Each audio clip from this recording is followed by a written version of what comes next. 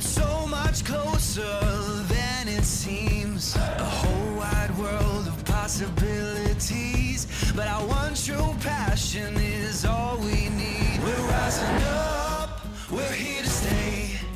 We're having fun, we found happiness in the game. This is our game, so let's go. Na na na na na na na. We found our purpose in the goal. Na na na na na na. Focus on what we need. Teamwork will set us free. Nothing is out of reach. This moment is all we see.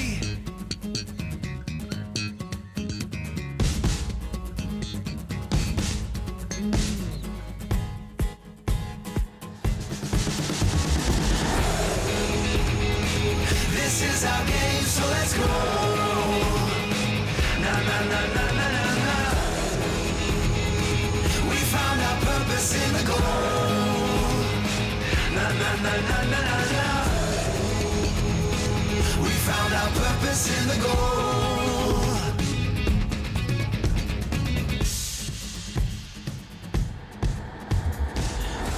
Disfrutar el juego. This is our game, so let's go.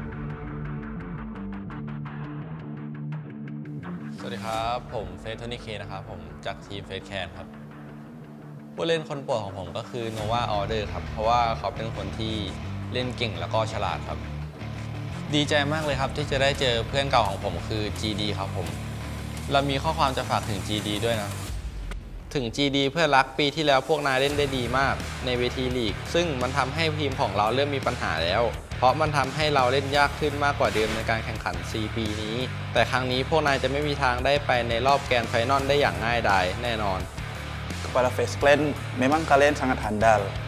Tapi bagi kita, kalian sangat kurang, masih kurang. Apalagi di dalam kualifikasi ini. Di PMGC kali ini, kita bisa menentukan yang terbaik.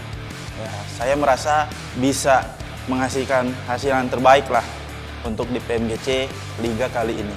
Jadi ditunggu saja. Untuk favorite player saya Nova Order karena dia memiliki aim yang bagus, pemilihan positioning yang bagus. Dia juga bisa dibilang player yang jarang kita lihat. Ya bisa dibilang paket lengkap lah untuk di tim. Kali ini saya akan ketemu Geek Yuhai dan saya akan menulis surat untuknya. Pada Yuhai, halo, kita berjumpa lagi. Ketika kamu di BTR sebelumnya, kamu bukan tandingan kami. Kali ini, kamu kembali ke Malaysia dan sama sekali bukan ancaman. Bersiaplah pulang lebih awal. Hello, I'm back and I become stronger now. If you guys don't believe, you guys can come and find out. This time I will fight for Malaysia and I will bring the glory back to Malaysia. I feel very excited because the previous PMGC, me and my previous team, we did not qualify to the final. And I'm looking forward to make my new team now to final for Malaysia. Throughout PMGC, I think my favorite player is from Star Wars Esport. I think is top because when they play in group green, the player top performed very well, and I'm looking forward to fight him in the grand final. This week, I would like to meet Tony K from Face Clan, and I want to give him some message. Dear Tony K, many people call you talented boy in Thai PUBG Mobile, and I have seen your outstanding performance in C as a veteran of the battleground. I predict that two of us butt heads in the 2022 PMGC League, and that it will be an explosive meeting. เราอย่าตั้งหน้าตั้งตารออยู่นะ คนที่ล่ำลือว่าเป็นเด็กที่มีพรสวรรค์ในมาเลเซีย แต่คนที่ชนะเป็นเราเอง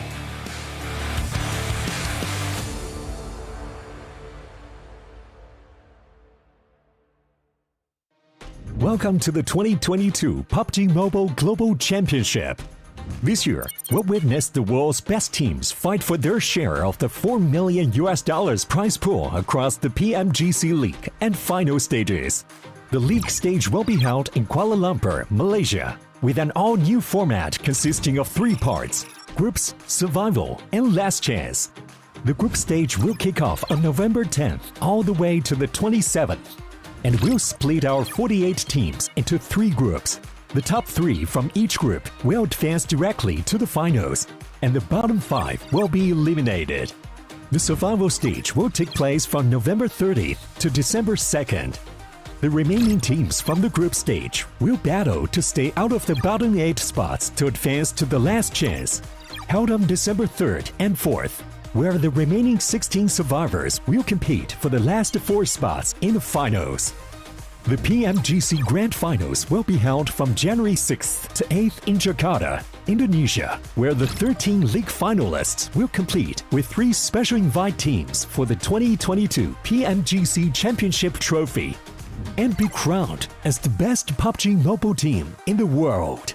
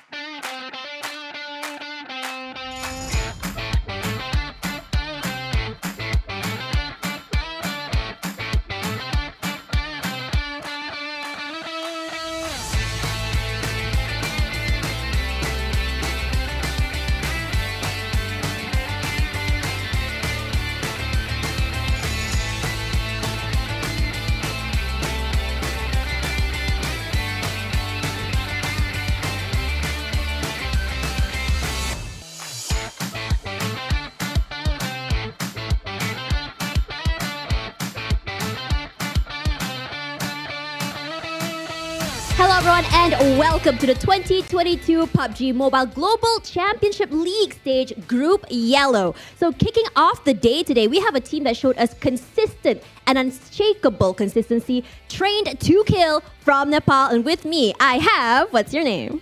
Zin. Zin, T2K Zin. And this is very exciting for me because they are a team that despite not having any chicken dinners, they still made it to the top 3. So my first question for you today, how do you feel about participating in PMGC for the first time? Are you very nervous? And what's your mood before the start of day number 2? हामी त एकदम खुसी छौँ PMG start भएकोमा अब आजको हिजो अब हल्का गेम बिग्रेको थियो र अब आज चाहिँ त्यो सुधार्ने मुडमा छौँ हामी Yeah. We are very excited to play the PMGC 2022. Yesterday we did the small mistake, and today we will improve ourselves. Wow, he sounds very, very, I would say, humble and really eager to prove himself. So my question number 2 for you is, how is T2K able to consistently collect points through every single match despite not getting any chicken dinners? हाम्रो चाहिँ एकदम सिली मिस्टेक्सहरू भइरहेछ त्यो सानसानो मिस्टेकले गर्दा चाहिँ अलिक problem आइरहेको थियो बट आजको दिन छ आजको दिनमा हामी मिस्टेक्सहरू गर्नेवाला छैनौँ Yes, from the first day we learned so many things, but we did the simple mistake, then some silly mistakes, but today we will improve ourselves. Yeah, as I said before, this is very exciting for us because as we go into day number 2, the consistency and play of the team will change. So now, what do you guys prioritize more? Do you guys prioritize placement points or eliminations? We prioritize placement points. अब अरू भन्नुपर्दा चाहिँ placement point चाहिँ अब किलसँगै हो भनौँ अब लास्टसम्म सुरुमा टिक्ने त्यसबाट चाहिँ किलको लागि जाने हो Yeah, our final destination will be the final match. Then even though we are trying for the elimination, and then our main priority is elimination and the final match to win.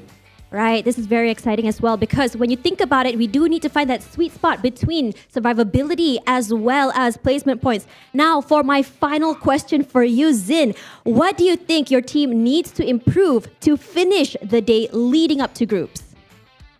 दिन सकिन अगाडि चाहिँ अब के चाहिन्छ भने हाम्रो मिस्टेक्सहरू र हामीले अब कन्फिडेन्स चाहिँ लुज गर्नु हुँदैन त्यति भएपछि हामीलाई पुग्छ Before the end of the match, we will improve our team. Then we will not repeat the same mistake. Then we will confidently we will play and we will win this match. All right, thank you so much. So before we go, how do you say goodbye in Nepalese? Thank you guys. Gokhali's here. Thank you.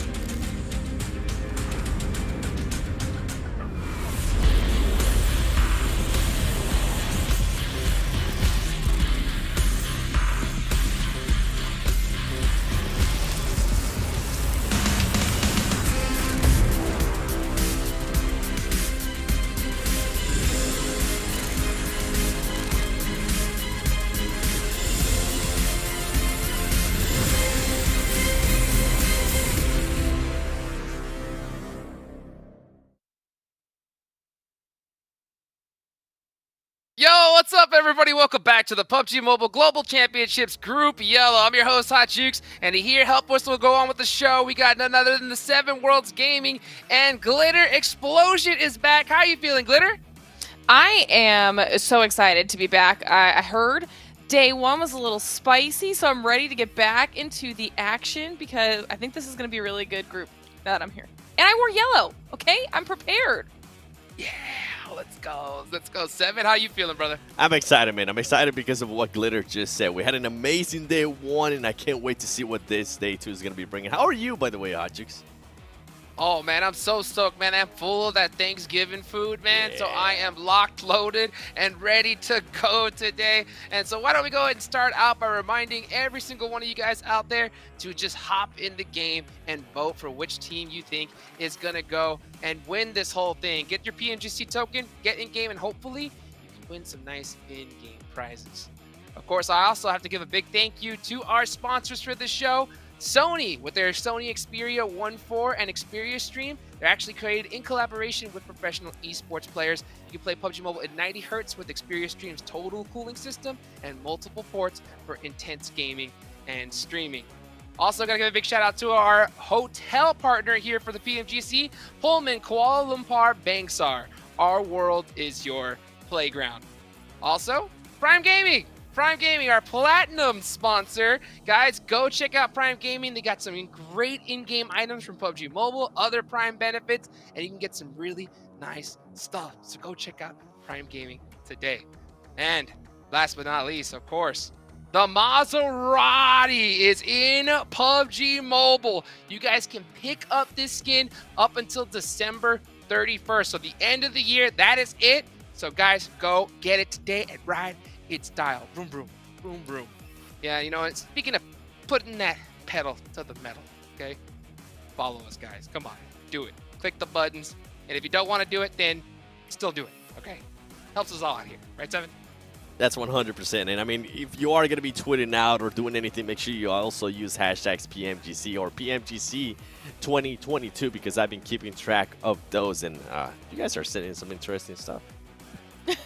So talk about it. Get that conversation going. Get that conversation to go. And there's so much to talk about here. Why don't we go ahead and show everybody who's possibly tuning in here for the first time the participating teams here. And these are the squads that got to play yesterday. This is day number 2. And we saw some teams pop off at the start and some teams we thought were going to pop off, Seven, that didn't quite really hit the mark that we expected. D Savior. Yeah, just, you know, putting that one out there too. Some teams popped off for sure. I mean, Geek Fam, that's one team that I'm going to be looking at. We'll go into that a little bit later. And then there's some less desired teams. But you know what? Let's talk about some of the players. You can see, damn rude. I mean, 3,500 damage. And this team, Glitter, was just so aggressive. Yeah, I mean, obviously 3 out of the top 4 from Geek Fam up here. I mean, to be fair, Tony K, phenomenal performance, especially from the 4th place overall team, still being up here as the best, or number 3 in the damage. But I mean, Rude has the number 1 highest damage on a first day performance so far. Geek Fam has been incredible, and you can also see that reflected here in their grenade use. One, obviously significantly higher than every other squad up here, but that's just going to speak to their aggression. It's speaking to their ability to loot and use utility incredibly well. And then that ended up being reflected in obviously their first place placement on the day, ahead of everybody else. I mean, you've got 3 out of the 4 in the top 4. Most nades used, 7. This is an incredible performance for day number 1. It is an incredible performance, and it's even more incredible because of what GK was able to do at 1.2. At one point, they had, I think it was a 28-point lead, and then Geek Fam decided to just obliterate all of that and say, you know what, we're actually here. We're going to be trying to get some chicken ears. We're going to be trying to get those high placement besides just the high eliminations that we're getting. And when I say high eliminations, I mean Geek Fam was going in. Right now, they have 51 eliminations, and when you compare it to GK Esports only sitting at 29. So a completely different team than what I've seen before, and I'm really enjoying to see if they're going to be continuing the aggressiveness, and then some of the other teams, hopefully they'll be able to step it up. I mean, GK, they didn't end the day so well, Glitter. They ended up with the 9th place finish and only 1 elimination on one of those games, and then the next one was a 12th place finish with 1 elimination. I'm pretty sure they're going to be looking to change that. Yeah, and we talk about that too, right? We talk about how momentum plays a factor into that, and on the flip side, teams that did close out the day really well. Another one that we'll probably be talking about is going to be T2K, Trade to Kill. I mean, they had multiple 2nd place finishes. We saw the interview at the top of the show with T2K as well, and they were just really consistent across the board with no chicken dinners, still in the top 3 at the end of the day. And we talk about that a lot, Jukes. I heard you gasping before with excitement for what you were watching. Consistency is so important.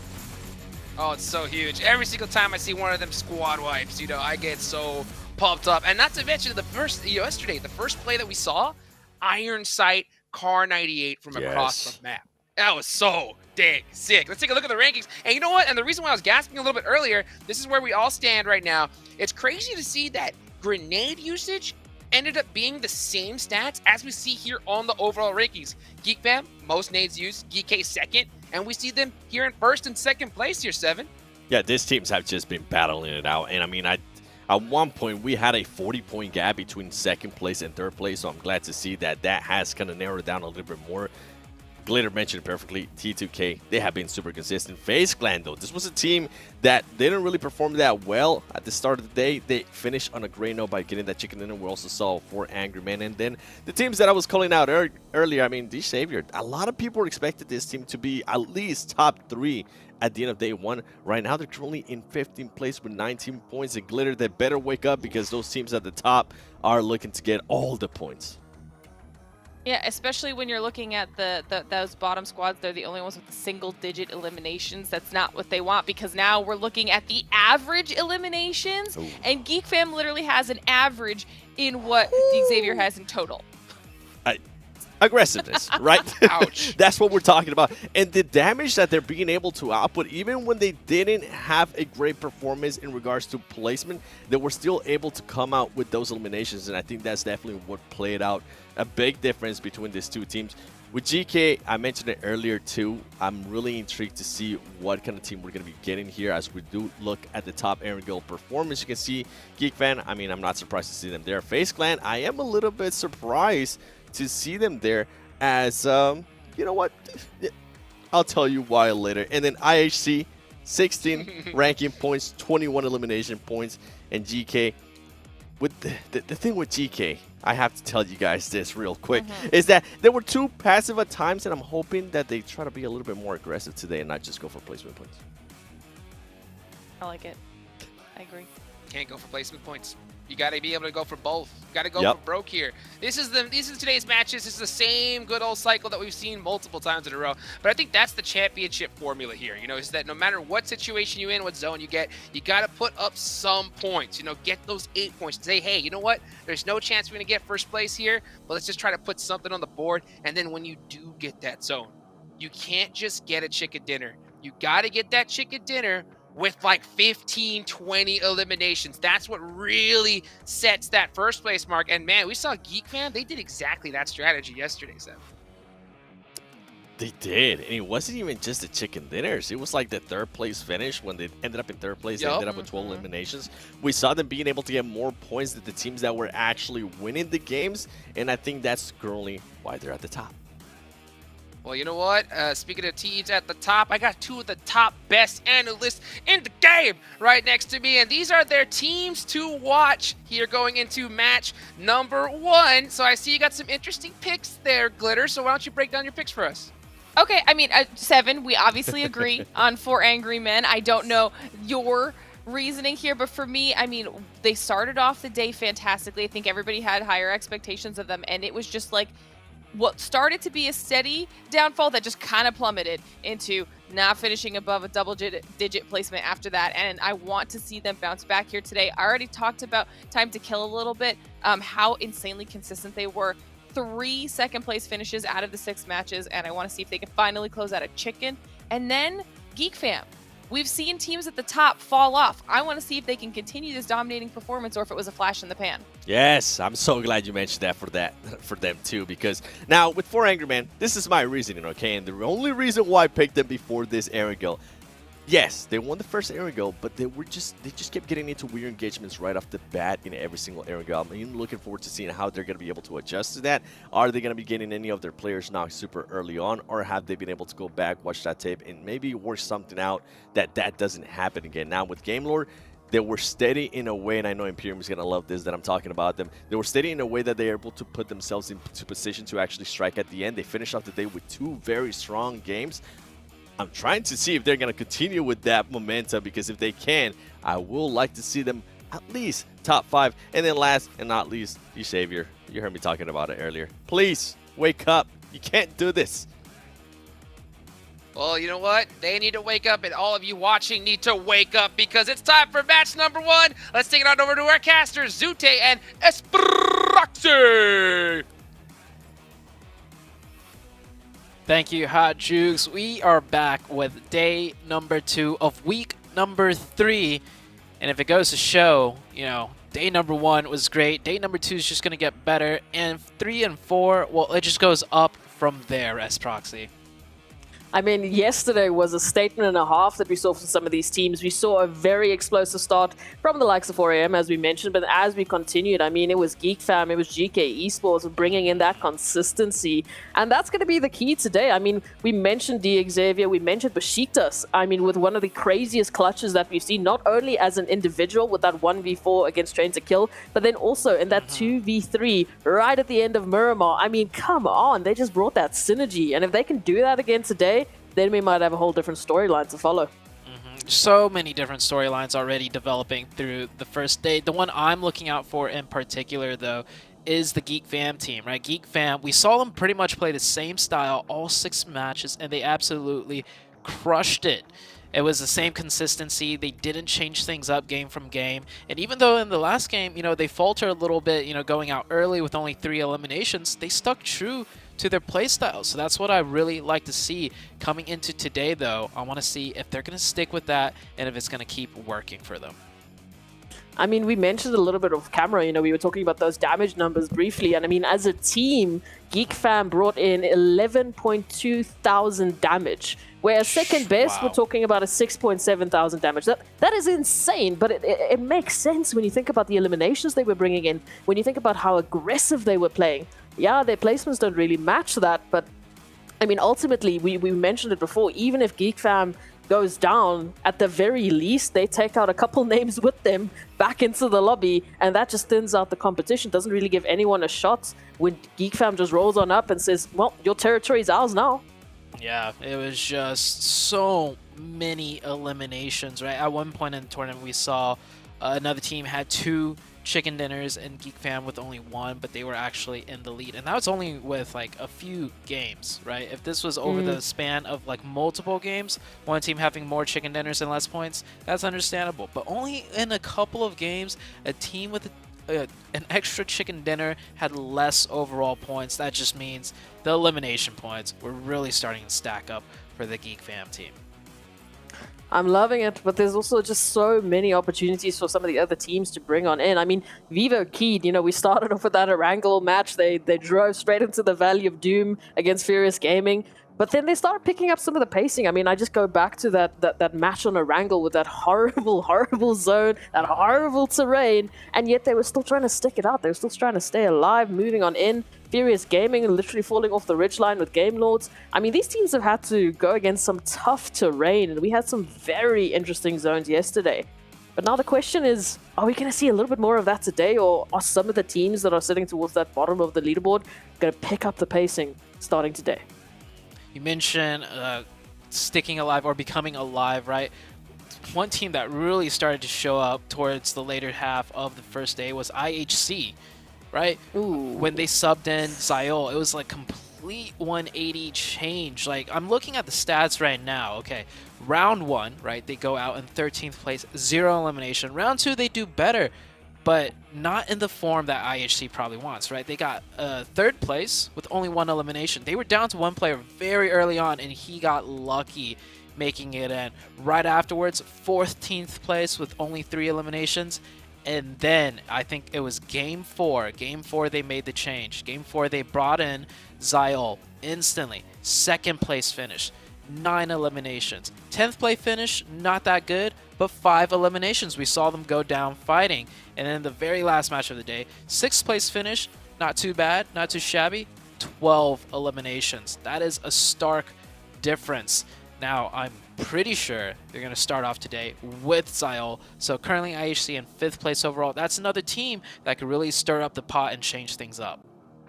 And I mean, IHC was a team that we were all rooting for. We were all waiting for that starting movement from them, especially with that beginning little bit of a phase between 4 Angry Men and themselves on Erangel with those Car 98 shots. I mean, IHC all the way, and then you just didn't see that. But today, it's a whole new day. They've shaked everything off from yesterday, and now they need to bring the action. Yeah, so many teams actually need to start bringing the action right now. D Xavier in particular, that's one team that the analyst desk mentioned that they're keeping an eye on. And for me, it's honestly between Geek Fam, right? I want to see if they're going to be able to pull off what they did on day 1 in similar fashion and style. And if IHC is going to continue that run back that they started to make towards the later half of yesterday. going to be the question here. But that zone, once again, it just seems like Erangel is the southern map of the day. We keep going towards this direction one way or another, at least this time, starting off from that eastern side. So some pretty good opportunities for the likes of, I'm thinking of Besiktas, if they wanted to go to that mansion or Jasnaya Poliana situation again. FaZe, if they wanted to head through to Milta Power, well, easy pick'ems for them. Then the question comes through, what have we been seeing on the military base island? We know IHC love that Novo position. 4 AM generally seem to have been joining them on the military base island, but now it looks like a straight drop for 4 Angry Men over towards military base. Yeah. Yesterday, 4 AM also got bridge camped, right? Leaving military base when the zone was very far up north. And they got bridge camped by Geek Fam, no less. Geek Fam, a team that likes playing, from the edge. Makes sense why Geek Fam didn't rotate in.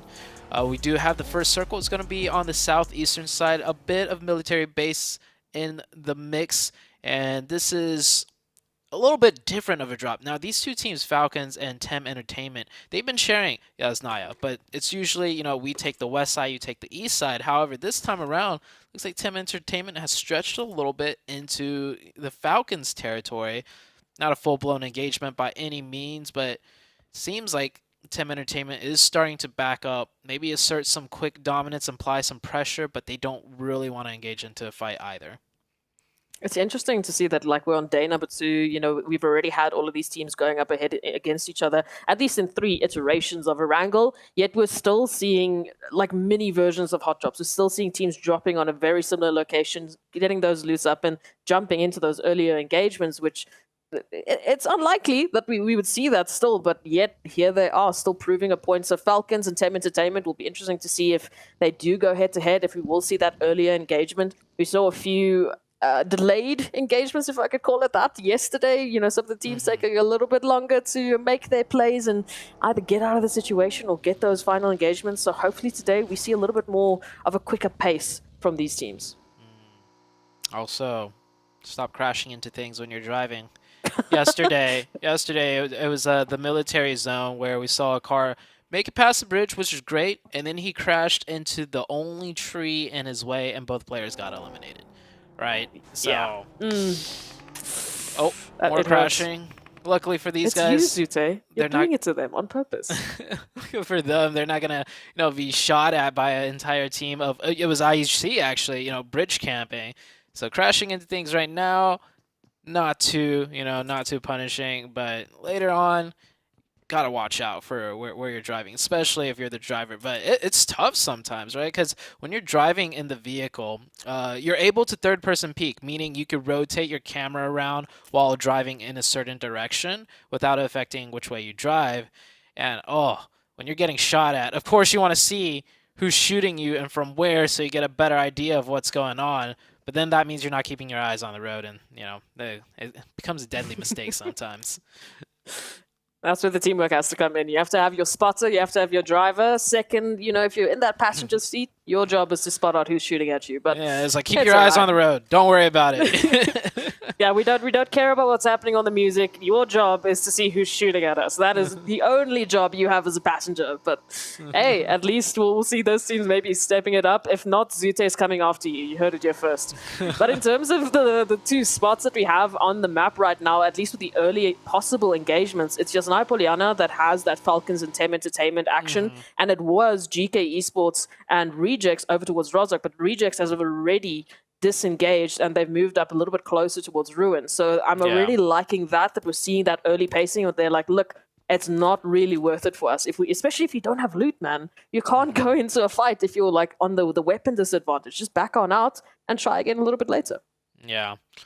It looks like Tem Entertainment did back off. They did shift back to the western side of Jasnaya to continue looting. So maybe the initial drop was just to, apply some pressure, which I was saying earlier, but not really looking for any sort of engagement.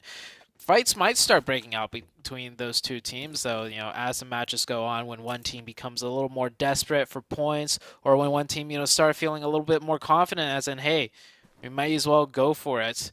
Looking at the map, we're about 5 minutes in. A couple of teams have already started rotating in near the center of the circle. Now, this first zone is actually, I would say, smaller than usual, right? Because a good portion of it, I'd say like 20 to 30%, is the military base area. And with the circle like this, I think everybody's pretty much counting out military base. So that eliminates military base plus the water that is in play. So immediately, first circle, a lot less, viable playing territory. And what's even worse for the likes of, let's say, IHC or 4AM, when they want to take that Eastern Bridge rotation, well, surprise, surprise, that happens to be the center of zone. I mean, we have already 3 teams situated within that opposite end, such as Nongshim Red Force. We've got Furious Gaming moving in. We've even got Genesis Dogma Gids that have moved in. FaZe moving down from Multa Power towards that bridge. I mean, it is stacked now. So for 4AM, they're going to make that trip on through. You can see right past Nongshim Red. Thankfully for them, it doesn't seem like Nongshim Red was quite ready for a little bit of that containment, but they will have a stock rotation to make immediately as soon as they reach the mainland.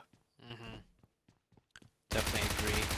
4AM did make it past that bridge, didn't get camped. They find an open compound. Of course, they can't really get too further in because, as you were saying, many teams all set up around here.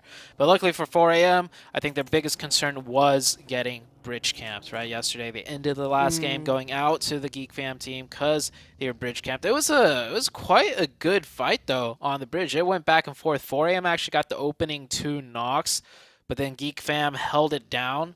And somehow, some way, Geek Fam, I mean, there's a reason why they have so many elimination points. They took that fight back from a 2v4 and eliminated the entirety of the 4AM team. So 4AM definitely breathing a sigh of relief. Their worst nightmare, the bridge camp, is not going to affect them on this first game. Yeah, we don't want any of that PTSD to move on into today's games. 4AM, I mean, we talked about Geek Fam. The main factor for me for Geek Fam and why they've been so consistent, why they've been so successful, is that confidence, that bravado when they jump into an engagement. It's like they know exactly what plan they've discussed, they all know their roles, and they just execute time in and time out to such perfection. We talk about individual prowess, but then it has to be matched with, an equal amount of team synergy. And Geek Fam, for me right now, hopefully they keep it up because they are just hitting some beautiful PUBG Mobile action. And if they can continue that, look at those damage it's going to numbers. be tough. Oh, it's disgusting, actually. That's after one day at the PMGC level. They're not pumping damage into chumps, right? This isn't your classic match where you can rack up like 2,000 to 3,000 in one game. Okay, they're racking up that much damage against the best teams in the world. That's a lot harder than playing classic matches. And I want to draw a comparison real quick between Geek Fam and, ooh, that's a nice shift. All the way up to the top of the forest area where the Pride Rock is in play, just right above prison. This is going to get interesting. But before things heat up, right, HVVP and Geek Fam, very similar playstyles, controlling the edge, fighting their way in, dominant in eliminations. It seems like, this style will get you in first place overall as long as you're executing it properly. And we saw with HVVP, you have one bad day trying to execute this style, which is quite difficult to pull off game after game. You quickly could drop down in the leaderboard. So we might see the same fate for Geek Fam just coming into day 2 even. 4 Angry Men right now on a car chase. They're chasing Team Entertainment. GK is chasing them. Just running through shelter like an absolute madman, trying to get that rotation and trying to regroup. Thankfully, it looks like they will be able to, but it's going to come down to what Team Entertainment will be able to do here. The line of sight looks pretty limited. So hopefully, 4 Angry Men should be able to move on into center. I mean, for the likes of FaZe, they literally just rotated off Milta Power, and now it might be an opportunity to rotate back. Here's that Pride Rock position that I was talking about. Now, 4AM, we saw in game number 1 yesterday, they really prioritized these rotations. They even lost a player on rotation very early in the very first game of Erangel, but they ended up getting the chicken dinner because of it. So once again, second circle pops up. They really gun it for a central position, and we saw on the camera so many teams all around them taking shots at them, but it's a calculated risk, and hopefully it pays off for them. They are pretty much somewhat center, a little bit north of center, but they're at a strong position to work the rest of the map. So very good rotation by them. The Rejects team taking things a little bit slower this time around. Rejects also in the very first game yesterday did similar, mad dash rotations, but it ended up costing them like the entire team with 0 points. So it looks like they're going to play it slow now as the new game plan coming into day 2. polarizing performances from these teams. And I like what you said in terms of, that comparison between GeekFam and HVVP. Also for HVVP, I mean, having a bad day on the literal last day, the literal last opportunity that you have to put up points. I mean, you couldn't have talked about like worse timing. Yeah. It does happen. It does happen though. You are in a PMGC stage, and to keep up that level, even for GeekFam, to keep up that level of aggression, that level of engagement, and having that higher success rate, it's unheard of. Over 4 days at a PMGC level, we'll have to wait and see if they'll be able to do it. But imagine if they do. Imagine if they do. I feel like there's a world record around the corner for them. 92 points after just 1 day. See what GeekFam can do today. Speaking about GeekFam, they are located on the southwest side, pretty much on the edge. The only team behind them is IHC. Now, IHC versus GeekFam, that will be a very interesting fight if we do get to see it. Both teams very aggressive, and they like to take their 4v4s. You see right there on the southwest, IHC just now moving out of military base, GeekFam edging in from the southwest as well, and the circle does pretty much pull off the eastern side. Milta Power no longer in play, shifts a little bit towards the west. Everybody should be very familiar with this terrain here. There's a lot of different ridges to play in, and of course on the eastern side it's all high ground going uphill. On the west, pretty much all flatlands with a few compounds with the bunkers of shelter coming into play. Can you imagine if we have a shelter final zone? Like the chaos of all of these teams shuffling into shelter, into the different levels, now trying to find one another, that zone All the closing different on bunkers. Which bunker do you want to take? The different levels. I could, if it does end around shelter, we're gonna see like a whole like pack of cars just blown up, crashing onto the different shelter bunker sites. It's gonna be like a parking garage almost. It would be chaos. Imagine for the first game of the day, we have that sort of an ending. We've already had a few treats. I mean, I've never seen such a Western, Wrangel zone before yesterday. Like such an even 50-50 split between main island and military base island. Once again, we're treated to the eastern side of things. And now potentially a finish on shelter. I mean, come on, what more do you want? Also, 64 players still alive. We are almost 14 minutes in. Huge difference from day one. Day one, we saw like maybe 6-7 players go out by zone number 2 due to haphazard rotations, the nerves, the jitters. They didn't get their timings. Yeah, they didn't get their timings in right. They didn't, respect, the rotations out of other teams, thinking they could get away with things.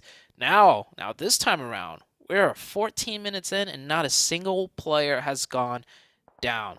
Teams are definitely playing way tighter and definitely, taking more precautions after day number 1. They see where they are in the leaderboards. They know what they need to do to keep up in the top, and they know what they need to do to try and rise up to the top.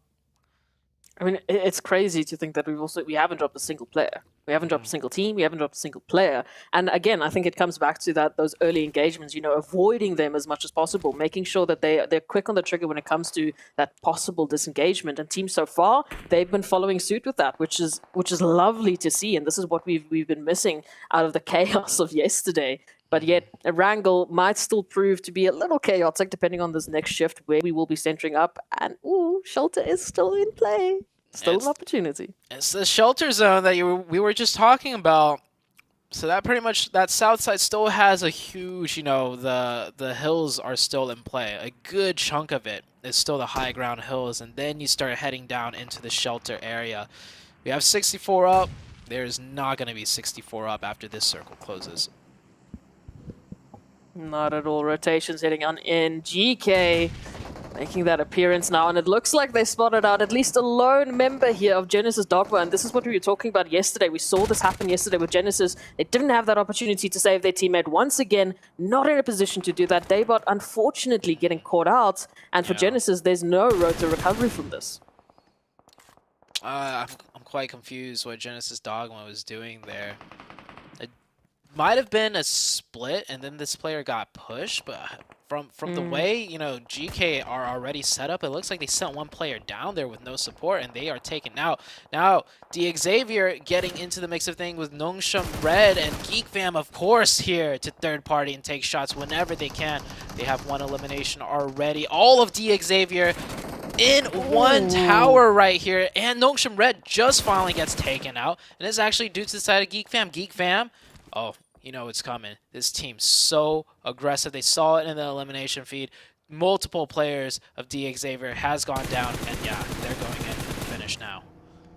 Only Frankie up and alive, and we saw Frankie do some aggression. fantastic snipes, but here it comes. Geek Fam, they know what they've done. They've taken up two.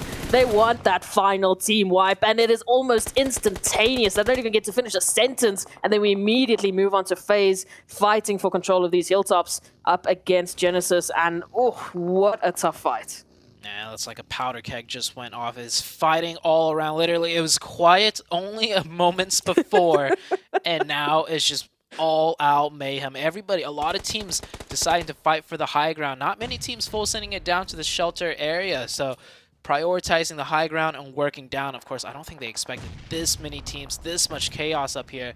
GD Gigs right now trying to throw some nades over. FaZe did lose. No, FaZe had a player knocked, but they're up as a full team. Geek Fam finishing up their fight, not even in the zone yet, right? They'll take fights wherever it comes. We talked about that winning condition for Geek Fam, and it's that they don't need zone. They want the outside of the zone. They want to constantly be fighting their way into zone, fighting their way through the blue. And now, well, now it's going to be up to the likes of Genesis Dogma Gids to see if they can replicate that, because they also find themselves right alongside Geek Fam trying to push on into zone and hopefully trying to do so without losing any further members. But again, up against GK Esports, we can already see GK taking a little bit of actions. Genesis makes that stand, and so far they do well. They pick up two, but oh, come on, Geek is here as well? Yeah, this is a familiar scene. We literally just saw this like moments before. Geek Fam, third party 2 teams. Once again, Geek Fam, third party 2 teams. But they might have a taste of their own medicine as another team moving in for their third party. It's VK. Or not VK, sorry, Vivo Keed. Vivo Keed coming in, but a second too late. They actually get pushed back. And now Geek Fam sitting in the edge of zone in a decent position. And I think they still managed to keep 4 up to 5 eliminations. This is ridiculous. Vivo Keed now trying to capitalize off of that chaos, but Geek Fam might be just a little bit too quick. That vehicle rotation is going to come on in. We can see the push. We can see the attempt at applying that pressure from Diego, but HP are looking low. Snipes is down. They have lost a member in the meantime, so this is technically a 2-on-4 situation. Maybe a 2-on-3 if they can get the reses coming through. Oh, look at all of those nades raining in. That's going to do it for Geek Fam. Geek Fam go out, but 7 eliminations. That's not too bad. And I mean, they fought maybe 5-6 teams on their way in and finally getting third party themselves. Very good, smart push by Vivo Key, taking advantage of that opportunity. IHC here saw them start popping off yesterday towards the later stages. They have made their way down to the shelter area, keeping 4 alive, looking very strong, very healthy as a team, and gatekeeping out the Furious Gaming team. Furious Gaming, I don't think they're going to make it past IHC here. Again, IHC running with a different roster. We saw Zyol replace Godless yesterday. This time, both Godless and Zyol on the roster. And IHC looking pretty refreshed, looking pretty hyped. I mean, they're already picking up those 2 eliminations as Furious Gaming goes down. So this might be a different version of IHC, at least the version that we were expecting. We'll have to wait and see if they can bring through that performance as Vivo Keed now, after their wonderful success, need to make that rotation into center zone. And look at this outskirt, look at the vicinity. I mean, you've got GK Esports, you've got Tem Entertainment, you've got Besiktas and 4 Angry Men right up ahead of you. Where do you go from here? Pick your poison, right? Pick a team, take the fight. There's not much playable area left. There might be some pockets that, you know, on the very edge that Vivo Key could survive in, which it actually is not too bad of a choice, right? You don't know where the circle's going to go, and if you take a position on the high ground and a fight might be elongated, and then the circle is going to shift in a way where you don't have much control. Speaking of control, Besiktas right here controlling the low ground, which is probably better than the high ground, because the high ground, everyone could see you from up there, and more than likely, you're going to have to come down. So you're just going to be constantly in the sightlines and firing range of so many different teams. 4AM do get that revive up to 4 eliminations, looking a bit better than their performance towards the late stages of yesterday. IHC, of course, just constantly controlling the edge, fighting their way in.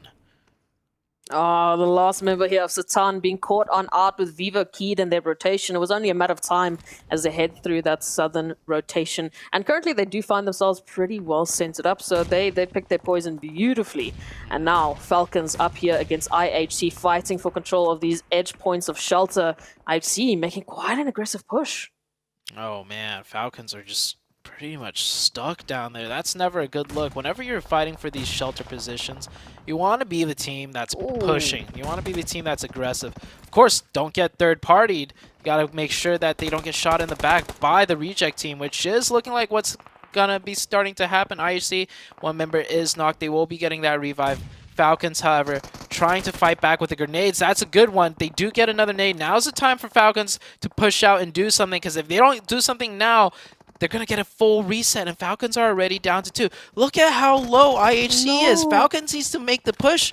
They will apply some pressure with that Molotov. Hopefully it's good for them. Otherwise, they're going to let IHC come back. And, oh, yeah, that Molotov nearly eliminated the entire team, and Icy goes down. That's what I like to see out of the Falcons team. Some punch-back power, and Falcons defend beautifully against the 4-man team of IHC. It's been long awaited. Unfortunately, though, their journey does not end. We see Yusuf going down there to Vivo Keyed, who have a beautiful line of sight. And of course, with all the mayhem and the chaos that's just erupted, they know exactly where the action is. They know exactly where there are some potential eliminations around the corner. 4 angry men pushing on up here just on the outskirts of zone, now having to move into potentially either Vivo Keyed or Tem Entertainment, or take their chances with the Besiktas, who we know Besiktas are not strangers to any uphill battles. Falcon once again on the chopping block up here against Rejects, moving on in with that push. Man, Rejects just slammed in here. Here's that parking garage I was talking about. Look at all those cars. So many cars. Falcon down to 1 player. Rejects now taking over this bunker position. Beautiful push by the Reject team. They just went for it. They realized what they had to do. 4AM trying to do the same thing, just going for it. However, they are now down to 1 member. Like I said, coming from the high ground to the low ground on these flat open hillsides is definitely not the advantage you want in terms of high ground. They're not only getting shot at by the team that's defending against them, which is Tem Entertainment, but I'm pretty sure Besiktas was raining in shots as well. I mean, absolutely. After that clutch that they head through, they brought on Miramar, they're absolutely no strangers here to these uphill battles. Train to kill. Hello, making an appearance here on the scoreboard. Already 3 eliminations. Looking to add a 4th, maybe even a 5th, as Vivo Keyed with their 8 eliminations. Am I reading that correctly? 8 eliminations for Vivo Keyed, moving in from that southern position. Oh, make that 9. If he could get that. Did he? I think he's... No, he did not manage to steal it away. So close. 8 eliminations still for Vivo Keyed, and a beautiful position. They managed to slice right down the middle of that high ground, using those rocks and smokes to a very effective degree. They're going to manage to beat out the 4AM team that was coming down from a similar position. Rejects down to 3. Not fully in the circle. They should be okay. Just scooch on in just a little bit. Make sure you get those smokes down first, though. And the side of Game Lord and Train to Kill on the northern side, they've been sitting pretty quiet, very comfortable, avoiding a majority of the fights that are happening down on the south. The only real competitors to them are, well, each other, but coming through from that side with that little bit of a ridge line, having the opportunity to, as you said, all the teams moving down from that hilltop, just exposing themselves, lying themselves open basically for a few extra potential eliminations, either to Game Lords or Train to Kill. So the opportunities are there, but these teams will not be going down that easy. We can already see Vivo Keyed keeping their eye out on that horizon, and of course, keeping their heads on a swivel, because they know there's so many teams moving in from the southern portion of the zone down to the north. Tem Entertainment now, a couple of shots, heading through to Vivo Keyed, and Regis just on the opposite end of that hilltop. Circle shifts north once again, so everybody has to come off this hilltop now. A little bit of the southern side is in play, but that's pretty much just the roadside and just flat open terrain.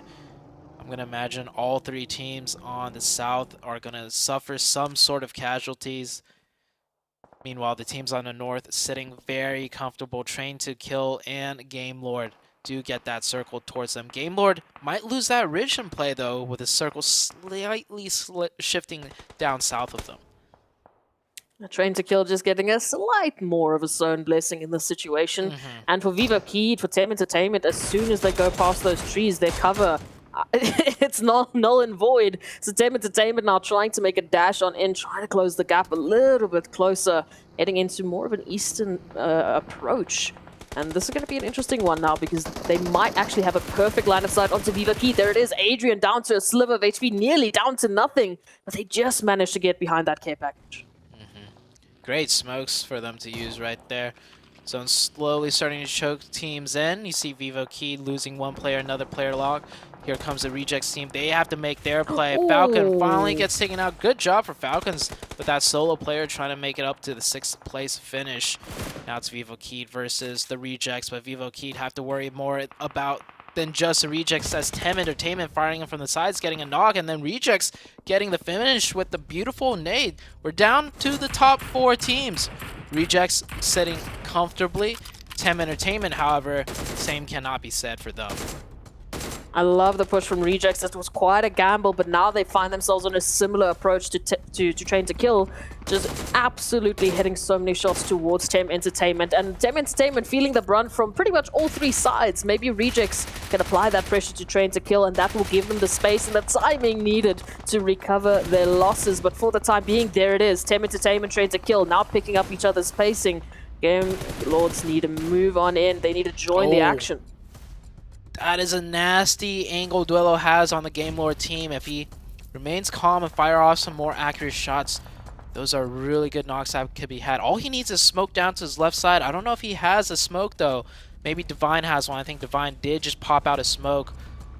If Duelo could get his left side smoked out so he doesn't have to worry about Train to Kill, he could have some really nasty shots onto this team. Game Lord, however, deploying smokes of their own, effectively obscuring the vision that we just saw Duelo have earlier. Now teams are firing back and forth. Everybody, or every teams, are taking shots at one another. Circle closes beautifully into the middle, forcing all of these teams to make some sort of move.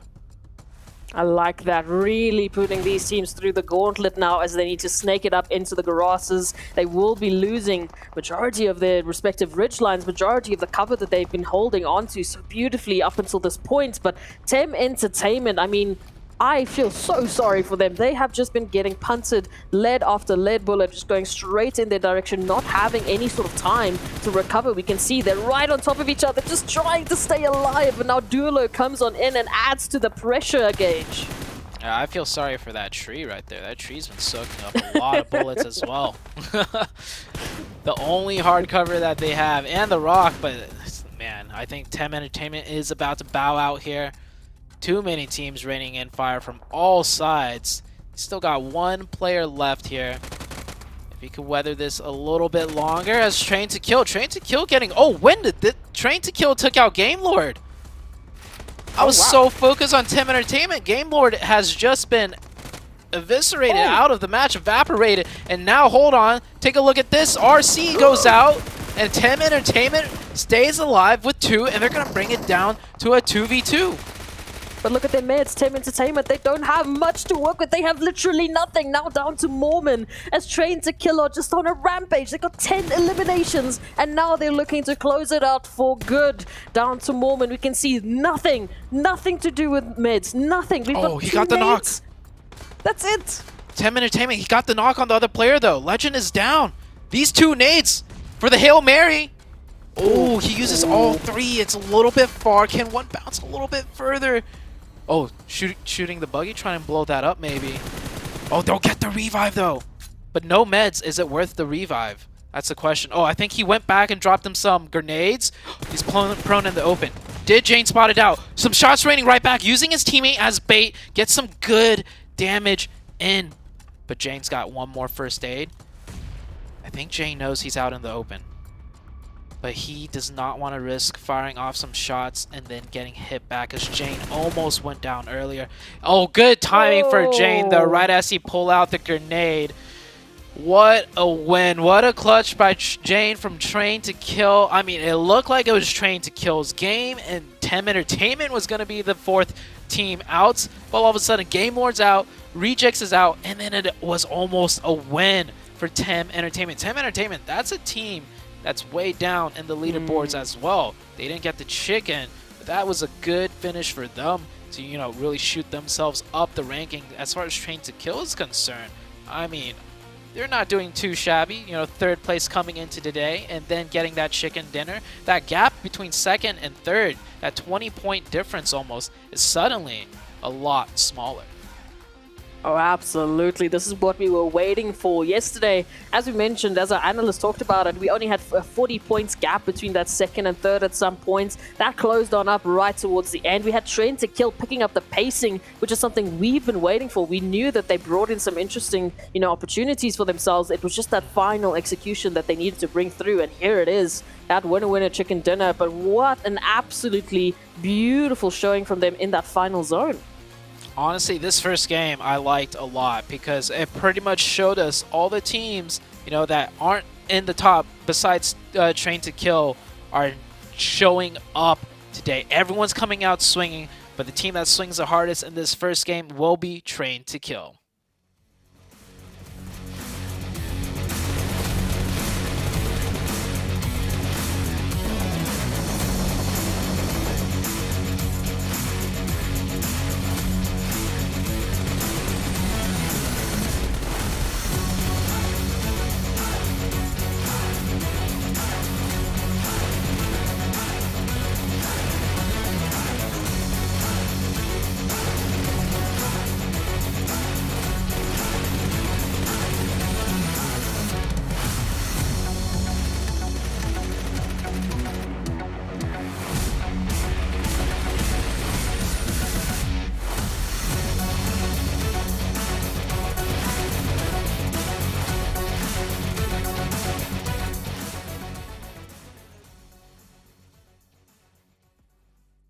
Train to Kill Esports bust out the first chicken dinner here of the day with 27 points on the board. TEM Entertainment, man, trying to snake their way and take that one away from them, but just couldn't get it done at the end of the day. They ended up with 18 points on the board. I'll tell you one thing, Seven.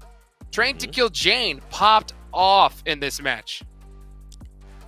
I agree with you, baby. I'm so glad you brought him up, Hot Jukes. Jane put up 8 eliminations, and what's more impressive out of those eliminations is he was able to do that with just, I think it was 409 damage.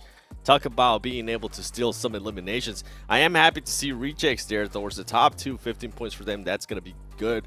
And then Vivo Key, we saw Vivo Key taking on the fight with Geek Fam. By the way, Geek Fam, this is what I was talking about, Glitter, earlier. Only 1 placement point, but 7 eliminations. Wow. The aggression. It's the aggression all over again, and they were doing well in the eliminations. They just got caught out a little bit earlier than they would have liked, but you guys were just highlighting Jane. Phenomenal performance. 8 elims on 400 damage. That is efficiency, okay? 8 elims for it, and 34% of the team contribution. Plus, we also get Legend up here for T2K. Geek still making an appearance because of all of those elims. And then, like you were also saying, Seven, we had some Vivo Keyed popping off. Adrian with 6 of those elims. But listen, I put him in my teams to watch for a reason. T2K. All those second places, they paid off. We start off the day with a chicken dinner. You called it. Glitter Damas is back. Could be. Could be, in fact, back in the fingers are on the head. She is charging up and ready to go here. And you can see right now, this is the actual fan vote leaderboard. So all you guys that went in game, got your PMGC tokens and voted. So far, S2G is still up on top. You see Bigatron in second place and Power all the way at 5th. I wonder if we're going to see this change soon, Seven, with how some of the teams are performing in this group. Do you think that's something likely? Who would you vote for? I would vote for Geek Fam, and I'm surprised we're not already seeing Geek Fam out there with the way they're currently performing and the aggressiveness that they're being able to showcase. They're just a fun team to watch, like the way they're currently playing. Glitter, who would you? I would agree with that. Honestly, I'm a big fan of the aggression. You know that we love when teams are elim heavy, okay? Yeah. It just makes the games that much more excited, and when they're not afraid to have those aggressive early and mid-game stages, it makes the game more entertaining. Now we're looking at the overall ranking, though. Geek Fam holding on to first place hitting the triple digits off of those elims, but the jump up from T2K into second place, and they actually had a pretty sizable gap that they had to make up, Seven. And the down roll spiral continues for GK Esports. They got 0 points, and now they're going to lose on that second place to T2K. I am going to be looking at some of the other teams, though. You can look at Vivo Key right now being able to push up there. We saw a tie between some of those teams in 4th and 5th. And Reject, this is why I was happy to see some of those higher points out of them on that first match, moving up to 9th place. And it's crazy how most of these teams are going to be packed. Like, if this continues on, I'm going to be so excited because we might get a flashback to last week when it came down to the last game on the last day. And I called them out earlier. I'm going to have to do it again. The Savior. I mean, I don't know what's going on with this team. They decided to take onto a fight outside of the circle instead of focusing actually going into the circle. And that's what ended up hurting them. They saw one player knocked and they fully sent it to... Not sure if it was just a spur of the moment, but Miramar is coming up, Hajux. Yeah, Myanmar's coming up here next. You know what I really like to see was TEM Entertainment. They got a nice little bump from where they were sitting on the leaderboards after a rough day number 1. So to see them start off strong, put some good points. Yeah, second place. I'm looking forward to see how they perform here for the rest of the day. Here at the top, Miramar performers. I mean, Geek Fam, I think, is going to be on the leaderboards of pretty much almost any one of these stats just to do how they're performing. But hey, we also see a team that you were calling out earlier, 7 up on here. Which one? Which one out of all of them? Are you talking about Rejects? Are you talking about Geek Fam? I think it's going to be Rejects right there. Yeah. I'm hoping they can continue on with what they were able to do on that first match in Erangel, but I'm actually going to be looking at Besiktas. This is a team that's currently in 12th place. And if Miramar is your strongest map, and if you're maybe able to start off the day here on a good Miramar note, why not? Besiktas is probably going to be my pick to watch as well. I'm glad you said that, though, because they were in the top 11, fell out of it after this first match, and now they're heading into a map that they supposedly can do well on. So this is a perfect opportunity to bounce back. Yes, indeed. Why don't we go ahead and take a look at y'all's team to watch here for match number 2. And I see that you got Vivo Keyed in there, Glitter. I mean, they got some points in match number 1. Do you, what are you really expecting to see from them here in match 2? It was the aggression. The reason I picked them, it was the aggression. They had so many eliminations, and that was just, especially from the way they started yesterday, a night and day difference from the performance that we saw. So they went back and they did some sort of review. They fixed some mistakes, and it's working so far. I want to see if they can carry that on into Miramar. And then Game Lord 7, we both picked them. I mean, you want to go first? You want me to go first? Yeah, you know what? Keep going. Keep going, Glitter. You can't. It's too... Listen, I know it's my first day of this weekend here, but it's too passive. I'm not on board. We even heard the caster say Zuti didn't even notice they died when they did die, because you can't just hang out and watch all of the action go on around you. I want to see them bring something to the table now. They're definitely capable of doing it. We saw them had some good performances towards the end of the day. Give me more elims. 5 people at T2K. Consistency. She's being nice. I'll be a little bit more harsh. When you have 4 people alive, 25 minutes into an actual game, and you have 0 eliminations, yes, that is way too passive. We need to see a little bit more aggressiveness out of them, and that's what I was talking about in the first segment, how this team, yeah, they are getting those placement points, but that's just not going to be good enough, especially if you're trying to go for the top 3, and I hope this team is not thinking about, oh, we just want to make it to survival stage, because no, this is the PMGC. You can't be thinking that way, please. To be even a little bit more harsh there, to translate what Seven said earlier. I think at one point you even said, is this team allergic to elimination points? You know, it's tough to see them that late game busting out 0. But you know what? I hope we're saying this to hopefully motivate that squad to really turn up that aggression, because if you want to make it a top 3, hey, you have a chance right now to get it done. You have to turn up the heat right now. And speaking of turn up the heat, we got Miramar up next, and it's almost ready to go. Let's take it on over to our casters. Thank you, Hot Jukes. Game number 1 is down for the books, and the biggest takeaway is a lot of the teams that struggled yesterday, well, I mean, they are here to play, and they are swinging hard. It's no longer, you know, a 2-team show that out of GK and Geek Fam. There's some other teams now putting their name into the mix for us to really keep an eye out on. And man, it's just getting better and better as Proxy. I'm loving it. We were talking about it off camera. The fact is, we're seeing a whole different side of these teams. We're seeing the teams that we've been waiting for step it up. Yes, it's not everyone. D. Xavier, we are waiting for you as well.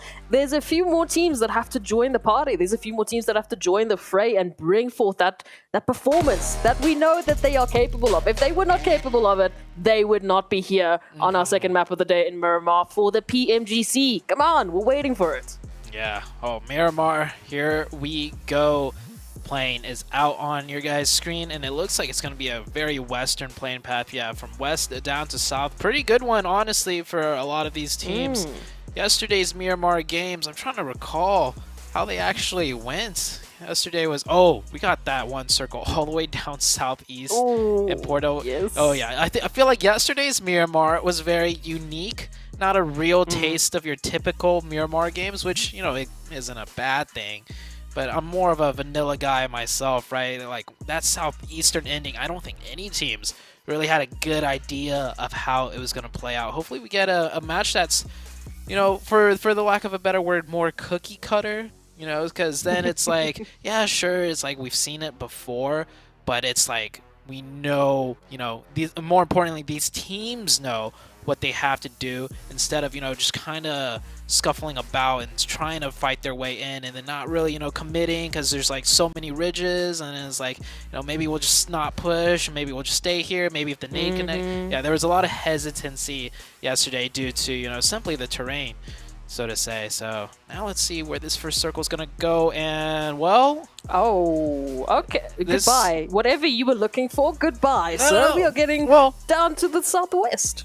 Okay, this is also very unorthodox part of Miramar, but not as many ridges for use as cover. There's, yeah, for sure there's a lot of high ground, but it's more like do or die high ground, right? It's not a high ground with a lot of different, you know, ridge levels where it's like, okay, maybe we can play in this pocket and this team will play in that pocket and so on. This is more of a, if you control the top, you control the top. If you try to get the top and you don't get to the top, you are out. Pretty sad, like pretty simple. Pretty stock standard, really. I mean, we see this all the time. I mean, looking at the drop sites, you know, if we were talking specifically about that area with Chumacera, Val del Mar, I'll talk about that in a bit. Bashitas, nice, good morning. Good morning to you. Or good evening, rather. Thank you for that. That was a lovely little bit of a start. So already we've had one elimination. This is compared to a wrangle about 12 minutes sooner. What we saw. Yeah. So teams definitely stepping it up, and again, it's that whole thing of where yesterday we were just talking about Miramar being the get in your vehicle game, you know, vehicle simulator. There wasn't a real opportunity for teams to jump into any sort of potential early positions to get themselves set up to play with that containment early on, because it was just it was such a hard shift. But now, still a hard shift. I'm not going to lie. I mean, all the teams that run that northern side, like, you know, Game Lords, like Falcons there towards Hacienda del Patron, I mean, congratulations. You need to join the territory of Nongshim Red Force, who love that Chumacera. We need to join Four Angry Men over towards Val del Mar. It's going to be a fun time for rotations in these teams. Speaking about rotations, Geek Fam here, the furthest team away from the circle. I mean, it's what they want, right? It's maybe not this one. Maybe when, I don't know, Miramar, when the circle's that far away, and if it goes any more south, all they got is uphill battles. This one's maybe not the circle Geek Fam is looking forward to as far as fighting into zone goes. Yeah, no, it's not the expectation here, but what is nice to see is that we are still sticking to some of those expected drop sites. I mean, Train to Kill over towards Graveyard, at least there's some sort of normality there. Of course, GK Esports making an early rotation into Chumacera, which I like. Again, this terrain for me is, it's a little crazy, but I agree with what you said. The first team to get it to the top and contain that and hold that, they've got that advantage. It's not a case of they suddenly are surrounded by like 50 other teams and pockets. So now we want to wait and see who's going to be that first team to take the gamble to set themselves up. Yeah, they could create a buffer zone, essentially. We saw one of the GK members, they don't even have a vest, like not even a level 1 vest. So a very fast early rotation, you know, not even taking the time to look around for a vest to secure a position in a really crucial point on the map. Now, it is the first zone, right? It's a good spot, but anywhere on the Miramar match or Miramar map that's a good spot in the first circle may not be a good spot by the time the second circle rolls around. So we'll just have to see how the circle shifts, how the cookie crumbles. IHC taking their time looting. Of course, they don't mind. They could have had a really good straight shot into zone and just in a high ground position as well. No teams in front of them essentially besides 4AM, but 4AM is way down in the south. But IHC, they don't want to rush their rotation. They want to grab all the ammo they can and all the meds they can because their plan is to use all that ammo and all those meds fighting their way in. Yeah, taking a page out of Geek Fam's strategy book, but they've been able to do that before, and we know on Miramar, IC, if needs be, will take a swim. They'll make sure they get those placements. But what I want to see is, IHC right now, they're very comfortable there over towards Monte Nuevo, so they'll be taking a more southern approach. They're just on the cusp of getting themselves into the zone, and Furious Gaming, moving on in from that El Pozo region, might be able to miss them completely. So if that is the case, IHC completely left to their own devices, and we've seen what happens when you give any team that much space, that much time to formulate their plan and to basically choose their own engagement, choose when they get engaged. That becomes a very dangerous game to play. Speaking about being left to their own devices, I just realized they're no longer hot dropped in Monte Nuevo. Genesis Dogma, it was Genesis, right? Yeah. So they gave it up completely, and they definitely gave it up because the plane flew right over Monte Nuevo, making it a very easy drop for both teams. But instead, Genesis were forced to scrap loot on the southeast, and that actually costed them a player very early on to the side of Besiktas. So already effects of day number 1 spilling over into day number 2 in terms of drop spots. I love it. Again, I think that's why we're seeing that different, zone, that different presence from these teams. The fact that on Erangel, we only saw some action over towards the 14-minute mark. Yes, here, 2 minutes in, we at least lost a player, but all teams still alive, and now we're finally seeing a little bit of an engagement here on the 7th minute marker. It is FaZe Clan up against Nongshim Red Force. Busy just clearing out the angles, getting a nice flanking position. And Nongshim Red Force right now very split up. I mean, there may be 1 or 2 members pretty close on out, but they're already backing off. They're already saying, listen, this is not worth it for us. We still want to get ourselves set up. Yeah. They're just creating a pretty much a buffer zone for the northern region. Usually, this is a really good spot to do so, but honestly, with the circle being so far south, controlling that entire Chuma High Hills, chances are it might not even come into play by the time the second circle rolls around. A lot of teams actually making it pretty deep into the center of the circle.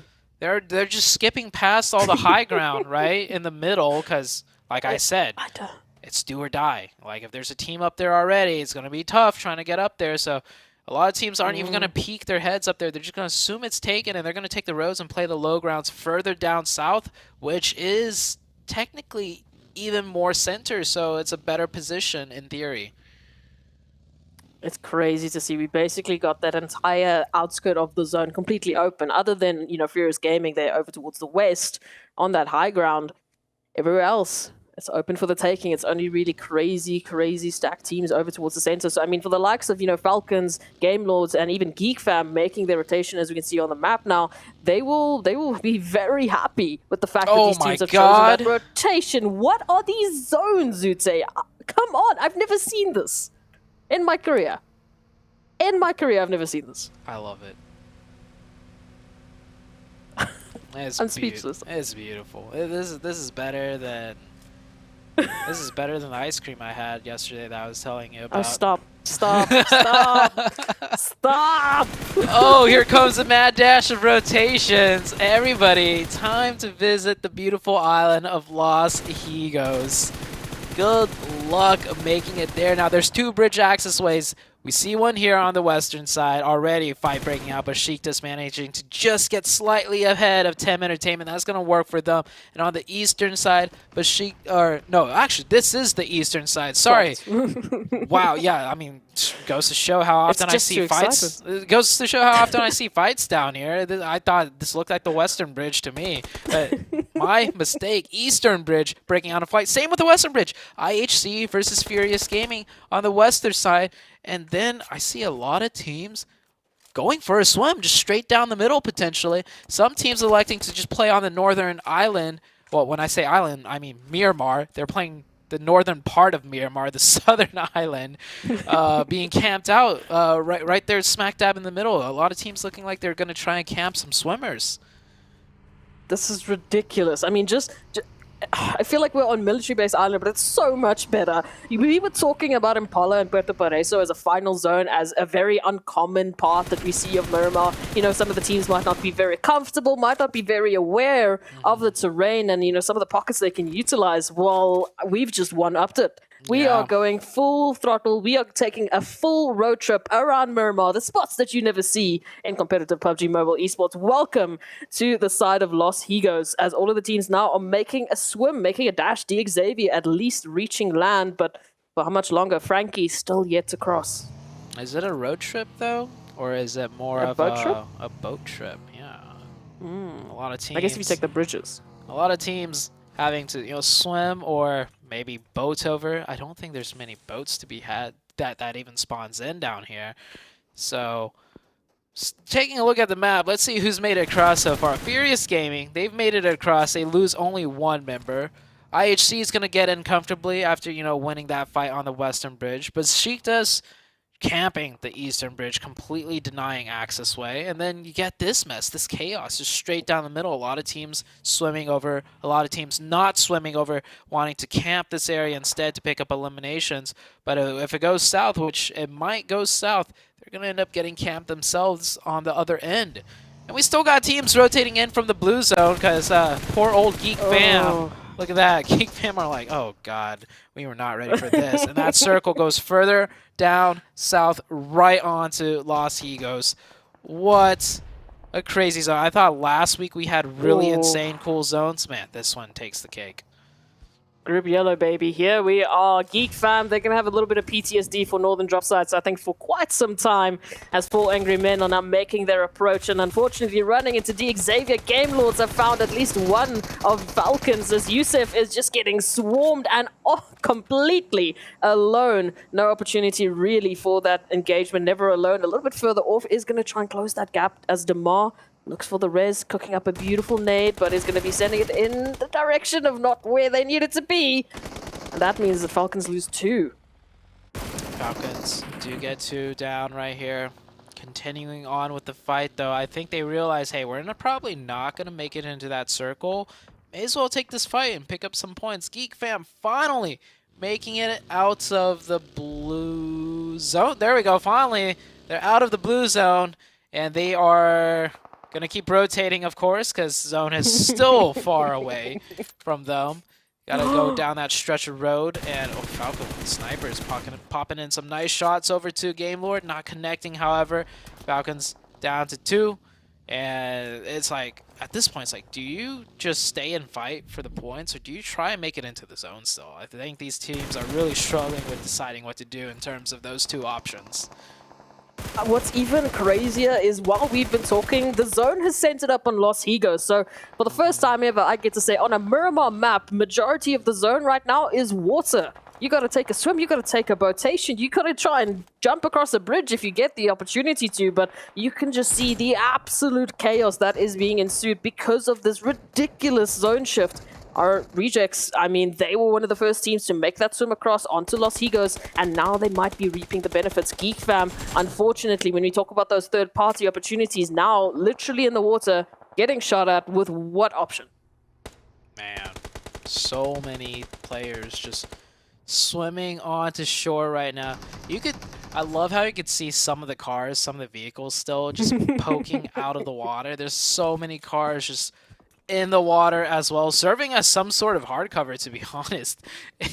in the water side, that could actually help some players out. But yeah, take a look at, I see a buggy, I see a smoking vehicle, I think that's a 3rd vehicle. Mika trying to grab some air, and the second he gets some air, shots raining down on him. This is FaZe Clan here, trying to farm as many elimination points as they can. Same with the rejects. They swam early, and now they're reaping the rewards, being able to shoot back at everyone else. And yeah, this is indeed a straight up Los Higos finish on Miramar. Oh, it is beautiful. This is one of the first times I've been able to see this. And what chaos can we expect from this? So Besiktas moving on in from that eastern side. They've also been treated to some beautiful land, some beautiful real estate as Rejects pick up a few more eliminations. But again, the elimination counters are not that crazy. You see the numbers, they're not that insane just yet because there's still a whole slew of potential, still a lot to go around as Falcons move on in right next to Genesis Dogma Gids. Daybot will get that information. Doesn't seem like they're going to be jumping into the action just yet because they've got a few of their teammates in the water, at least with the backup there of their duo. Maybe they can get powerful and never alone out. 4 a.m. getting into fight. This is on the southern side of the part of Miramar. This is on the Los Higos Island. They will take down that player. D Xavier, both players swimming ashore, forced to get into quick engagement right there. D Xavier go down to 2 members. This is Geek Fam with 1, GK still with 2, Train to Kill with 3. I'm taking a look, trying to figure out which teams are still 4-man teams. There's a couple of them still, which is going to come into play huge, especially for the side of 4 a.m. They got to push their way in and fight their way in onto Los Higos. I mean, I'm taking a look at FaZe, I'm taking a look at Besiktas, you know, Tem Entertainment, who do have full numbers, but they first have to get their way through Train to Kill. So might be a potential there coming through from that eastern side for Angry Men, also rotating around from the west, right alongside IHC. And Rejects still keeping their eyes out here on the horizon, around the water, to see who's going to be making a crossing and who they might be able to pick up. But again, so much zone availability has been given up to the water. So yes, maybe some of those vehicles might help them out because at this point, I don't know, if we go anywhere closer to the water, I don't think these teams have an option. IHC successfully defending against that 4 a.m. push. Now it's down to 1v1. Svan should be... Oh, nope. Just as I say that, that is actually FaZe from the other side of the river getting that finish right there. Now Svan is the last member up for 4 a.m. This 4 a.m. team was just literally a 4-man team a second ago. Now they are no longer 4 Angry Men. They are just 1 Angry Man. Same with the IHC. IHC down to just 1 player on that island. Genesis hitting a few couple of shots. At least Alan has made it across, and they will be hopefully trying to make sure that their teammate can swim across quite safely. But we've got so many teams on this side. Reject still just being an absolute menace with that beautiful nade onto Victor.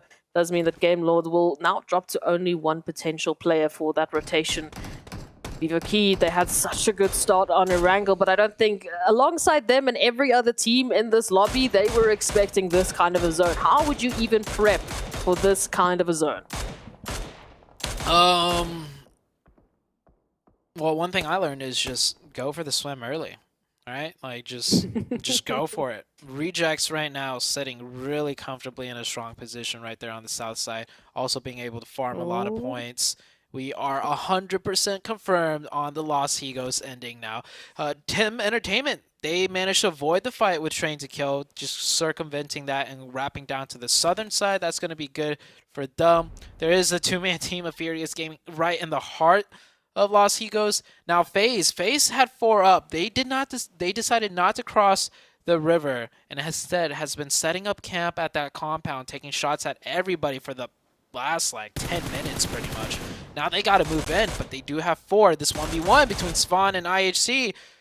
Both teams down to their last players. Both teams need to move just a little bit further to go in. It looks like Alex is going to try and avoid this fight and instead wrap into the zone, giving Svan a nice way in. Here we have FaZe now crossing over. Nosham Red here taking a lot of good shots from inside the vehicles into the swimmers of FaZe. FaZe lose 1. FaZe still has 3 up though, but they have to deal with the rejects and GK on the other side. Ragnar waiting for them. I do not see an opportunity here now for FaZe Clan to make this happen. Tony K actually circling back over here towards Nongshim Red to see if they can find a different way through. Vivo Keith, one of our other only 4-man teams, also didn't decide to make that trip over into Los Higos and now will be paying the prices. Tony K rotates on back around to give Dooms a bit of a surprise, trying to take out that shot, trying to take out that pressure from the vehicle, but now out in the water they all are. Sporto will be looking for FaZe. Looking for that final shot onto Tony K. So hopefully get a conclusion to this. Oh. I like what Nongshim Red Force is deciding to do there, honestly. They know with 2 it's very unlikely that they could, well, maybe one of them will make it to the other side of the shoreline. But may as well go for the points, right? Go for those elimination points. They sit in the vehicles instead to use it as a means to be able to shoot in the water. And they take out, well, not just them, but them with RC take out the FaZe team. RC still taking shots at so many swimmers, man. They must be, I was going to say they must be spent on ammo, but then I realized there's loot in Los Higos too. They probably looted some ammo up, which they are utilizing to full effect right now.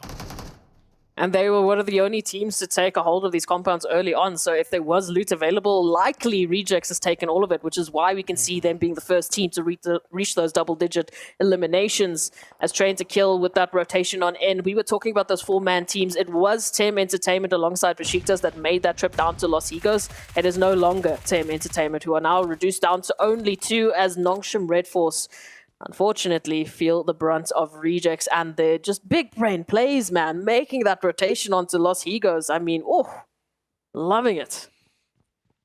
This fight's about to heat up even more, though, because if the circle goes right into the buildings, the city, the heart of Los Higos, we might get to see an urban finish, and there is still 18 players left alive. And if you take a look at this beautiful scenic shots, yeah, fighting here won't be easy either. It's almost like a city ending. It's just a mini city for all of these teams that are left. A lot of fighting out on the outskirts, though, as teams finally manage to swim in, slowly rotate in. Train to Kill now coming into the mix of things, taking a look at Genesis Dogma. Genesis Dogma, this team has been struggling a lot throughout the 2 days, and this is definitely a struggle bus in of itself, but they've made it pretty far, all things considered. So many teams already not being able to make it to this end game late zone. I mean, here's the question, do you play that outskirts zone? Was it up to the early eliminations for Genesis? They might have had a slower rotation, but just choosing that timing right and managing to get in and capitalizing off of some of the chaos that might have been happening inland might be why they were rewarded with some opportunity onto Los Higos. Now, though, it's coming down to this potential of that urban finish. Will it end up in the urban side or will it actually shift towards Besiktas? Because then, I mean, my money's on them. They have full control of the terrain. They have all the ridge lines. If they can take out the Xavier, at least the last remaining member of the Xavier, then they are in full control of the southern portion. They are aware of that last member of the Xavier as well, which is really good. That's the worst thing that could happen to a 4-man team, getting caught by a solo player and then losing one player. But they'll control this territory for now. They're playing very cautious. They could play more aggressive, honestly, take more territory. But like I said, that one player of D Xavier, if they were a little bit overextended, they could have easily lost one or maybe even 2 players going from a 4-man down to a 2-man. So playing it rather more cautious and not, I mean, the chicken dinner is in their sights pretty much. The only 4-man team, Rejects and Train to Kill with 3. Those are the only 2 other teams with 3 players. Everyone besides that have either 2 or just down to the last solo. The beautiful benefits of that chaos. This is what we are reaping. We are being able to see what these teams are able to do in an absolute gauntlet of a Miramar, as only their second map of the day, mind you. So after the insane pace change that we saw on Erangel, immediately back into the chaos because there just was no other option. These teams really did not have another option to play a different style, to bring in a different form of energy. Miramar has just been, it has been ruthless. That's the best way I can say it. And now Genesis Dogma coming on through here from this northern side.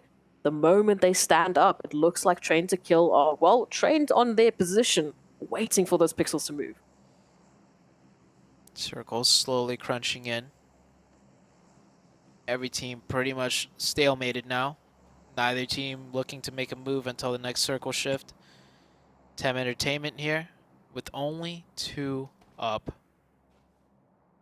It's been an absolute slugfest just making it here.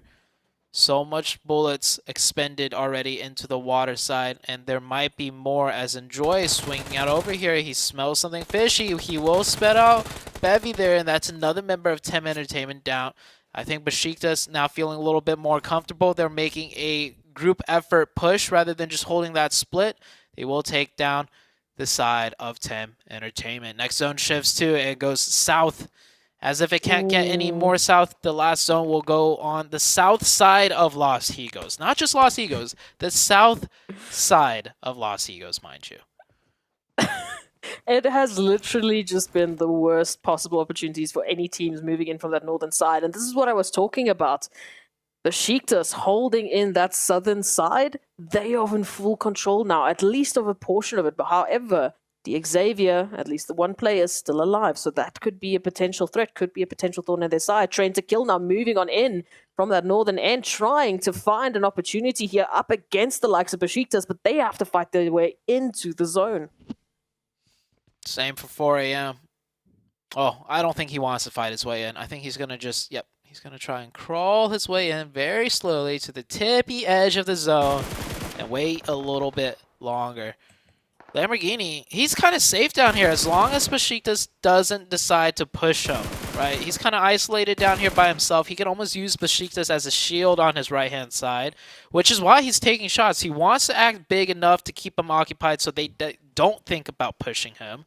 But here comes Train to Kill going for the push, and Rejects versus Furious Gaming in the city of Los Higos. I like this push out of Rejects.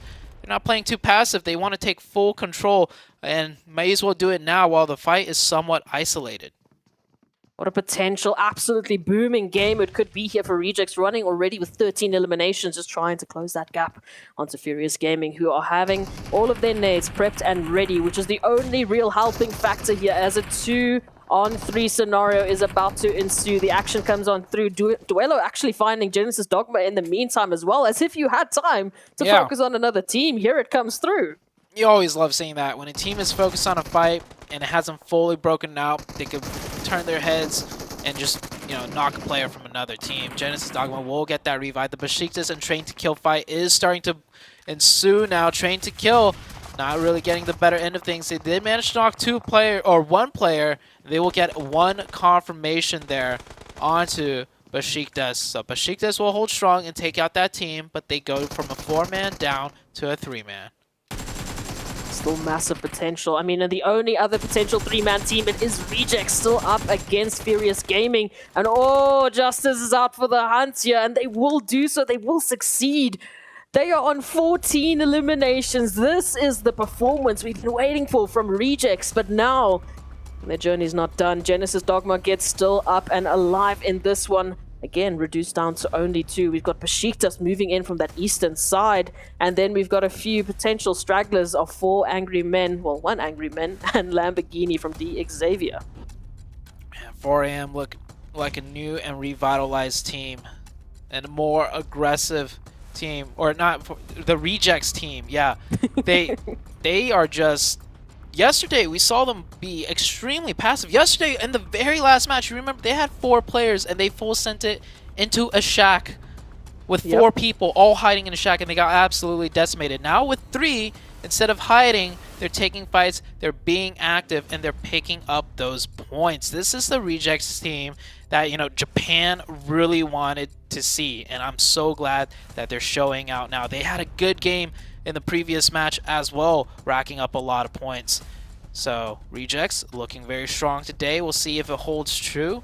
We're down to the last 5 teams now. Got 2 solos. The 2 solos actually really close to one another. The 2-man of Genesis Dogma. Man, shout out to Genesis Dogma. I don't know how they made it this far. They were one of the later teams, right, to swim over from the northern side. They capitalized off of the chaos here in this zone, off of the chaos of this entire map. The way that we have been rotating, the way that we have been going through this terrain. I mean, they just got the perfect timing after the chaos, but now It's going to once again coming down to those decisions. Rejects now finding the last remaining member here from 4 Angry Men. Leaves us down to our 4 teams. We still have that straggler from the Xavier, but Rejects, they look to be on a literal rampage with 15 eliminations as Genesis now finds Besiktas. Ooh. The third party coming through. Rejects Yes. decides to strike now. Great timing. Besiktas down to 2. And Lamborghini is still up. If Lamborghini times as well and this fight kind of stalemates out or goes back and forth, Lamborghini could potentially steal the chicken dinner away from both of these teams. Besiktas will get the revive, quickly knocked back down to the nade by Justice. Good peeks back and forth. They don't want to commit too hard and lose one of their players. Besiktas now down to 1. It's all up to Peace. Can he get 1? Maybe 2 knocks. Doesn't even get the single one. Now Lamborghini has his work cut out for him. This Rejects team about to take the chicken dinner. They're feeling confident. They didn't lose a single player, which was actually crucial. If one of them got knocked, Lamborghini could see that from his position, and he would have stood up and third-partied. But Rejects playing so disciplined, now clearing this last area together, spots out It's over. Lamborghini. It is all said and done. Look at the joy out of the Rejects team. An unlikely match to get a chicken dinner from, honestly, for everybody. Everybody involved. Probably, you know, that's not a typical standard fashion, you know, zone ending. Oh, yeah, we've practiced this before. This is how we're going to take the chicken. Rejects so happy bouncing back after a terrible day number 1 performance, I'd have to say. 9 eliminations, 1,372 damage. If we had a statistic for bullets shot into the water, it would be off the charts for this game. And all of that just from one player. We have to remind ourselves that at one stage we were talking about Rejects having 15 eliminations before they took out the last 2 remaining teams. Xavier, though, coming through in 2nd place. I'm happy to see that. I'm happy to see those placement points. But as we've been saying, you can't just solely rely on those placements. You need to hit it strong with those eliminations. I mean, look at this. Rejects topping up with all 4 of their players in this fantastic showing of Miramar, picking up such a ridiculous amount of damage, a ridiculous amount of eliminations. And oh, it was just a beautiful showing from them to pick up, like you said, that winner chicken dinner on such an unlikely map. Man. You notice next to Rage, he's got those binoculars on you know, top right. That's how he got all those eliminations. He was spotting out the fishes with those binoculars. Very good game out of the Rejects. A Los Higos finish, a South Los Higos finish. Never seen before. I can't wait to see what happens next. Rejects looking strong.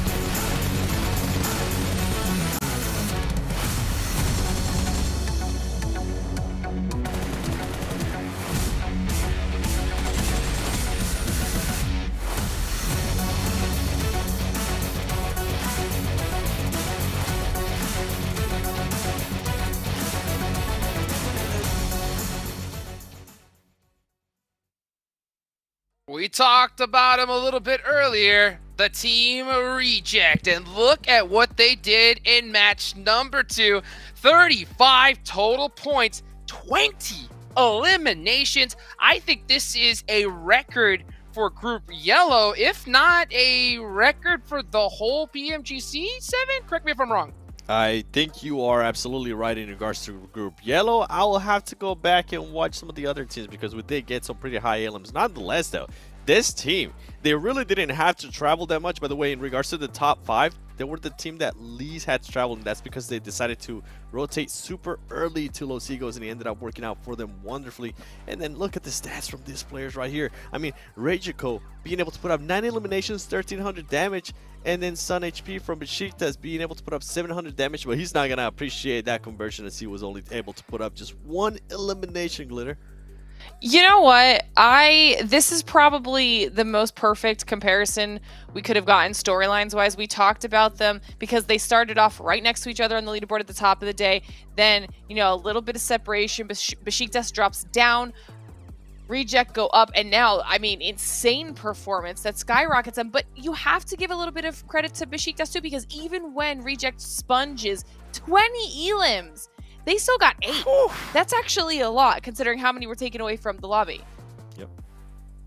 That's true, without a doubt. I mean, that is tough, especially considering when you see Reject just go and popping everybody. To still steal 8 eliminations there when you really need them, hey, I don't think you can really complain too much. But I mean, I guarantee you, we're going to see these leaderboards change big time. When you have a team take 20 eliminations and a chicken dinner, oh yeah. That's a big difference. And we're going to see that big difference right in a little bit, right after this break.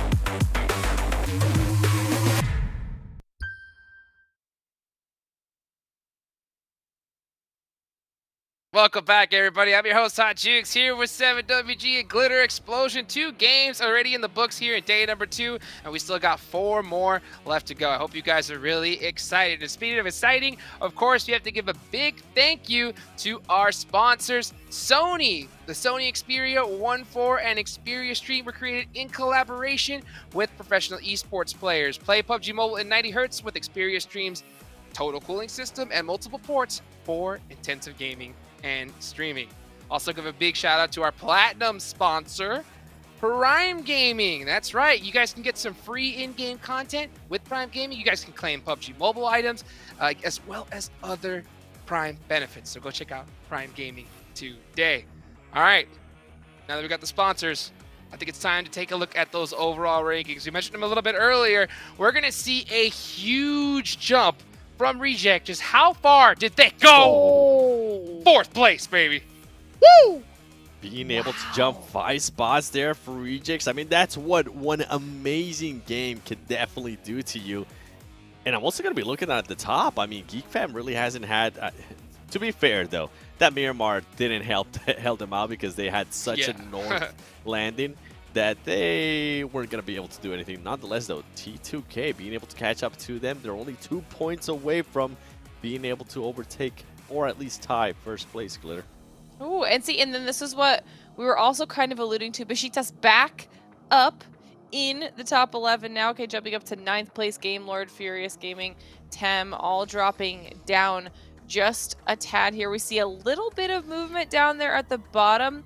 Nothing crazy. But what I'm loving is that I think we're seeing a lot more aggression out of some of the teams that were just a tad bit quiet. I mean, to be fair, this last Miramar was what Rejects did well on, and then when they went into the Sandhawk match, they fell off just a little bit. There's a lot of teams we have to kind of keep our eyes on here, 7, for consistency's sake. Yeah, with the Xavier, I'm actually going to be seeing if they're going to go for that strat they went with yesterday, which was just placement points, something that we saw out of them just now in Miramar that worked wonders. Got them 15 points. And when we're looking at the drops, we got to talk about Bootcamp because you can see there was 2 teams there. It was FaZe Clan and it was Besiktas. FaZe Clan ended up winning that fight, but they did end up losing 2 players. I wonder if those teams are going to be readjusting. And you can also see a bit of a hot drop too towards the top northwest hot team. You can see Falcons, and I think that might be the Xavier. So we'll see if they actually decide to take a fight there, Glitter. Ooh. I mean, there's lots of possibilities. Painan, IHC, and Reject down there. I mean, there could be, especially if you're coming off a crazy amount of elims like that, Jukes, I'd be a little bit worried. Oh, big time. I mean, that Xavier Falcons, position is going to be tough if they hot drop each other in hot tid because, number one, they are really depending on that zone going to that island. And not to mention, they're both on the bottom of the leaderboard, so let them fight it out early. It's just not a win-win situation either way. But moving on, let's take a look at y'all's team to watch here for this next match, the Jungle. My most favorite match of the day. Favorite one to watch, least favorite to play competitively. Seven, I see you got some GK on there. Besiktas and Geek Fam. Why'd you pick them? GK, I mean, this is that last map was the 4th map that they just haven't really been able to perform well. Like a team that was so consistent at the beginning of yesterday has now completely disappeared. And we know what usually happens to those teams if they're not able to stop this spiral, and that's why I'm picking them here, because yesterday they were able to win that Sandhawk. If somehow they can at least end up with the top 3 and spark up their day, being able to be a wake-up call for them, this will be a great way to just break that bad scratch that they're currently on. Besiktas, you heard me talk about the hot drop earlier. And then with Geek Fam, I'm pretty sure they're going to be feeling the pressure a little bit, Glitter, of some of those teams currently trying to hunt them down in first place. Yeah, and we kind of alluded to that a little bit too. Like, to be fair, they didn't have the most favorable drop when it comes to where the zone was on the last map. But we did want to keep our eyes on them to see if they were going to be consistently dominant like they were yesterday. And they have slowed down just a tad. I think Sandhawks are a really good opportunity to kind of ramp that back up. It's always going to be extra chaotic. And FaZe in the last game, I mean, they were just aggressive, okay? They had kind of picked up a little bit. It might not have been the chicken dinner, but they had kind of turned on that aggression. I want to see that carry through, especially in Sandhawk. Get a really strong performance out of them. And then, of course, Reject after that. Just insanity. I want to see if they can keep doing it. Take a look at some of the players here in the battle lobby. They are getting locked, loaded, ready to go. Here coming up soon. Sandhawk is always just so pressure intense to how fast that zone goes. Now with the update as well, where the healing strategy is no longer a thing. That zone damage is even more powerful than ever before. And speaking of powerful, it's time to move on over to 2 of the most powerful casters in the game. Let's move it on over to Zute and S-Proxy. Thank you, Jukes. Well, if S-Proxy and I had a power, it is the power to create crazy zone endings, because, yeah. Lost Egos, I'm telling you. Yeah, we were saying, I don't think we've seen that happen in a competitive match of PUBG Mobile yet. I don't think I have, so, hey, you put S-Proxy and Zute together, that's what you get. You get a Lost Egos finish. Let's see if that power comes into play here. I mean, what could be the craziest ending on Sandhawk that we have not seen before? I feel like I've seen every circle on Sandhawk just because it's so small, right? Yeah, I do believe maybe docks ending like at the actual docks, like the to the right of the S, like that pier. That's one place I haven't seen it in before. I've seen it in like above the D in docks, which is pretty far down there, but I don't know. We'll see, man. We'll see. But the first thing that we got to settle out first is this bootcamp hot drop that's about to play out. Oh, yes, indeed. Moving on into the action already. As we talked about it, in terms of the hot drops, we didn't see that on Erangel. Miramar, look, let's not count Miramar because Miramar was ridiculous. But are we going to bring in that action here on bootcamp? Are these teams once again going to jump in?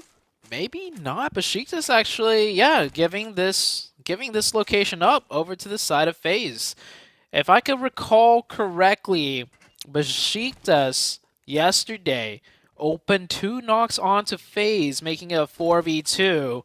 and then they lost, and we were talking about the killer mentality, right? That's just something that it was pretty evident that the Besiktas team did not have. And I was saying they should not hot drop, and they gave it up. Same with Genesis Dogma, another team yesterday on the hot drops that we were watching, and we were just really puzzled, like, this is not how you contest for a drop shot. They played so passive to a point where it was a mistake. Like, clear cut, like, they're not playing it correctly by any means. It's not even playstyle question. It was just like, you are not playing this correctly. So both teams at least recognizing the fact, like, hey, we are not a hot drop team. This is not what we do. This is not what we're comfortable with. We're going to just give it up and figure something else out rather than trying to tough it out and dropping a couple of games to learn in the process. So good on them to just straight up adapt. Rejects coming off the back of a very strong game will go down to 3 members early on to the side of Furious Gaming. A little bit of a split contested drop here, which is a little bit interesting. It's quite interesting, especially when with the factors that we're talking about rejects now. Losing one member right off the bat, pretty much right off the bat, with 2.5 minutes into the Sandhawk. And we know Sandhawk, it is third-party central, so you want to have as many numbers possible just to be able to contest all of the chaos that is surely going to ensue. We can see 4 angry men, but Chow being a little bit angry themselves and ensuring that elimination will happen. So 1 pickup here for 4 angry men, and another pickup at least for the likes of Furious Gaming over towards rejects. So a few eliminations, a few trades back and forth, but generally we're still seeing the teams kind of just getting into their relative positions. I mean, Besiktas, yes, they gave up that bootcamp, era, but as we can see, Sun HP now split up, keeping an eye out on the Xavier. Oh, and Peace, as I mentioned it, they were very close to bootcamp. They had to take a rotation out to try and join the rest of their team. They're over towards Camp Alpha, and now they're gone. A lot of split drop fighting right now. Fierce Gaming ended up taking down another player of the Rejects, so Rejects now down to 2. Besiktas improvising a new drop, a new split, do get themselves caught against the Xavier and potentially even the likes of Falcon. They're doing like 2 on the northeast of the bridge on the north side and then 2 west of the bridge. So it's a good split if they could get away with it, but it extends a little bit too much into the Xavier's territory, and they're not going to be happy about that. And then with Rejects, they're doing a split, south of boot camp. They drop in the trifecta area, that bridge compound crossing. Then they drop south of boot camp, and then a little bit southeast of boot camp. Problem is, Furious Gaming, they do a Y quarry split. They do 2 players, like, quarry-ish area, and then 2 further west of quarry, and those 2 players, ended up conflicting with the 2 of rejects. So that's how we're getting all of these little eliminations coming across the board. And rejects, another player knocked. Rejects down to 1. Yesterday, they had polarizing performances too. I think yesterday they had one really great game. I think a chicken dinner even, and then nowhere to be seen for the rest of the matches. Today, they get a huge chicken. Now they're about to be the first team eliminated. I'm getting some deja vu. We're getting crazy zones. We're getting Regis with some polarizing performances. It's all coming down to the same pattern here. And now, I mean, Justice, well, rotate. Leave the situation, go hide in the grasses. I mean, there's really no option. And unfortunately, we talk about the time in and time out. We've had a lot of teams going for those fantastic placement points, and that's great. Don't get me wrong, that is fantastic, the fact that they're getting up into those higher placements, but you need those foundational points. You need those eliminations to back that up. I mean, at a stage like PMGC, one or the other is not going to cut it. We need both. We need full throttle running up that overall leaderboard. So it hurts to see this happen for Rejects, but it is Sandhawk. We know there's a little bit of craziness. Rejects had that interesting engagement with Furious Gaming, and then just from there on, unfortunately, running into team after team. So we're not really seeing a single team stepping up in terms of the elimination points. It's been relatively, well spread across at least the eliminations from Rejects. So wait and see who's going to be that first team to step on up. Some rotations now needing to come through, as well as we can see the likes of Game Lords right alongside Train to Kill and 4 Angry Men moving on in from that northeastern side. Do you think they're going to be all right? I do see Nongshim Red Force as a straight shot right ahead of 4 Angry Men, and they're kind of sticking around that outskirt almost as if they're waiting for a team to make that rotation. It's going to come down to just the next shift, I think. I think both teams aren't going to even bother really breaking into the first circle. They're going to be rotating towards that way, but off the next shift is going to determine which way they swing. Something interesting I want to bring up in comparison from week 2, the group of death, and this week is Stalwarts. Godlike Stalwarts, actually, very similar performance like the likes of Rejects. They were polarizing too. I remember day 1 we were talking about, oh, they're doing okay. They were like 5th or something like that. The next day, nowhere to be seen. Very polarizing performances. I'm pretty sure Seven on the desk, if he's listening, he could agree because we were both talking about it. They would go up and then they would go down extremely hard and then nowhere to be seen. They lose players early on. They lose 1, they lose 2. Go down to 2-man, first team down to 2, just like the Rejects. And, well, Godlike Stalwarts ended up being the first place team overall in the group of death. I'm not saying, the Rejects team have the similar caliber or experience to pull off something like that. But, hey, just you never know. It happened to Godlike Stalwarts, so, yeah, up in the air. Opportunities always there. We know PUBG Mobile and the likes of RNG is always going to just bring in some interesting performances. I mean, speaking of those interesting performances, Train to Kill now down to 2 as Legend's been knocked, and now that recovery has to happen here. A few rotations means that IHC did at least pick up one of the members there. Train to Kill now clapping back on the likes of Game Lords who made that late rotation, and Train to Kill has been delayed as well. So now we are seeing a little bit of an opportunity as IHC fight GK Esports. Almost an immediate elimination for Gaithan. Satan down to a sliver of HP. Yeah, I think that nade's gonna... Yeah, ooh. Actually shot by a different team there. Alex trying to go for the confirmation as fast as he can. He knew that was... Oh, he got it! Alex jumping over the car. Yeah, Alex jumping over the car with the DBS. He got it. That's that killer instinct that I'm talking about, right? He just knows. He hears the shots coming in from the other side. He knows that knock just went down. He's like, we want this point. Insling brings out the DVS and runs it and guns it and gets that 1 point. 1 point can make a crucial difference here. Absolutely. Just running in with that DBS action and running in with the vehicles. It is Genesis Dogma Gids up here against Tem Entertainment. And now Tem Entertainment, at least the duo of Tem Entertainment, need to step it on up. We have a 1-2 split, at least for the time being, as Baby steps on out to try and delay Genesis Dogma. But, Geek Fam doing what Geek Fam do best. The third parties are here.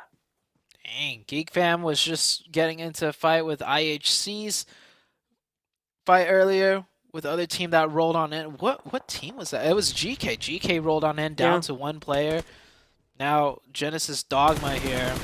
Oh, that's Tem Entertainment taken out, actually. Tem Entertainment was a team defending in Genesis Dogma in full force. That's the most aggressive I've seen Genesis Dogma. It works out for them, at least securing that compound.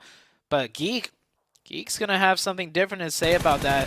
It's not Geek that picks up the point, though. It's actually IHC from over out top that picks up that one. No, these third parties are just heating on up. Genesis Dogma losing 5 another player. Already. Oof, it is disgusting, but it is fantastic to pick up these amount of points right off the bat. IHC once again stepping up. And I mean, we talked about that change of roster once again, another change of roster up into the first few games of today. And it seems like IHC have found their groove, at least until Yuhai has anything to say about it. So many different angles being exposed up there. Geek Fam playing in the ruins area, very split up. This is what playing aggressive looks like when you have 4 players alive and you have the zone and you're safe.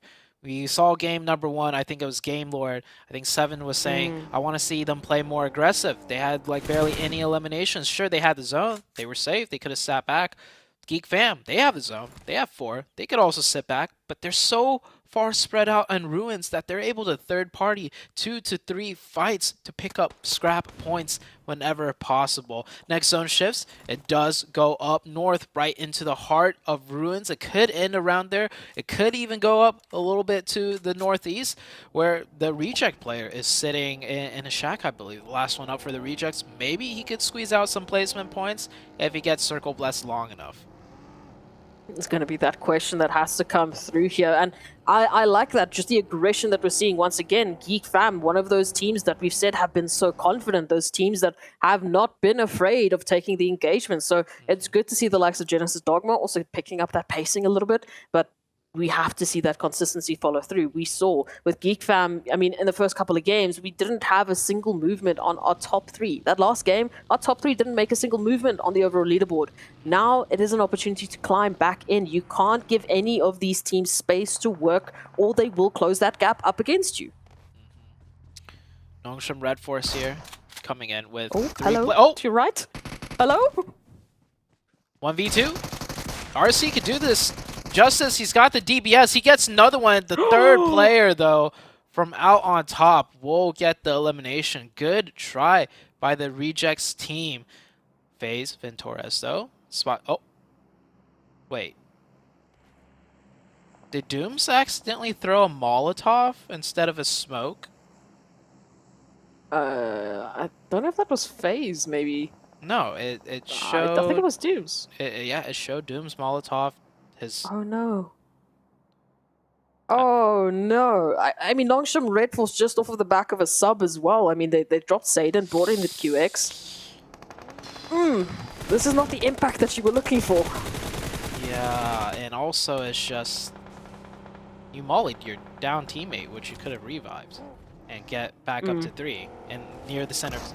Man, Nongshim Red Force, it just seems like they've been having so many troubles. Here we have a little car chase happening. You don't see this in Sandhawk almost ever. Game Lord with the YOLO full send rotation straight into the hearts.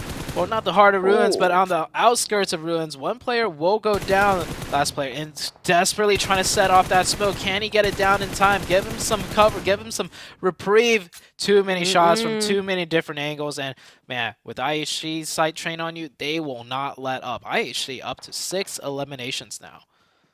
But as if that was enough for Game Lord, Geek Fam also reached in from Ruins. They put themselves in a perfect crossfire between IHC and Geek. So regardless of what IHC would have done, Geek Fam would have jumped on in. Those are two teams you do not want to be sandwiched between. No.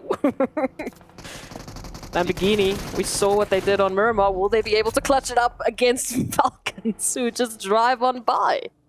Nice little swing by right there. I like it. I respect it. Falcons.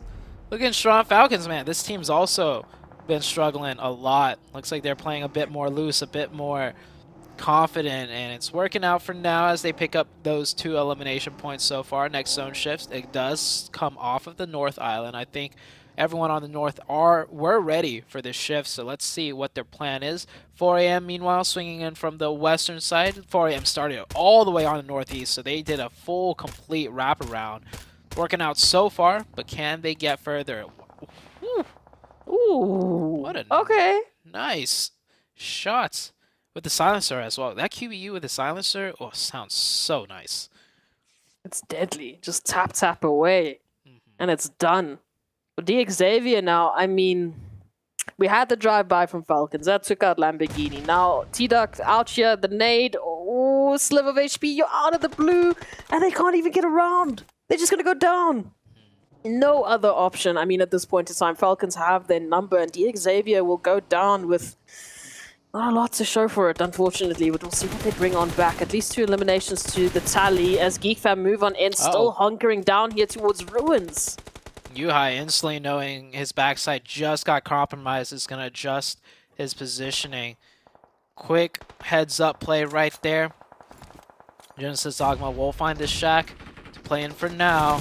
Geek Fam do want to close in on this, but they're also dealing with Furious Gaming the whole time, and that's a player knocked out of the Geek Fam team. That's just going to slow things down for Geek Fam. They're going to go back and reset as GK Hope comes in, and I think he saw that burning car. I was like, that's taken.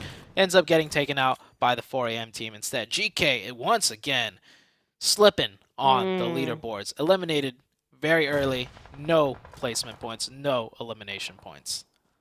At the very least for our top 3, you know, GK going out, but we still have Train to Kill, we still have Geek Fam, and we have Furious Gaming, who decided that, you know, pole position is looking real nice right now. Let's just see if we can take out Geek Fam as Genesis Dogma chime in as well. Geek now stuck in between a rock and a literal hard place. as all of the teams in the vicinity are moving in for those potential third parties, just spreading out the damage. Rude down and knocks. Geek Fam Snipes trying to rotate out for that res. Look at this, right behind that tree. And we've seen what these trees have been able to do today, Zute. It's not some good cover to work with. Yeah. I feel like if Aiden had, it was a Genesis Dogma player, if he had a little bit more trigger discipline, he could have waited for the next stretch of crossing, which was less trees in between the second and third one, and probably got the knock. But him firing off the shots right there, getting a little trigger happy, will incite that player to drop down smokes, to get the crossover, to get the revive. So Geek Fam will go back up to 3, losing their 4-player strength, which would have been crucial in a match like this coming out of Ruins. They would have had they want full force control. Circle did shift north off of Ruins though, so we'll see the likes of IHC have to make a play, Geek Fam, Furious Gaming, GD Gids, and everyone else coming in from the eastern side of things. Longsham Red Force still in this at least for another second before FaZe Clan move on in. Picking up at least an elimination or 2 or 3 as they move on forward. And now they're going to be coming through from that eastern side rotation. The only other player really in contention for them would have been Trained to Kill, but bam, there they are. They are out for the count. So in terms of our top 3, it's only Geek Fam left, up with 5 eliminations, still moving on in from Ruins, right up ahead of Furious Gaming. 4am looking strong right now. All of 4am still up, coming in from the west. Geek Fam trying to do what they can with 3, and it's working so far. IHC did make that drive over. They find some sort of cover. 1 player knock should be able to get revived. Constantly have to deal with the GD Gids. Yeah, that shack being taken completely ruins Geek Fam's plans, and now they are getting pieced apart by everyone from every which angle. Geek Fam went from third-partying every team to having every team look at them, taking shots at them. Yeah, from his backside, from his left side, from his right side. Nowhere for Snipes to go.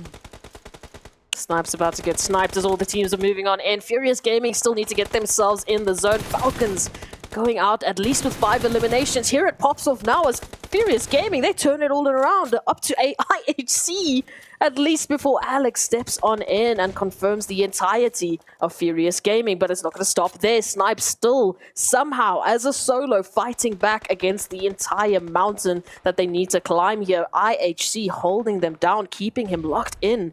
Rotations are going to be tough. Genesis Dogma still alive. 4am controlling the western side very beautifully. They do know Genesis Dogma is down there, and they know it's more than 1 player based on the amount of shots they've heard ringing out. That nade does not connect. They really want to take care of everything around their backside and corners so they don't get spoiled.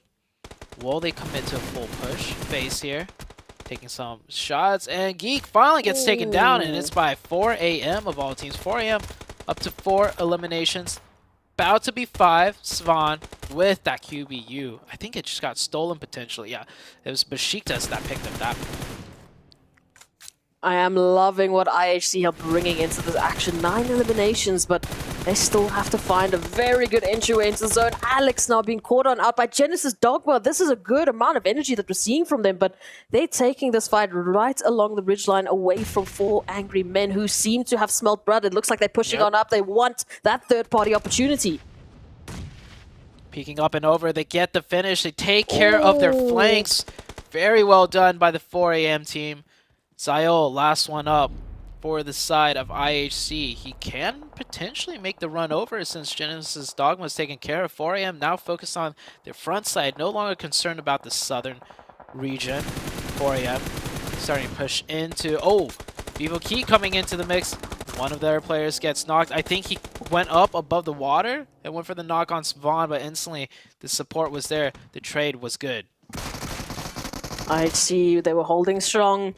In comes 4 beautiful shots from FaZe Clan as they close that one out. IHC will go down though with those 9 eliminations.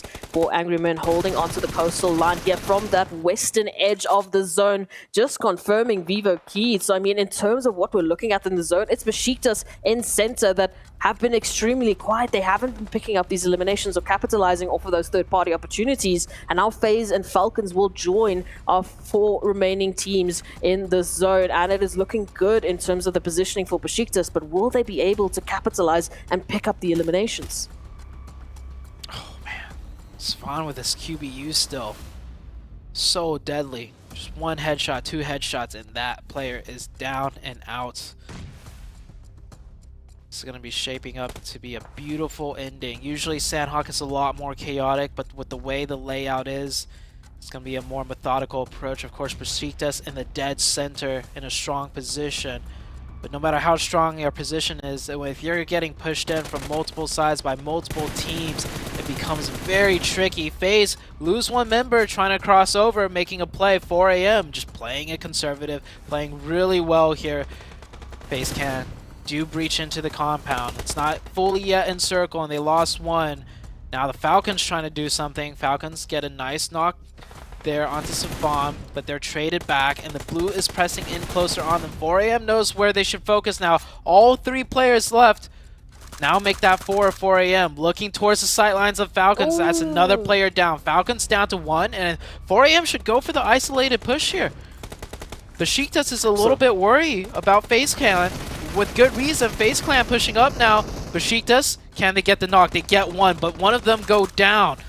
FaZe Clan finish out by 4 a.m. of all teams. 4 a.m. isn't just only focusing on Falcon. They're focusing on everybody. They're taking names, and it's not just one team's name. It's one team down, 2 team, 3 team. 4 a.m. looking so strong. Besiktas now down to the last 2 players, and 4 a.m. have a good idea. They get the re-knock. They push him for the final swipe, and 4 a.m. get the chicken dinner. The distance traveled also by this team. The fact that they won this match, starting from the hard northeast, wrapping all the way down to the south, wrapping back down to the southwest, then back up north, all the way into ruins. Those are some gorgeous finish. Yeah, those are some rotations if I've ever seen them.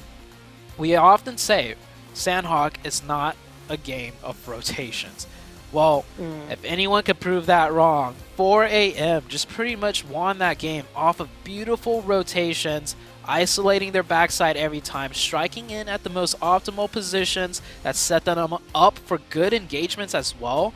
I don't think they were at any point at the chances of being third party. They always had some sort of ridge to work with, and it's just map knowledge and rotations coming in for this Sandhawk match for 4 a.m. to get a big chicken dinner. 4 a.m. making that showing, making that statement once again, bringing in a beautiful amount of eliminations. You can see it's so well spread up. It's only really WWX moving on in with the better eliminations alongside Queen Sheng.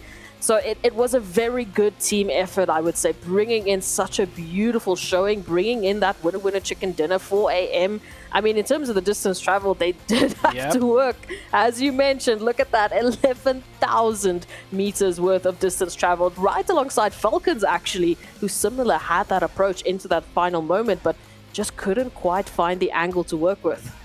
11,000 on a map of Sandhawk, by the way. Sandhawk. It's a small map. If you could travel 11,000 on Sandhawk, that really does say something. But man, what says even more is the fact that 4 a.m., well, I mean, they're once again back with a strong chicken dinner. Can they continue?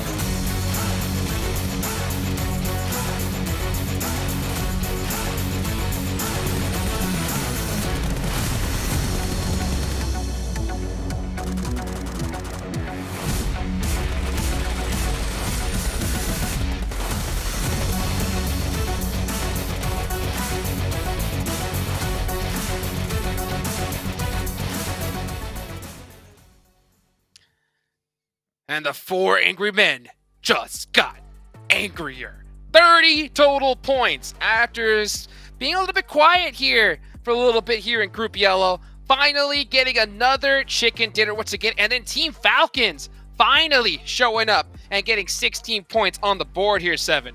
What impressed me the most about 4 Angry Men was the rotation. They were able to wrap around from the south and bring it all the way to the west. They were willing to take some damage from the blue zone, but it ended up working out for them because they were able to put themselves in such a great position next to that bridge on the west. I love to see those plays and love the bounce back too. I mean, this team, Glitter, they really didn't perform that well yesterday in the Sandhawk. They ended up, I think, with a 12th place finish and 0 eliminations. Yeah, and that was one of the reasons, not this specific map per se, but this was one of the reasons we called them out at the top of the show, okay? Now, we get to look at the top performers here, and it's going to be half of 4 AM as first and second place. IHC making a performance, and Geek, we called Geek out, wanted to see them have a little bit of a resurgence, and they're bringing it back, but I mean, okay. Across the board, we've got 5 elims and 5 elims on Ching Chen and WWX combined. Over 1k damage though, but almost equal team contribution. And we wanted this. We were waiting for this. We knew they were capable of it. And like you said, Sandhawk was a map where they struggled. This is good. Figuring out Sandhawk now with the new zone and everything, this could be a huge, huge gain for them. I just love that rotation. Absolutely. I can't get over it. Dude, me neither. I mean, when you're able to make a play like that, you know it's got to hype the squad up, especially after your team hasn't been performing the way that they've been expected, you know? So to be able to pull something like that out right when it's needed, that's that clutch factor. And you know what? One team that we talked about a little bit earlier, Seven, was Rejects, right? They had a good pop-off performance here. So I think it's time we talk to one of the players, and let's go ahead and move on over to an interview with the excellent Tash Bunny. Hello everyone and welcome back to the 2022 PUBG Mobile Global Championship League Stage Yellow Group. And we're halfway through the night already, but before we continue, let's have a chat with the team who opened the day with a chicken dinner, Reject from Japan. And with me, I have Reiji Oko. Okay, you got a little bit embarrassed there. Hi Reiji, how are you? Hi, hello. I'm fine. Oh, genki desu ka? That's how you say how are you, right? Yes. Okay. Okay, so I have a question for you. My first question for you is, how do you think is your team's form today? Are you confident on getting the top 3 in the total ranking? はい、今日の出来具合を見た感じで、トップ3に入れるかのちょっと感想いただきたいです。入れます。I think I can get into top 3. Okay, he thinks he can get into top 3. So what do you think is the hardest thing that you have to do in order to get into top 3? Okay. 第3位トップ3位に入るようにするには何が一番大変だと思いますか？生き残ってポイントを取ることです。For he said that to survive and to earn the point will be the very difficult part for him. All right, surviving and getting points. Of course, you have to talk about that sweet spot. But for now, my last question for you is, you won the winner chicken dinner on the second match for today, but you were quickly eliminated on the third match. So does this unstable result affect your mood, and how will you guys adjust next? はい、2回目の試合では、結構いいスコアを取ったと思うんですけども、3回目の試合ですぐに負けてしまったと思うんですけど、その中でSorry, what was the question? Sorry, so it's you got this winner chicken dinner on the second match for today, but you were quickly eliminated on the third match. So does this unstable result affect your mood, and how are you guys will be adjusting? そうですね。2回目の試合では結構トップの方に入ったと思うんですけど、3回目ではすぐに負けてしまったと思うんですけど、それはどのように今の結果を影響するかっていうのと、どのようにしてそれを回復するかをお聞きしたいです。まあ運が悪かっただけなのであんまり気にしてないです。Okay, so he said it was a bad luck. It was just a bad luck, so he don't actually care. Yeah. Oh, bad luck and he doesn't care. At least he's going to go GG, go next. I'm very excited about that. Now we're going to be going into the fourth match of the night. How do you say goodbye in Japanese? Goodbye を日本語で何て言いますか？ Sayonara, everyone, and we'll see you guys back on the desk.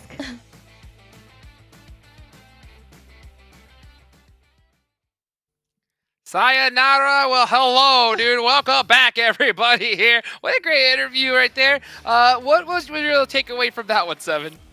I love that he said he didn't care and he just tossed it out to bad luck. I appreciate that, and you know what? It is bad luck because earlier they had some amazing luck in Miramar when they were able to put up all those eliminations in the chicken dinner. True. Yeah, I mean, hey, and that's a good way to kind of get over all the issues with your team, right? Just say, hey, it's just bad luck, baby. You know, it's good luck. Happens. Our hotel partner, right? Our hotel partner here for PMGC, Pullman, Kuala Lumpur, Banksar. Our world is your playground right there. And yeah, it does happen, Seven. Sometimes you just got to brush it off. Say, hey, dude, you know what? It happens. And you know what? Let's talk about Prime Gaming, of course, our platinum sponsor for PMGC. Guys, they've got a whole bunch of great in-game content, Prime benefits, as well as you can get some PUBG Mobile in-game items. So go ahead and check out Prime Gaming today. Alrighty then. So, Glitter, I think it's time we take a look at the overall rankings, baby. Let's see who is on top of this thing. It's Geek Fam still. But look, we are definitely seeing some changes. 4 Angry Men, now in 3rd place.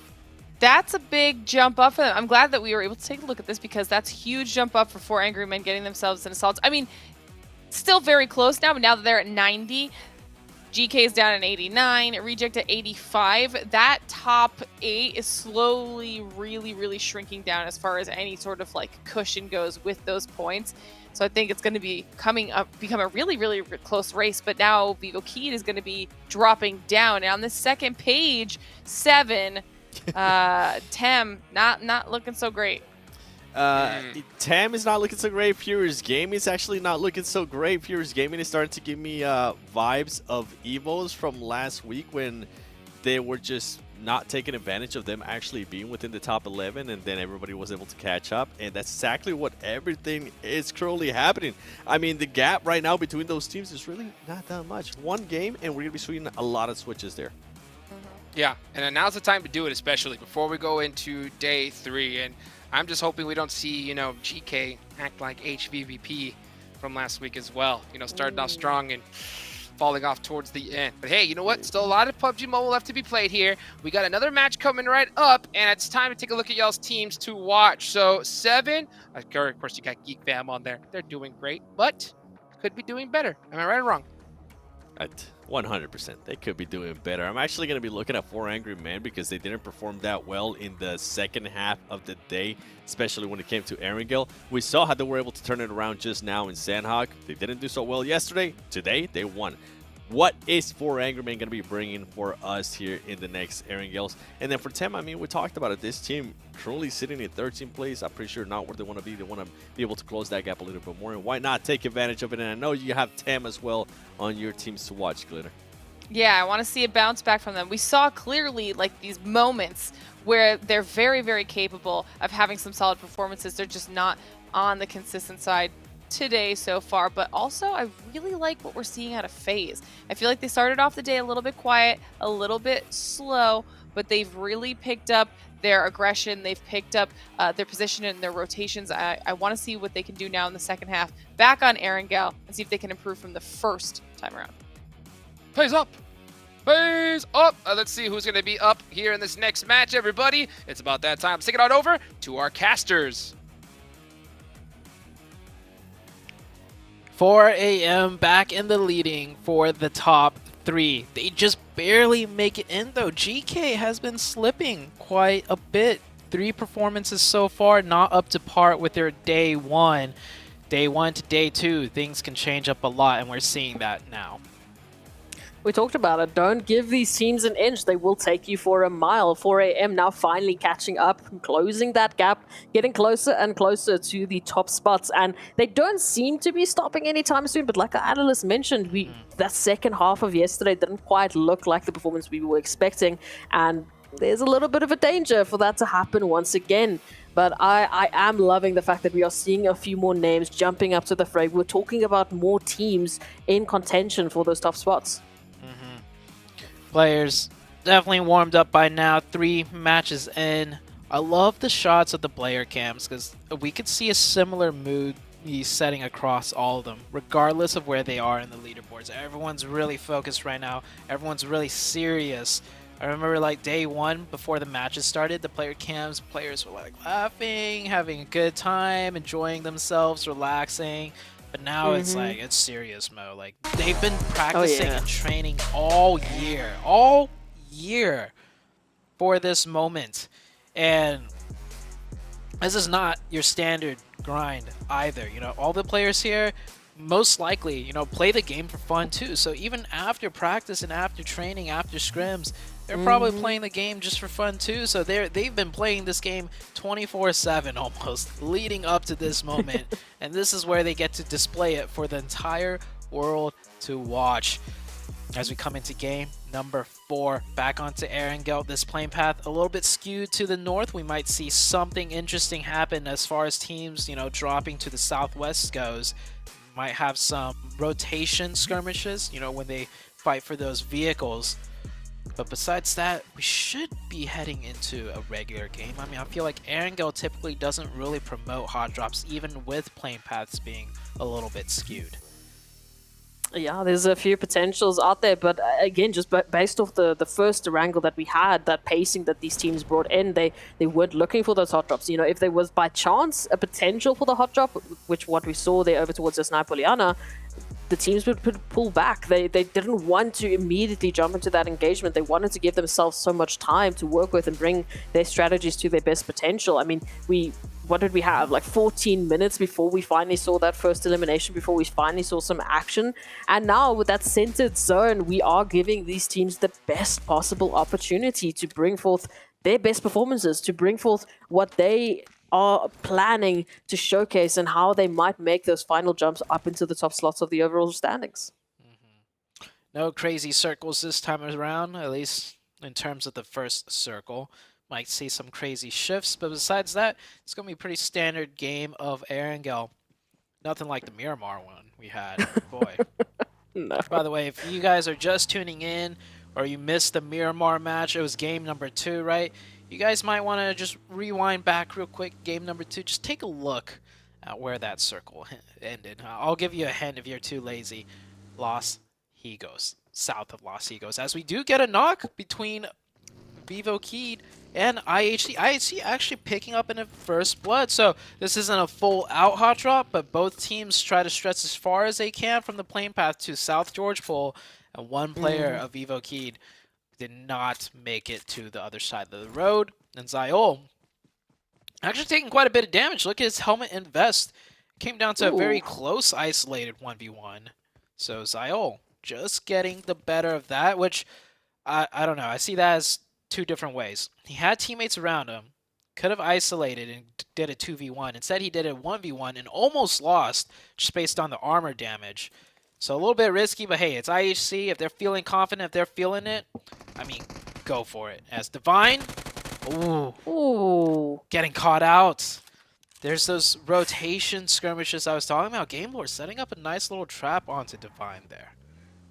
I mean, similar to what we saw on Sandhawk, however, like these players are getting isolated. These players are alone. I mean, taking Divine, that late rotation on up, obviously trying to, you know, recoup with the rest of their squad, but as a result, getting caught out on alone and really no opportunity for Rejects to do anything about it. So hopefully they'll regroup, keep that tight, you know, keep that tight-knit, you know, pattern that we saw on a wrangle, the first wrangle of the day, so that we can bring forth the longevity of these teams. I mean, you know, Glitzer mentioned it. We were talking about Team Entertainment. They've shown those brilliant moments today. They've shown those glimmers of hope, but we need more, and arguably we want more from all of these teams. We want to see them climbing to the top of heights that they've never managed to reach before. Definitely agree. We're 3 games in, and one of my questions was GeekFam's consistency, right? Playing from the edge and fighting their way in. That Miramar game, I'll toss out the window. Like, that one... It doesn't count. It's not a map. Yeah, we'll give them a hard pass. That Sandhawk, they did pretty well. They stuck true to fighting their way in. Just ended up getting crossfired by too many teams. It happens sometimes. They picked up quite a few eliminations in Game 1. Yeah. They third-partied 2 teams, like 2 to 3 times, and finally got third-party themselves. Sometimes it happens. I think GeekFam, as far as playstyle consistency goes, they're sticking true to that style. And hey, they've managed to hold first place. You know, less could be said of GK, which not as consistent as GeekFam. So I think GeekFam, They just need one of those zone shifts where, I mean, it goes off of them, but it's in a nicer way for them to manage isolated 4v4s or just third parties where they don't get third party themselves. And I think we'll see Geek Fam spring back up in a bigger lead, maybe with this game, maybe with the next game, but they're looking good so far. They just need that one decent game to really, you know, give them a little bit of a bolster.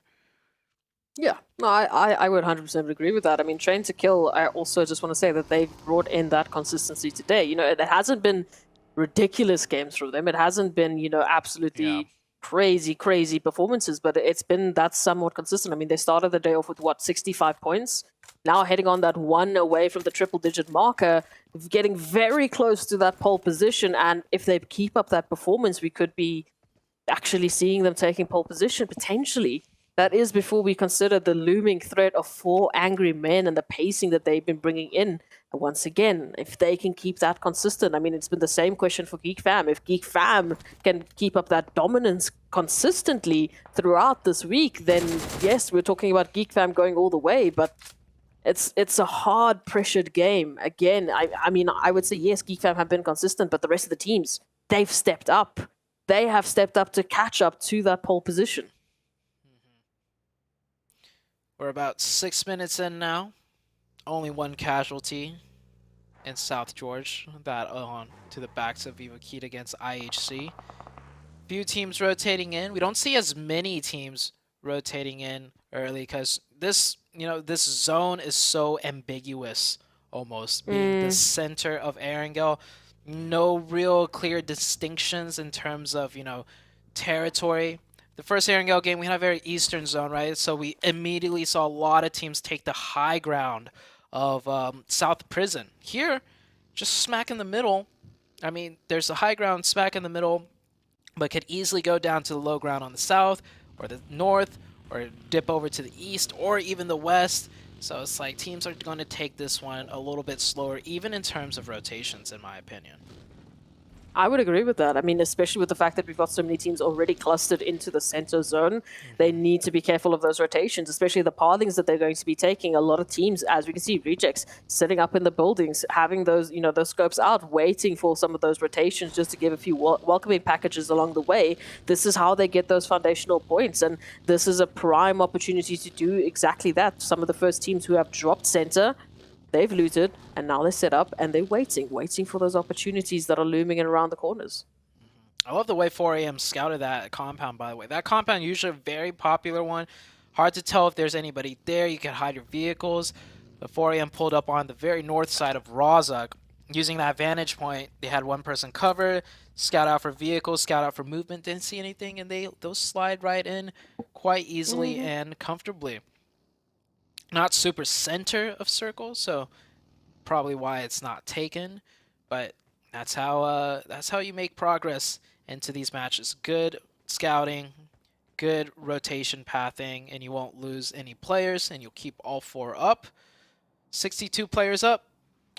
Going into the next circle shift, will this one give a more distinction on what kind of game we might be seeing? Does go hard down to the south, so now it's pretty much divided on the high ground and the low ground. Now teams will definitely prefer one or the other. There's some very strong compounds on the low ground that's more central, that if you take it now, you might be heavily rewarded for it. So we might see some clashes there in this new circle.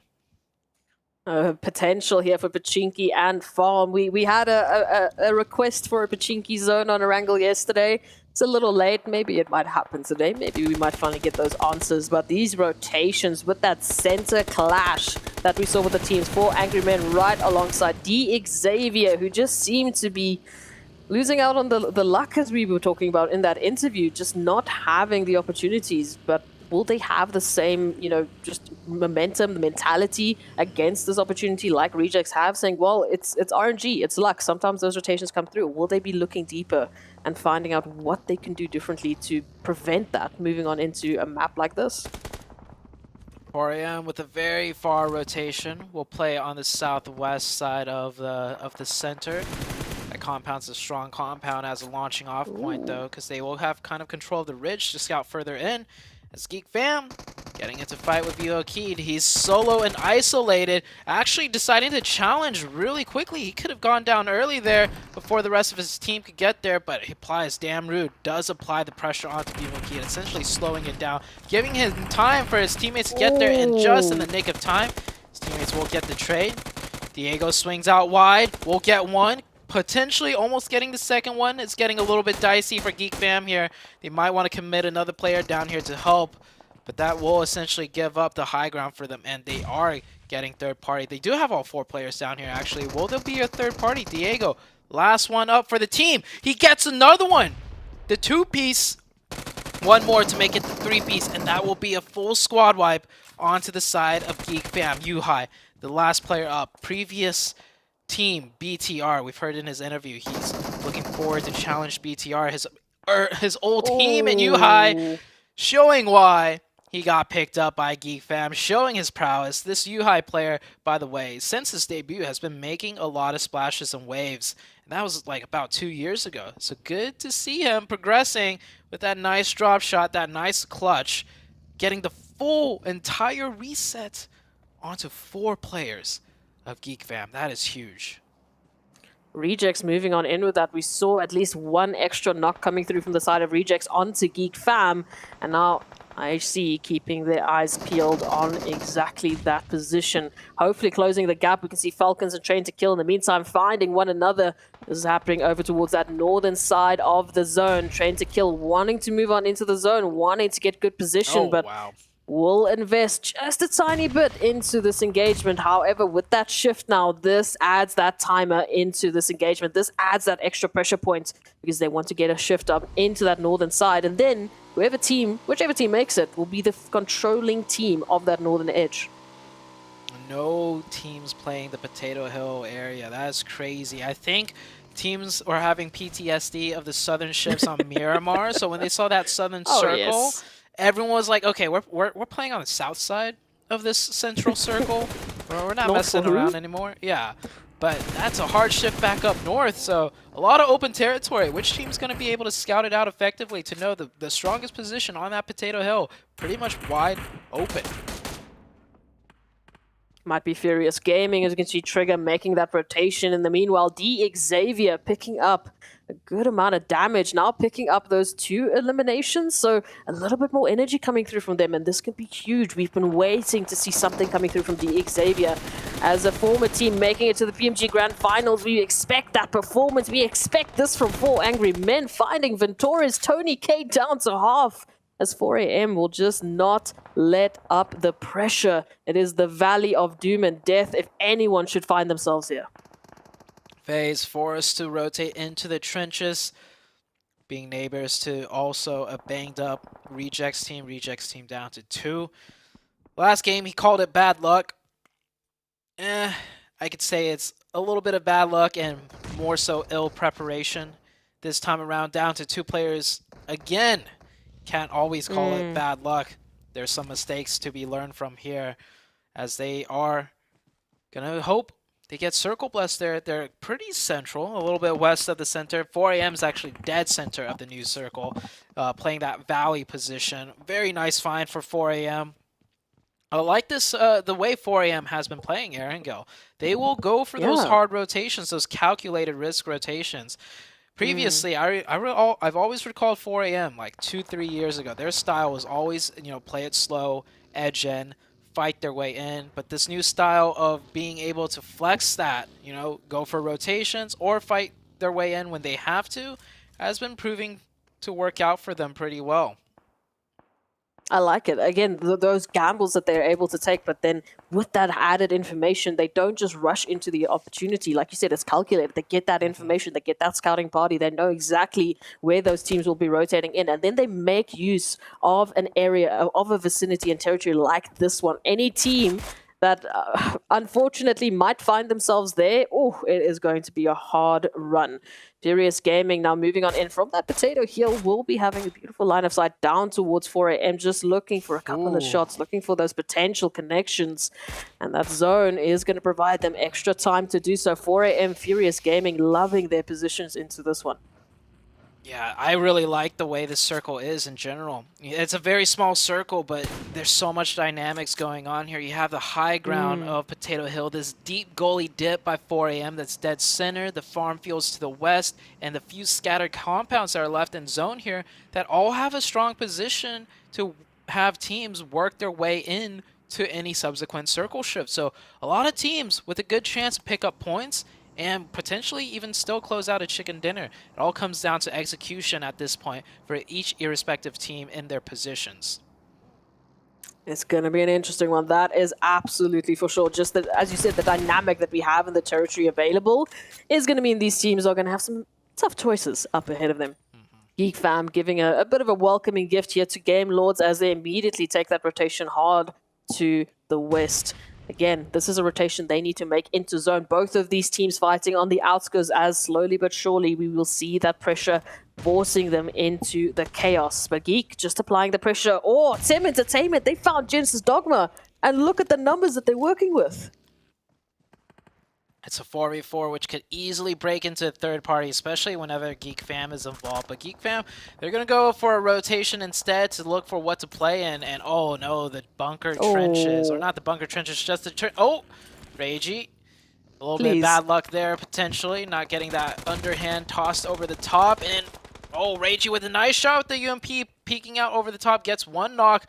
Forced to fall back because there's a lot of teams everywhere with sight lines that could third party this. Yeah, he's going to use the util instead. Good job. It's actually FaZe using the util. Reiji will eat the nade instead. The rest of Geek Fam going to start funneling in here. Rejects down to 1. Throws down the smoke. Should be able to get that revive. But meanwhile, look at that battle ensue on the high ground. The hilltops between Tim Entertainment, Genesis Dogma, and Game Lord. That is 3 teams fighting. Tem Entertainment is out. Now it's down to the 2 teams. I'm surprised Geek Fam wasn't the one staying up there deciding third party everything. They made the choice to go downhill into the trenches, and they still have 3 up and still making progress. Another good nade onto Reiji. That was all thanks to Game Lord. We're seeing that Hunter instinct coming through now, that aggression that we've been lacking, and Geek Fam somehow turning the tide onto Rejects. That is them completely eliminated. Back into the storyline here with Game Lord. They did so well up against Tem Entertainment, but there was that looming threat of Genesis Dogma. Victor finding that nade onto Booms is going to allow them that extra space as they try. And they try to make that flanking opportunity. But Genesis are holding on to every vicinity, every angle, every line of sight they have on lockdown. Now it is Victor up against trying to straggle back, trying to give that buffer zone. They need that time to recoup. Yeah, Game Lord looking like they were the aggressors, all of a sudden now being aggressed on, down to 1 member. He's going to have to go somewhere, find some place to play from. As GK, this team has been awfully quiet today. Looking good on the initial defense against Besiktas. Besiktas pushing in with the 4-man team, instantly cut down to 2.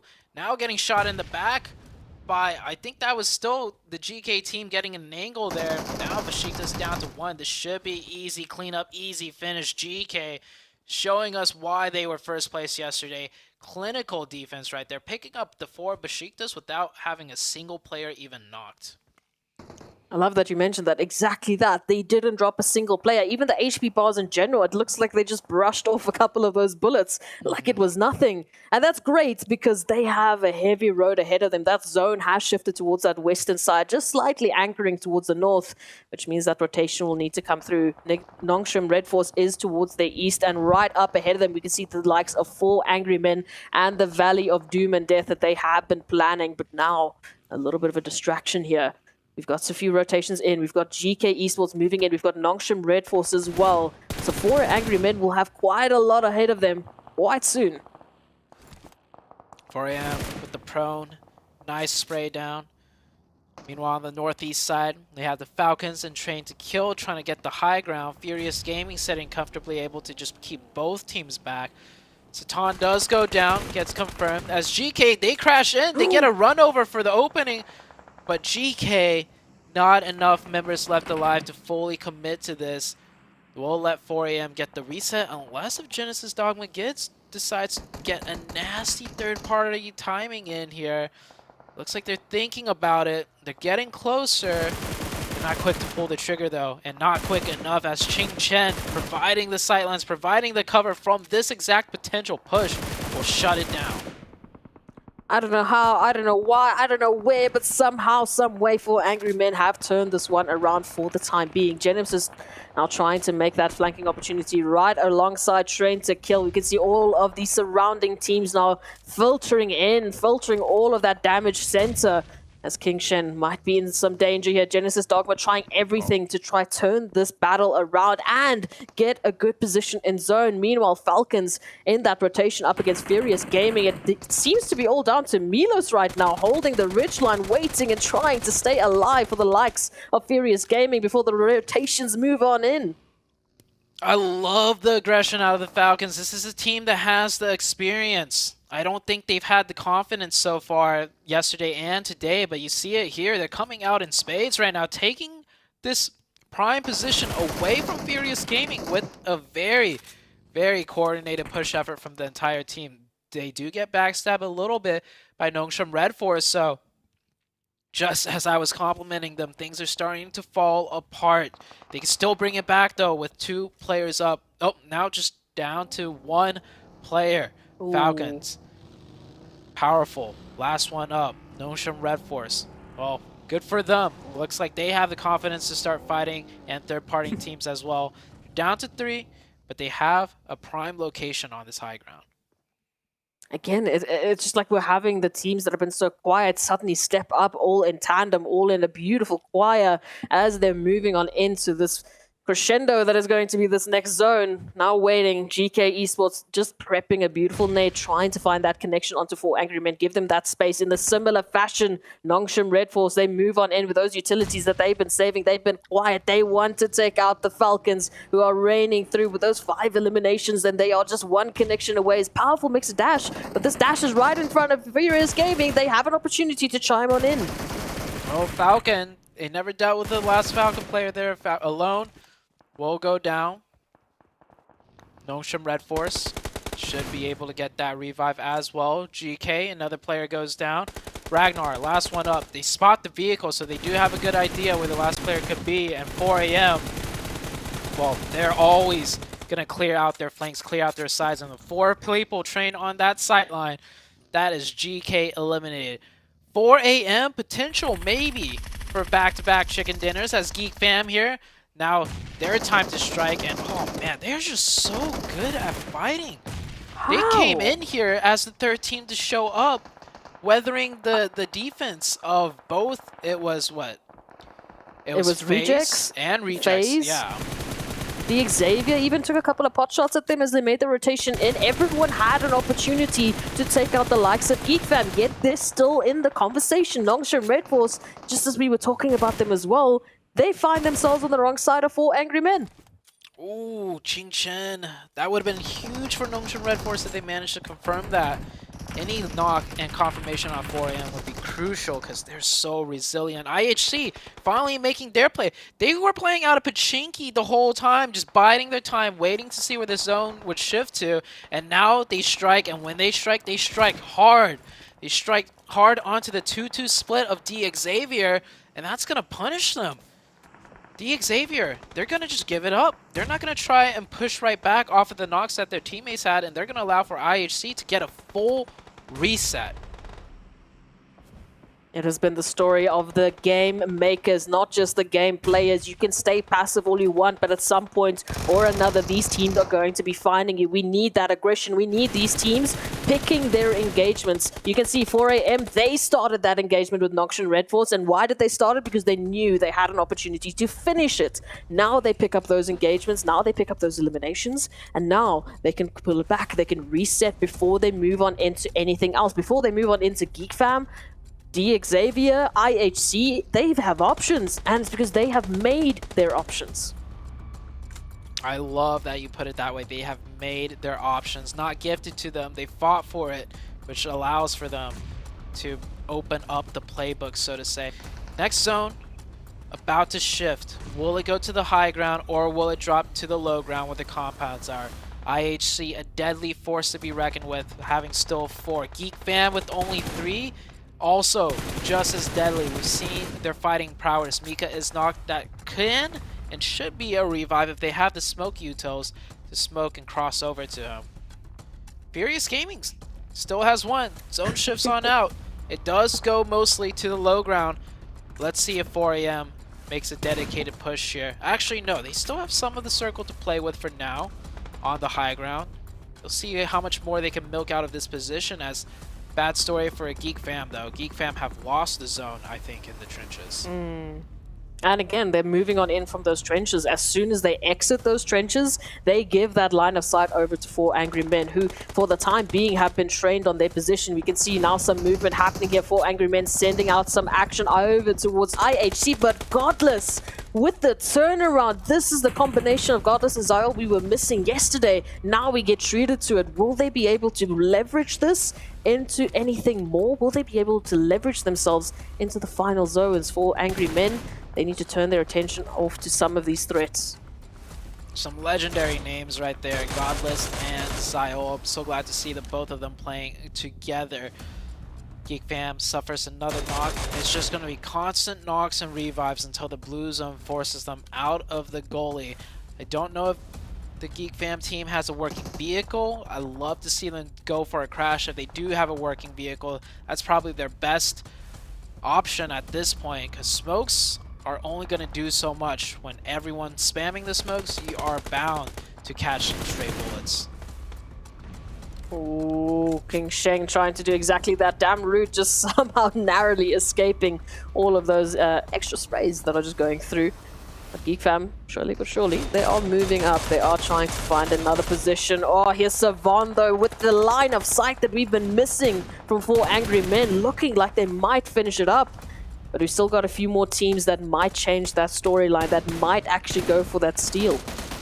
Another knock onto Geek Fam. They are just really weathering the storm. Can they survive right there on the edge? Is that circle just deep enough to get them into the zone on the trench? You see how hesitant they are in leaving that spot. About to get knocked once again. And just getting farm damage. New circle pops on out, so they will be safe for this one, but the next one they are surely done for, as the circle actually favors 4AM. It keeps them on the high ground for another zone.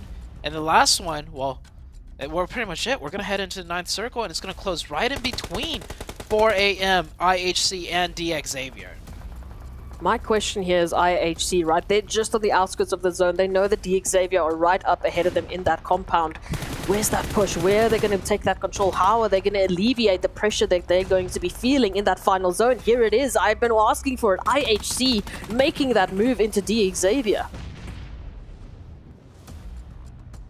Yeah, I think IHC was so slow to make that push because there could be very well be 2 teams there with those 2 different buildings. So they don't want to push too early and get third party, but after this much time has passed, I think they've been able to tell, okay, it's just the last 2 remaining players of DX Xavier. Geek Fam now making the play, getting into the zone, but man, yeah, just crossfired and angled from too many teams and people. They will go down. A nice try out for the side of Geek Fam. IHC, oh my gosh, Furious Gaming. We totally forgot about Furious Gaming in the backlines. That could have been at least 2 knocks, but he whiffs it. He gets 1 down, he gets like 2 down to 1 HP. And now IHC getting a full reset on the heels. And now it's a 4v1. I mean, it's all 4 players of IHC trained on Milo Van's position. They know exactly where their threats lie, but DX Xavier is still up and at him. And 4 Angry Men, we can't forget about them like we did with Furious Gaming. They're still involved in this contention. IHC will have their focus split just for this time being because they've got DX Xavier right up ahead of them in this compound that they need for cover into this next phase. Ooh, good knock. Oh, an even better finish. That is a huge setback for the likes of 4AM, because more than likely they were going to have to try and push and third party this fight. But 4AM, yeah, now down to 3. They're going to go down. They're going to leave 1 behind for the Overwatch fire. But, Furious Gaming looking to spoil 4AM here. That nade does not connect. And there's a chance, okay, I was going to say, there's a chance they don't know if Milovan is here, but now they definitely know when those DP shots rain out. IHC taking the fight on the inside, gets the finish onto D Xavier. However, they do lose one player. No, do they lose more than one player? Fierce Gaming taken out. Ching Chen with a nice defense there. Yeah, IHC lost one player, so it's down to a 3v3. IHC with the blue zone, pushing in on their backs. 4 AM with the prime positioning inside the center of the circle and the angles. Ooh. But IHC, This is prime. if any team can win this 3v3 at a disadvantage, it would be Prime 8 IHC. How are they going to do this? Are they going to clear out the tree with the grenades? Oh, Godless. He has an idea. Blue zone coming in. Makes a toss. Gets the knock. Yes! It's good. IHC to a 2v2 actually. Ching Chen or Good Xiao got the trade with the weapon. Goes for the confirmation. That's a little bit risky. Sticking your head out like that. They get another knock. 2v1. I think Godless got the knock. No, Godless going for the knock. Backed up in the shed and forced to push out. 4 AM making the decisive play to drive down while IHC was just finishing up their fight. It looked a little shaky when IHC took down Savan and got the confirmation, but a back-to-back chicken dinner. A super extremely tough game on Sanhok for 4 AM to navigate. This time around with 2 very precise rotations. They will nab the chicken dinner. And I think 4 AM, they should be shooting up to first place after that one. The question is, have they broken that streak? 7 posed the question. They didn't look so good yesterday in the second half of the day, especially over towards a wrangle. Here we go, completely revitalized, a completely refreshed 4 angry men moving on up, potentially, like you said, to that pole position with the performances that they've been putting up with the winner-winner chicken dinner from Sandhawk over to the winner-winner chicken dinner on a wrangle, and their beautiful performance with that setup in the valley. They are bringing home a very surprising performance here for everyone, or at least the expected performance that we were waiting for on day number 1. 4 AM looking so good right now. China overall looking very strong. Nova finished in second. In week 1, LGD almost made the top 3. Unfortunately for them, they were knocked down to 4th. At 4 AM, well, there's still a very long road ahead of them, but that road's looking brighter and brighter with a back-to-back chicken dinner.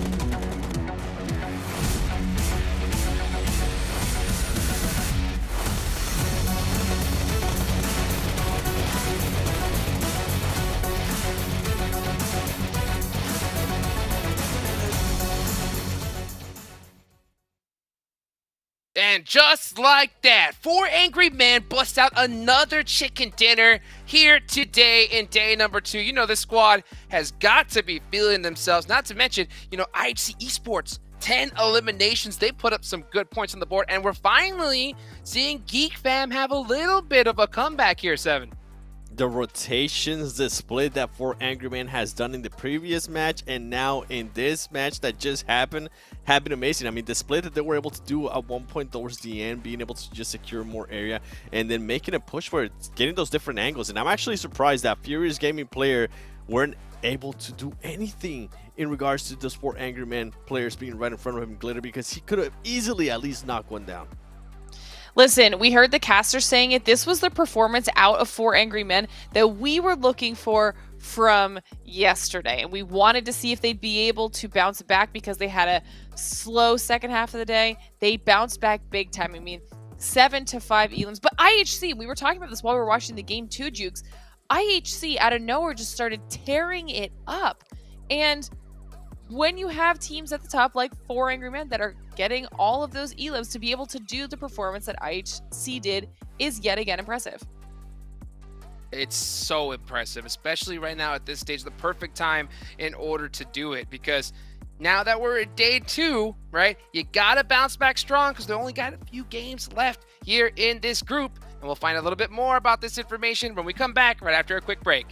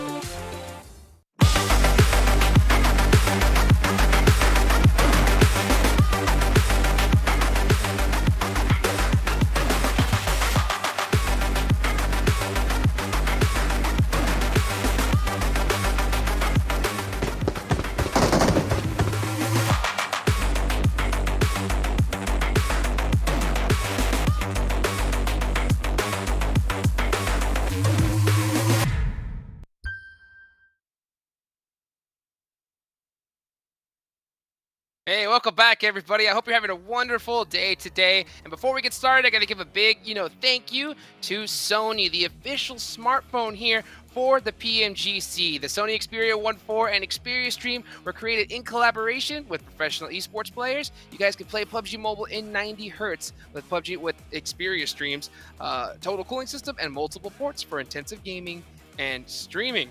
And you could tell, man, these guys, these 4 angry men, they are getting angrier and angrier as this show goes on. And I want to see just how angry they have gotten with this overall rankings. Ooh. And quite angry indeed. No way. 7. First place. Did you do this math in your head? Did you see this coming? I did not. I actually thought it was going to be maybe 2nd place, but I guess the chicken there is the tiebreaker in this situation. Wow. Yeah. Okay, well, here, let's talk about him a little bit more. 59 eliminations. I'll actually go a little bit more in depth into that because it's really impressive what they've been able to do in the past 2 matches. Geek Fam, though, I mean, it's not the Geek Fam that we're used to. They get a good performance in that last match, but I want to see what they're going to be able to do in this next Myanmar. You can see Furious Gaming being able to move up. That's good. Remember, that was a team that I was hoping they would be able to take advantage of them being in 11th place. It's good to see that. Game Lord, they're continuing with that passiveness. They have been getting more eliminations, but I feel like it's they can't find a happy medium, Glitter. It's either some eliminations and no placement points, or some placement points and no eliminations. Yeah, and then down there at the bottom, I know it's not big, but I heard you kind of mention it too, Jukes. Tem falls even farther. D. Xavier actually jumps above them, which, the points are still very close, and we say it all the time, one match could change it, but I think it's more kind of the momentum loss, that mental hit that we talk about a lot too. I mean, at the end of the day, top 3 is the goal, okay? No matter what, like, all these teams want to get into top 3, nothing short of that. For 4th place might as well be last place to a lot of these players here. At the end of the day, if you see Tem drop that low, if they want to bounce back and try to get that top 3, it is still possible with how many games we have left to be played. But I think we need to see something out of them right now in this Myanmar match, because 4 angry men are heating up, right? Geek Fam is heating up as well. And I don't think they have any plans on letting go of the lead that they've created here, 7. It is possible, but I'm so glad you mentioned 4 angry men too, because I want to actually talk about them a little bit more, especially in regards to eliminations. In 8 matches, that team was able to get 28 eliminations. In this past 2 matches that they have won, they have already gotten 31 eliminations. So if those teams towards the bottom do want to make a push, I mean, it's going to have to be now, especially with the performances that 4 Angry Men is being able to put up. Now we're going to be going into Miramar. I tend to expect a great match out of Besiktas. You can see their south landing spot right there. And also, I'm going to be looking forward to the Xavier. We finally saw a little bit of a wake-up call out of them, and they were able to move up to 14th place, making that gap even closer, Glitter. And GK, same story continues. They're just nowhere to be found after yesterday. Yeah, it's super unfortunate. I mean, Foreigner men, at this point, I want to see if they can continue. Go for the turkey of the chicken dinners. Yes. You know, can they get the back-to-back-to-back? Because right now, they look a little bit unstoppable. But to be fair, they just tied Geek Fam for first, and Geek Fam was one of our top Miramar performers. So Geek Fam is one of my teams to watch for this next match. And then IHC, they're starting to look a little bit more solid. They're kind of stepping up, getting a little bit more comfortably aggressive. And I don't want that to go away. I need that to stay here. Yeah, stay right here where you're at. And you know what? I love this part of the tournament because once you hit day 2, those first day jitters by now are gone, right? Like that whole initial just stress of, oh my gosh, we're here, we're live, the land, that they should have gotten used to that by now. So now we're going to start seeing the true potential from some of these teams. And I think IHC is one of those squads that, you know, had that initial nervousness, are starting to finally start putting in performance, but you can't let go of that pedal. You got to put the gas heavy on. And speaking of cooking with gas, let's go ahead and get this next match started. Let's take it on over to Zute and Esproxy. Yeah, we're back to Miramar, cooking on gas. Well, if anything goes to show, Miramar, that last Miramar we had today, Los Eagles finish. I don't think we're going to see anything as crazy this time around, but last week, I mean, I saw a circle in way far up in the north, a circle that ended way far down in the south. Now, today, who knows what this Miramar game is going to bring, but I'll tell you what these players are going to bring. They're going to bring their absolute best. They're going to be trying their absolute hardest as we're almost, you know, getting to the halfway point of this week number 3. We just passed the halfway points of the day into potentially the halfway points, of course, at the end of the day of the whole week. So these teams, yeah, if you want to talk about that pivotal moment, that point that these teams know that it's do or die, it's you need to bring that performance now or it's going to be never. I feel like we've already passed it, but I'm going to say it's at the end of the day. If we don't get to that halfway point and you're not feeling comfortable for the last 2 days, we saw what happened with HVVP in last week when they were pole position holders for 3 days in a row. Yet still in that last day, we had miracles happen. We had teams stepping up. We are having teams step up today. And they are bringing through a force that if you don't calm it down, if you don't bring your A game on right now, you're going to fall behind. Yeah, speaking about bringing on your A game on right now, right? The teams are feeling that pressure. We just saw a couple of seconds ago, the Xavier, they made a sub. The Xavier, one of the teams that we talked about at the beginning before any matches started, a team to kind of look out for based on their previous performances. They subbed out T-Duck for Vicoy, or Vichoy. So the Xavier, they're feeling that pressure. They need to make a change, and it's not just the Xavier. We've already seen a few teams do some sub-outs, sub-ins, and I think it was better to do it early. One team, the very first team almost, I think, if I'm not mistaken, to do a sub was IHC, and that's been working out so well for them that they recognized the problem early on, and they tried to fix it with the sub. These other teams following suit might be a little bit too late, but hey, we're not at the halfway point just yet. There's still hope, there's still time for these teams to work out their kinks, whether it be with the current roster that needs to synergize better or maybe bring in a new player. IHC, I mean, Zyol, I feel like is holding the title of Super Sub right now. Remember, as soon as they jumped into that game, first up, the first elimination we had on that map, also, who did it go to? Zyol, bringing in that energy, almost making a statement as soon as their feet hit the ground, that IHC, the storyline, it's going to change. The chapter has opened, and now the same thing has to be said. We've had 2 subs in today. It was Nongshan Red Force and now D Xavier. We need that performance to match. We need that energy to move on back in. Playing path quite heavily favoring the western side. A lot of teams splitting out to the east. Not too bad though. It's better to probably stretch to the east and stretch to the north from a southern playing path, because a lot of road access ways all run from east to west, and which means a lot more car vehicle spawns for teams to work with to try and stretch further to the east, unlike, you know, the opposite way around. We saw the circle pop up. The circle will be actually favoring more of the eastern side. Los Leones dead center of that new zone pretty much. taking a look at the mini-map. No hard drop contestants, but once again, with the plane path being so far west, we might see some scattered split drop fights or rotational fights. Yeah, moving on in from that western side, I wouldn't be surprised if that's going to happen. Again, we had that ridiculous murmur on the first point of the day. Actually, it follows through as to what happened yesterday. Yesterday's first murmur was ridiculous. It was ridiculous. The second murmur was a little bit, it was skewed. It was definitely still providing these teams with a lot of rotation options, but it was a little bit more normal. It provided the teams a little bit more spacing. And in those maps, what it came down to were the first teams to, again, same as Los Higos, making position, making that call, making that opportunity and that early rotation to put yourself into the best possible footing. Again, not a lot of information this early on into a zone, but I would like to see a few more teams taking a hold of that eastern side. I mean, we had the flight path. We know what the zone is going to be pulling. They have that information. Let's make use of that eastern side. We're riding with Snipes here, driving in FPP mode. I almost feel like it's better to drive in FPP mode because then you're forced to keep your eyes on the road, right? Whereas in third person, you can there's trees. Yeah, you can not keep your eyes on the road.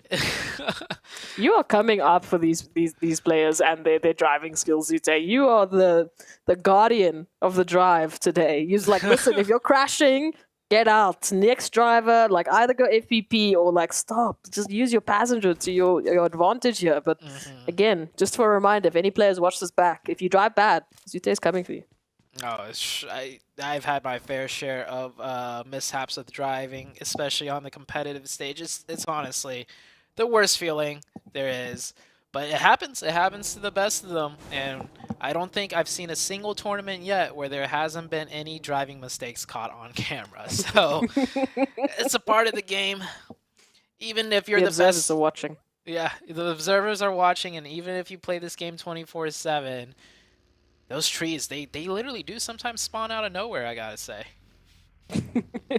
And the observers they're just waiting for those moments. They're waiting for that reel, for the funny moments. They're waiting to catch those points. The observers are like, we're gonna plot down a tree right here and right now. It's like, I swear that tree was not there before.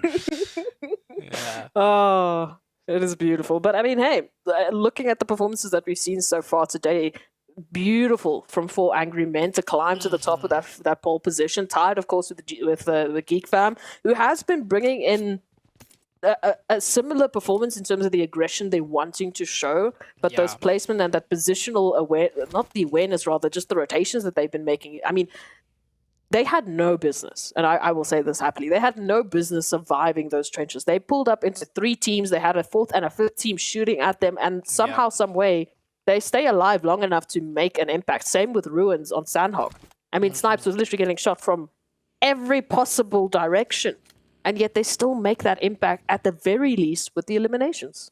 Yeah, it's just, I feel like if Geek Fam, like I said, if the circles shift in a way where it's just slightly more favorable for them to entry in on, that's the game where they pick up a lot of placement points plus elimination points. When the circles shift in a way that's a little bit trickier to deal with, I mean, they'll still make it work. A very strong, resilient team, but I just don't feel, the only thing they're missing if we want to do a direct comparison, right, with 4AM that just overtook them, is they don't have those clinical, surgical rotations, but that's just not their playstyle. We saw, 4AM make some really long stretch of rotations on both Erangel games and the Sandhawk game. That's more so in their playbook, and that either, rewards them really big, or sometimes they'll lose players on rotation. That's the risk that runs with it. Geek Fam, they don't lose players on rotation because they just take it slow from the edge.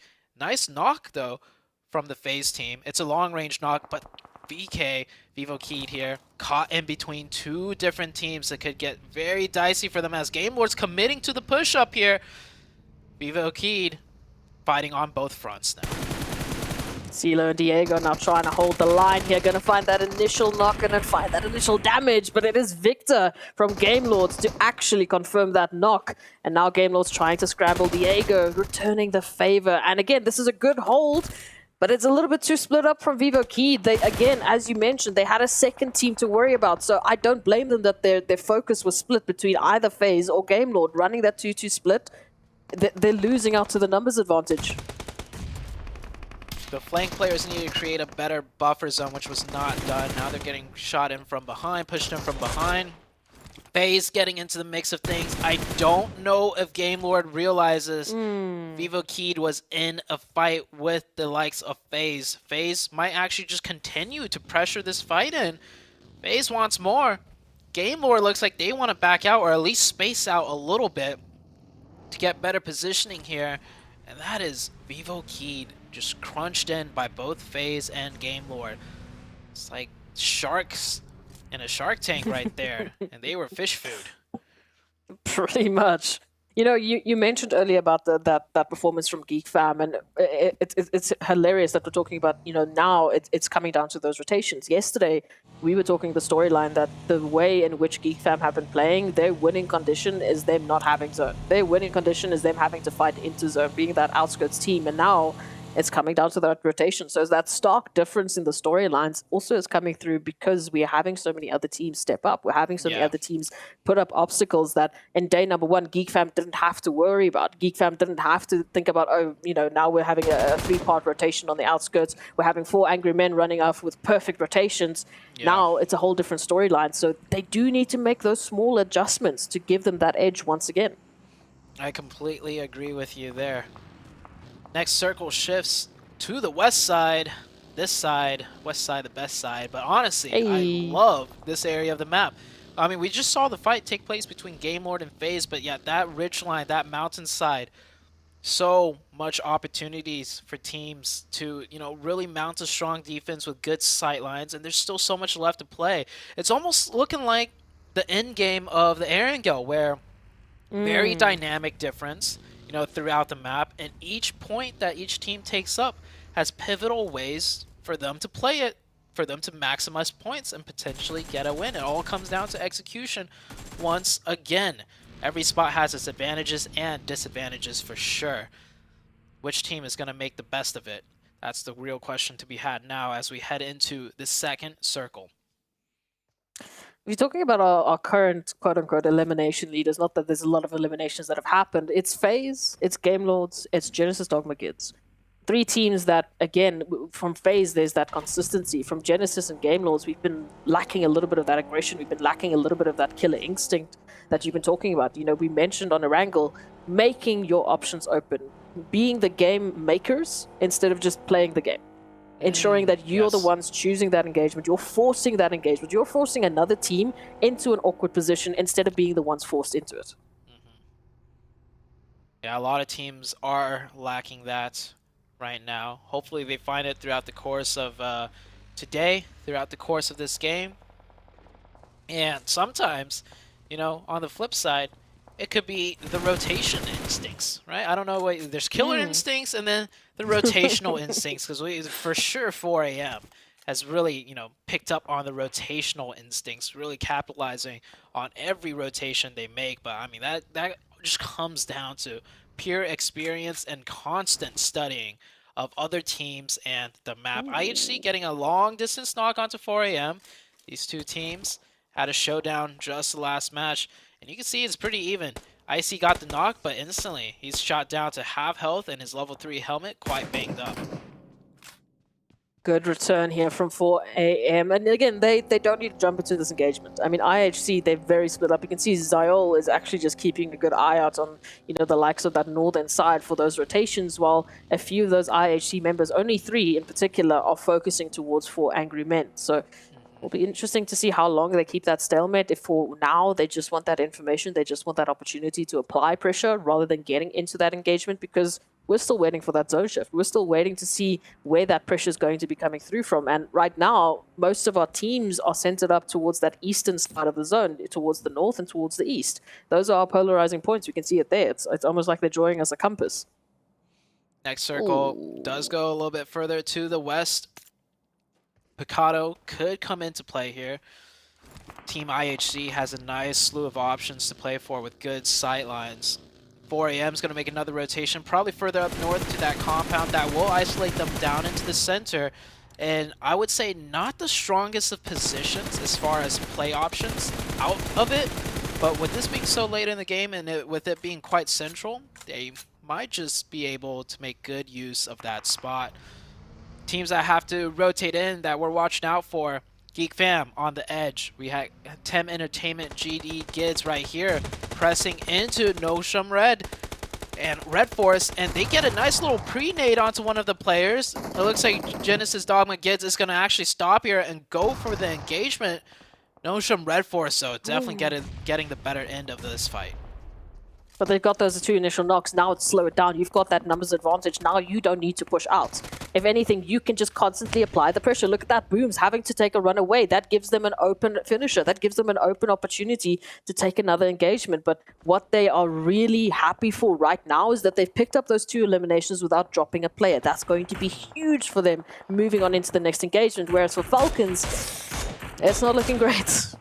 Yeah, Falcons going for the gas station, end up losing. How many? They end up losing 3 players. Falcons down to just 1 out of Yusuf. Man, this Falcons team, very, very disappointing performance, I would have to say, as far as like what they've been able to do before. So, 53 points only. Only 1 player left alive. Not even in a strong central position. He's probably not going to get the next zone. And if he does, he's not going to be able to get many elimination points being a solo player. IHC, meanwhile, just chilling on the western side. Anytime you see IHC on the edge of zone, it's always in a good spot that gives them play options for further zone shifts. And FaZe Clan, yeah, FaZe just continuously laying out pressure 360 around, all from this vantage point that they're holding. I'm liking it though. Already, we talked about it. They picked up those 2 initial eliminations. Oh, might be on the cusp of not just the 3rd, but they've already been looking at their 4th, as Yuhai is just down to a sliver of HP. And it's forcing the likes of a team like Geek Fam to rethink their options, to rethink their position. All of a sudden now they're being pressured, looking at a potential regroup, running that 2-2 split that Geek Fam are working with now. If anything, the 2 of Rude and Yuhai, they are isolated. They are in a little bit of trouble, especially when we start to think about Train to Kill. Moving on into their position, you can see already the first member of Train to Kill. They're getting closer. Yeah. It's actually very strong for FaZe to take those shots. Like, the player's keeping his head down. You're not going to get any damage in. But what that does essentially is it doesn't allow Geek Fam to peek up to look for info, to put pressure onto Train to Kill. So with Geek Fam not creating any presence because they're constantly pinned down, that gives Train to Kill, more opportunity and comfortability to press closer to Geek Fam on the next shift if they do fight that way. But for a Train to Kill, they got another team to worry about, and for them, this might be an easier fight as they've already picked up an open to one of the players of Tem Entertainment. That will be a confirmation as Tem Entertainment is going to completely disengage and leave that player. Yeah, and that opportunity, I mean, the way in which the terrain in which Tem Entertainment is working with, it's not worth it. And then before you even think about that, we have to consider the amount of teams in the vicinity with them as well. As we said, Nongshim Red Force, off of the back of that great 2 elimination pickup, they're feeling good. They've got that momentum. Genesis Dogma Gids, on the other hand, they're feeling a little bit scared for this engagement running with that duo. They do not really want to jump into anything just yet, especially when you consider that they are isolated. The 2 players that are left, they're alone. Man, this FaZe team is just not letting up. Really trying to punish Geek Fam as hard as they can. Ooh, Train to Kill. Yeah, Train to Kill is going to be able to just slide right on by due to the pressure that FaZe is putting onto Geek Fam. Now, Geek Fam have to push into Train to Kill, and it's going to be a lot more difficult when they're constantly getting pressured by the likes of FaZe. Looking on the western side of things, few players have made rotations deep down to the center. Xavier, successful defense onto Game Lord. Where's the rest of the Game Lord team split up? There's only 1 player left up from Game Lords. The last player actually up north in Picado. So trying to do a 1-1 split here to just maximize their chances of getting the zone, but man, I don't think they were expecting a team to push them there. Xavier actually running a 2-1 split as well, but unfortunately one of those hopefuls finding that 2 of Xavier will meet the end and mean that We do have Game Lords down to only one. Akashi will reign that flag high, hopefully, for a few more zones, get some good placements. You can see Nongshim Red now feeling the pressure, trained to kill with that rotation. Lovely line of sight here from Sandesh, who can apply that extra bit of pressure while the rest of the team moves on in. Nongshim Red looking like they're in a decent spot, to be honest. They're the ones essentially that's controlling the flanks of Train to Kill now. And they do push them away. Train to Kill do find a nicer position, but this allows for Nongshim Red to be, if they are able to execute it, it allows for them to play in a way that Geek Fam does. No one to their backside, they keep 4 up, and they just need to push into Besiktas now. So let's see if they are able to execute this properly, a team that's been struggling all week long so far. Now they're going to face a tough challenge in the form of Besiktas. Nongshim Red feeling some pressure all of a sudden, and there's a turnaround. There's a reach around here from Geek Fam. And it's a nice little bit of energy to see them. They have been pinned down for so long. It's just good to see that they're picking up these eliminations already too, but those confirmations are just out of reach. Nongshim Red Force now being forced on forwards. I don't know if they have time for that res. I'll have to wait and see. In the meanwhile, ooh, look at this Besiktas. The double tap there onto Nongshim Red Force. Nongshim Red Force between Geek Fam or Besiktas. Pick your poison. Yeah, pick one, don't pick both. That's what it looks like they're doing. When that first player got knocked, the second player just stood behind that bus, like, hoping, praying that he doesn't get knocked too. He should have been aware. If my teammate got knocked in the back, they have angles onto me, so Nongshim Red Force, just push forward. Don't just sit still and take the both poisons, like you said. Anyhow, it looks like GK making it into the late game. Some better rotations out of them, but Besiktas, man, on a warpath, fighting their flanks and fighting the front side. They're going to be looking to take care of Nongshim Red Force and then taking care of the likes of GK. GK's already hurt. And wait a second, it looks like Train to Kill getting some knocks onto the Geek Fam team. I thought that was Besiktas getting more damage into multitudes of teams here. Well, they definitely have the option here, but Mika coming through from Geek Fam, trying to hold the line as the solo member and just getting absolutely shot. You can beeline as much as you want, zigzag all you want, but you've got 2 teams trained on your position. Now Nongshim Red Force, they initially wanted to go for that push, but that elimination from Geek Fam is going to provide them potentially a secondary option. This is still risky though, right in front of like, what, 3-4 teams? Oh. I think Nongshim Red Force is going to go down there. Yep. Last player of Nongshim Red Force does indeed get eliminated.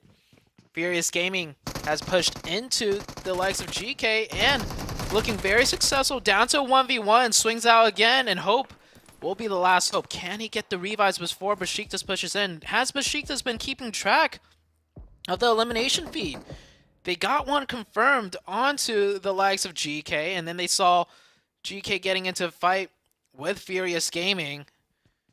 I'm surprised Besiktas isn't pushing off that. Besiktas has how many players up? Taking a quick look at this. Besiktas has all 4 players up. All 4. Yeah, they could take all 4. They could have taken this position, denied the full reset, and given them pretty much full access to anywhere where the circle shifts. But without taking this spot, GK is gonna constantly be a little bit of a roadblock. And now Besiktas is coming in. It's a little bit too late. They could still win this one out though.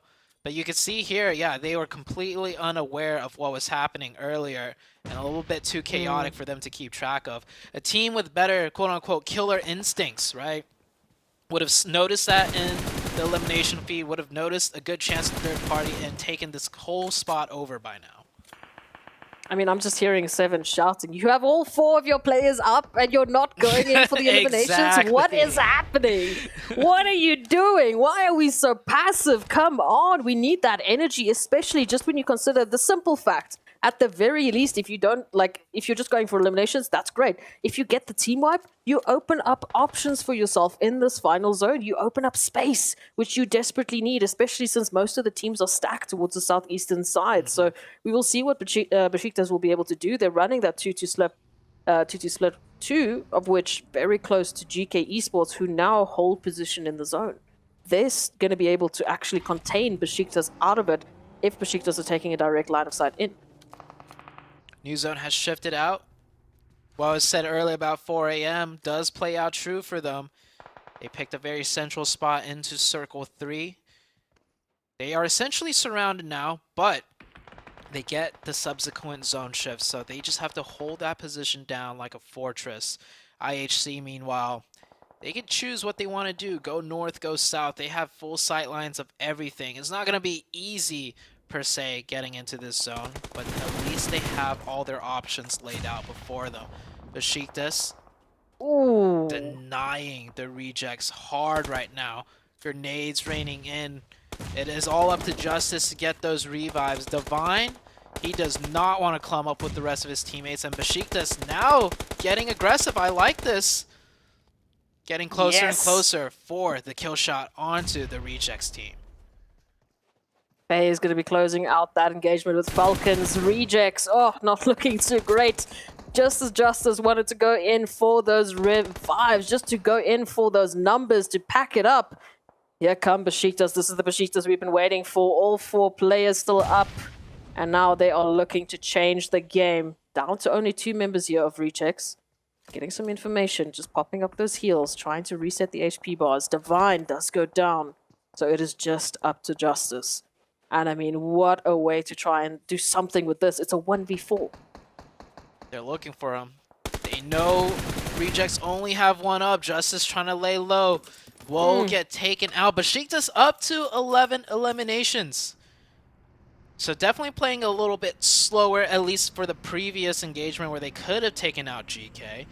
Still does not mean that it's not going to work out for them. The killer instinct definitely kicked in, though, onto the Rejects team. They went for that as soon as they had the dominant position.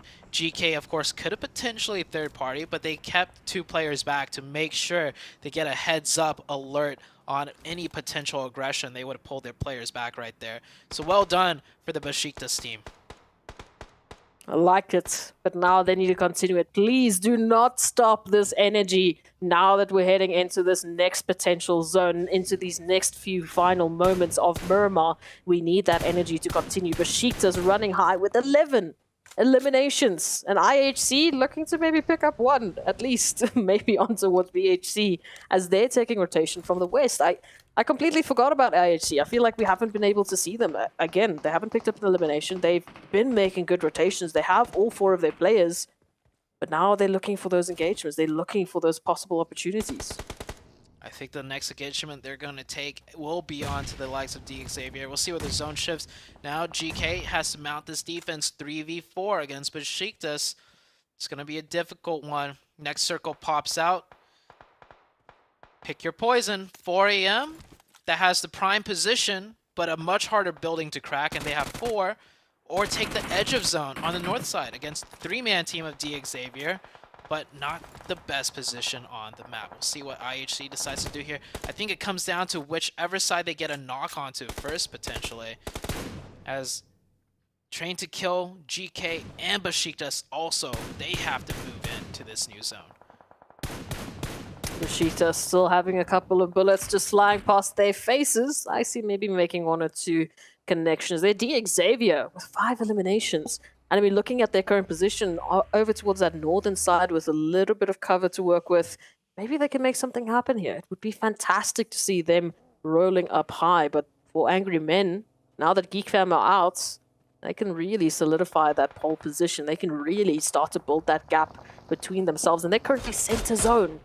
I mean, this is as bravado of a play I can see, but IHC might be here to stop the bravado. Uh-oh. I was saying, whichever side they get a knock on first might be the committal. And, Besiktas forced to go down into the open, use whatever rocks, trees that they can as cover. Meanwhile, GK on the north side will swing north. So Besiktas swinging south, GK swinging north. Which team will come out on top? Both teams have a very tough zone entry to breach. Phase holding down this northern side at this deep dip, and they're doing well for themselves.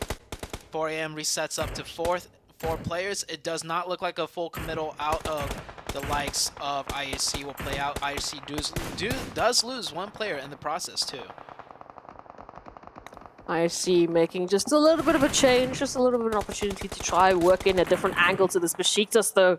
They're feeling the brunt of the action as they are just taking lead after lead after lead right from the barrels of 4 Angry Men. As trained to kill, they find FaZe Clan, no other than FaZe Clan, as well as GK Esports, who are feeling the pressure now.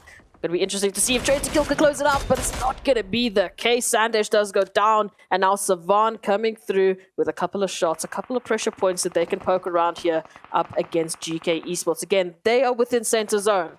They are fighting against all of the other teams on the outskirts. Another precise, critical rotation potential win coming out of 4 a.m. and not out of it just yet. But with that position and with all the teams having to edge into the wide open, this is as free as can be for 4 a.m. I feel like. Oh, I do want to agree, but I also want to see what Xavier can bring in as they take out FaZe Clan. Lamborghini with the roll-up, running through with 5 eliminations of the total 9 that Xavier currently have. 4 a.m. still within centers, still applying that pressure to Besiktas. They are reminding me right now of Tem Entertainment over towards Erangel, just not an opportunity for them to get out. At least this time, the cover's a rock, not a tree. Yeah, that tree is going to be out in the blue zone soon enough. But Besiktas still managed to keep 4 up. I would have liked to see, with those 4 players, they played a little bit more aggressive against the likes of GK way earlier. They would have picked up some points there. Surprisingly, they're moving down through the smoke. They're getting very close to the likes of 4 a.m. 4 a.m. also worry about IHC. They're getting pushed on both fronts, but IHC taking some shots onto the likes of Besiktas. Still getting pressured, though, by the 4 a.m. team. 4 a.m. just weathering this multi-pronged attack, but it's very broken by both sides as they don't have the hard cover. Everybody taking shots at anybody crossing into the open. 4 a.m.'s going to stay up with 4. Oh, this would have been a huge knock if Savan could have connected, because that's the isolated player out of Xavier. Besiktas down to 2. 4 a.m. need to take care of this without losing too many players. Ideally, not a single one. Xavier looking to third party and strike. They're backed up in a corner. And hold up! Why is the fight not over yet? How many of 4 a.m. just went down? That's 2, 3 of 4 a.m. just went down? No, 2 players 4 a.m. went down. Spawn at critical HP. The other player trying to get the revives. Xavier will strike when it's hot. They're close. 3v3 situation. Savan finally popping off the first aid kit. They might be able to get another revive if they feel the pressure of Xavier slow down a little too much here. No, they'll get one confirmation. We're back to a 3v3. Xavier has the advantage. 4 a.m. has pushed out of the compound. That fight took too long. 2 knocks onto 4 a.m. might cost him this chicken dinner here. Xavier just on the clutch, just on the cusp of getting a winner chicken dinner. It has been long awaited. We want to see that Xavier performance. 4 a.m. though, not looking to back on down, going for the turkey dinner as Quingshin does go down. Frankie moves on in with at least 1 confirmation and the trade can't be there. Instead, it's Savan that will go down and Xavier. They pick up the winner chicken dinner after we have been asking for a performance from them from the beginning of today, from the beginning of yesterday. Finally, they are here to make a showing. You know what it is, S-Proxy? Mm-hmm. Do you know what it is that led them to that chicken dinner? Mm-mm. It's that sub out. Hey! It is? Yeah! Oh my goodness, no way! Yes! Yes! Yeah! Let's go! That is exactly it. We were waiting for it, and they've been so quiet. And then we blink, and they've got 11 eliminations. They're suddenly taking on 4 Angry Men. What is it with our super subs? What is it? Yeah, I don't know. But man, look at the relief on that player. Not even smiling, because they realize with that win, all it means is that they got even more work to put in. That was pretty much them preventing a nail being, like the last nail being nailed into the coffin. They stopped that, but now they have to break all of those other nails out, rise up from the dead, and try and fight their way into the top 3. And that's going to be hard to do because 4 a.m., They didn't get the chicken, but they got another second place finish. But shoutouts to D Xavier, another team potentially rising up from the dead. Let's see if they can keep it going.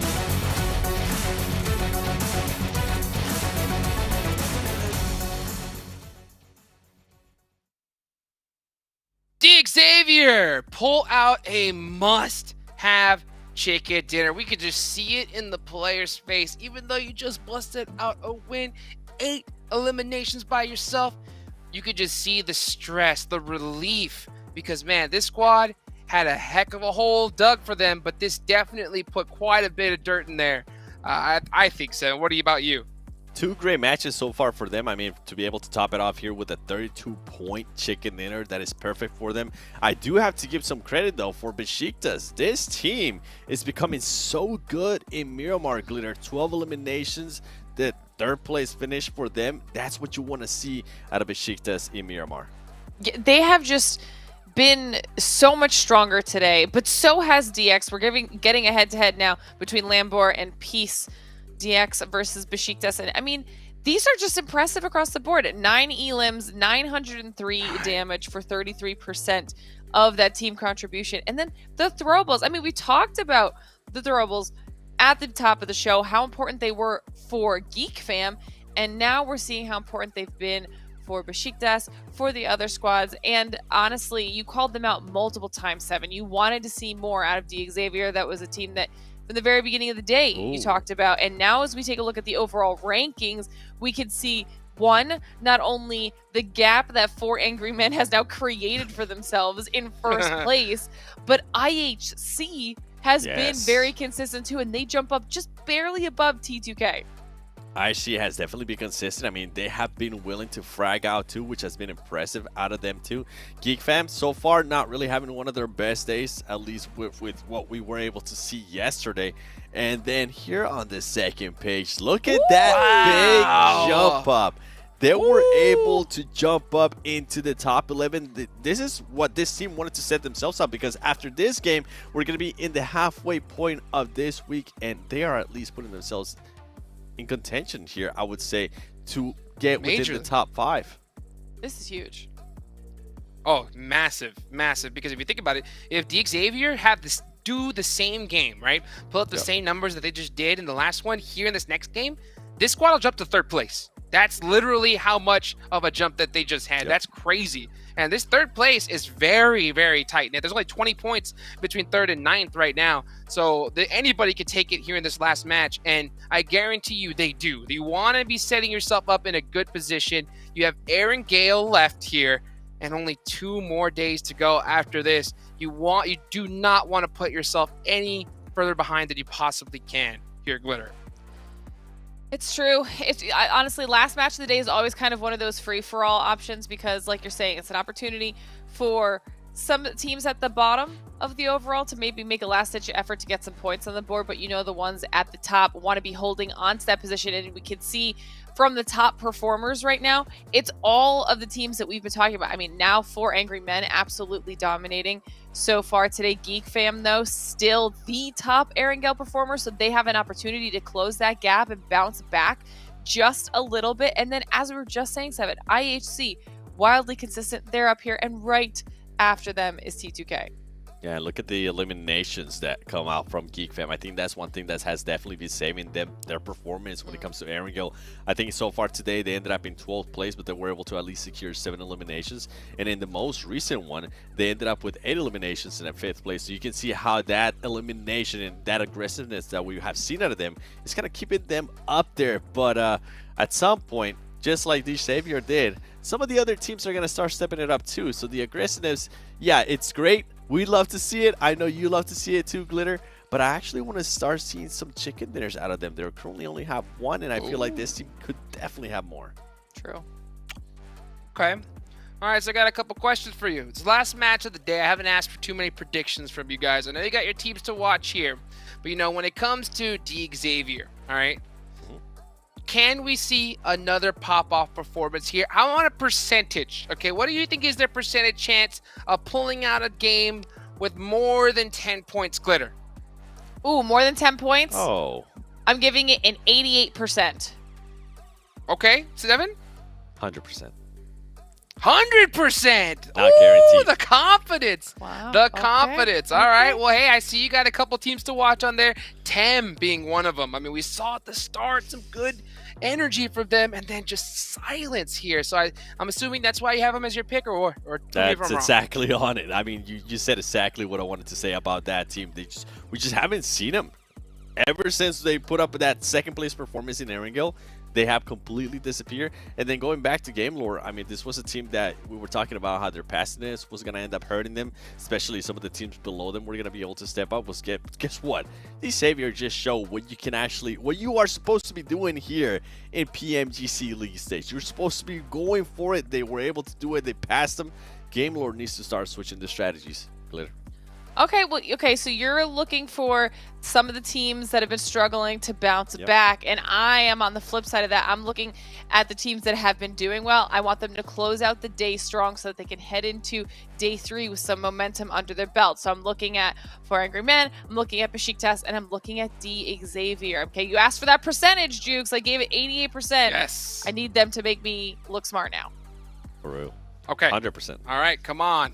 Xavier, pull up or shut up. It's the last game here of the day, and we are about to be at the halfway point of this tournament. 1 match left.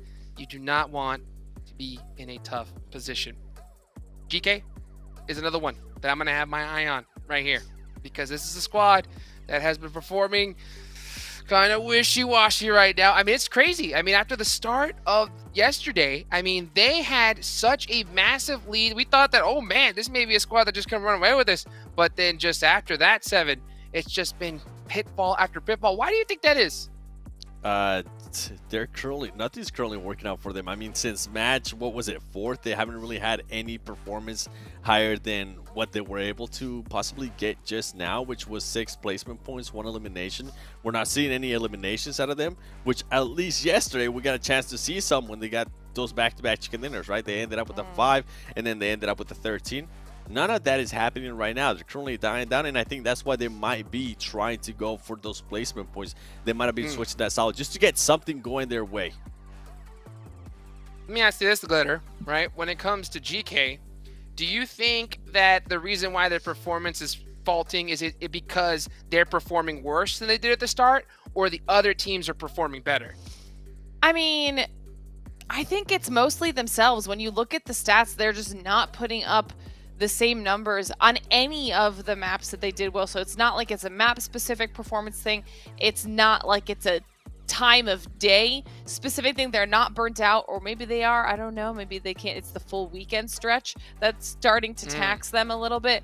But I think that they're very capable of bouncing back. They just need to at least get something under their belt that's a little bit better than what they've been doing, so that they can set themselves up better for tomorrow. Or if they don't, just be prepared to review those VODs. Make sure that you can make your adjustments from day to day, which is actually what we've seen a lot of the teams that struggled on day 1 doing here today. It's why they're doing better.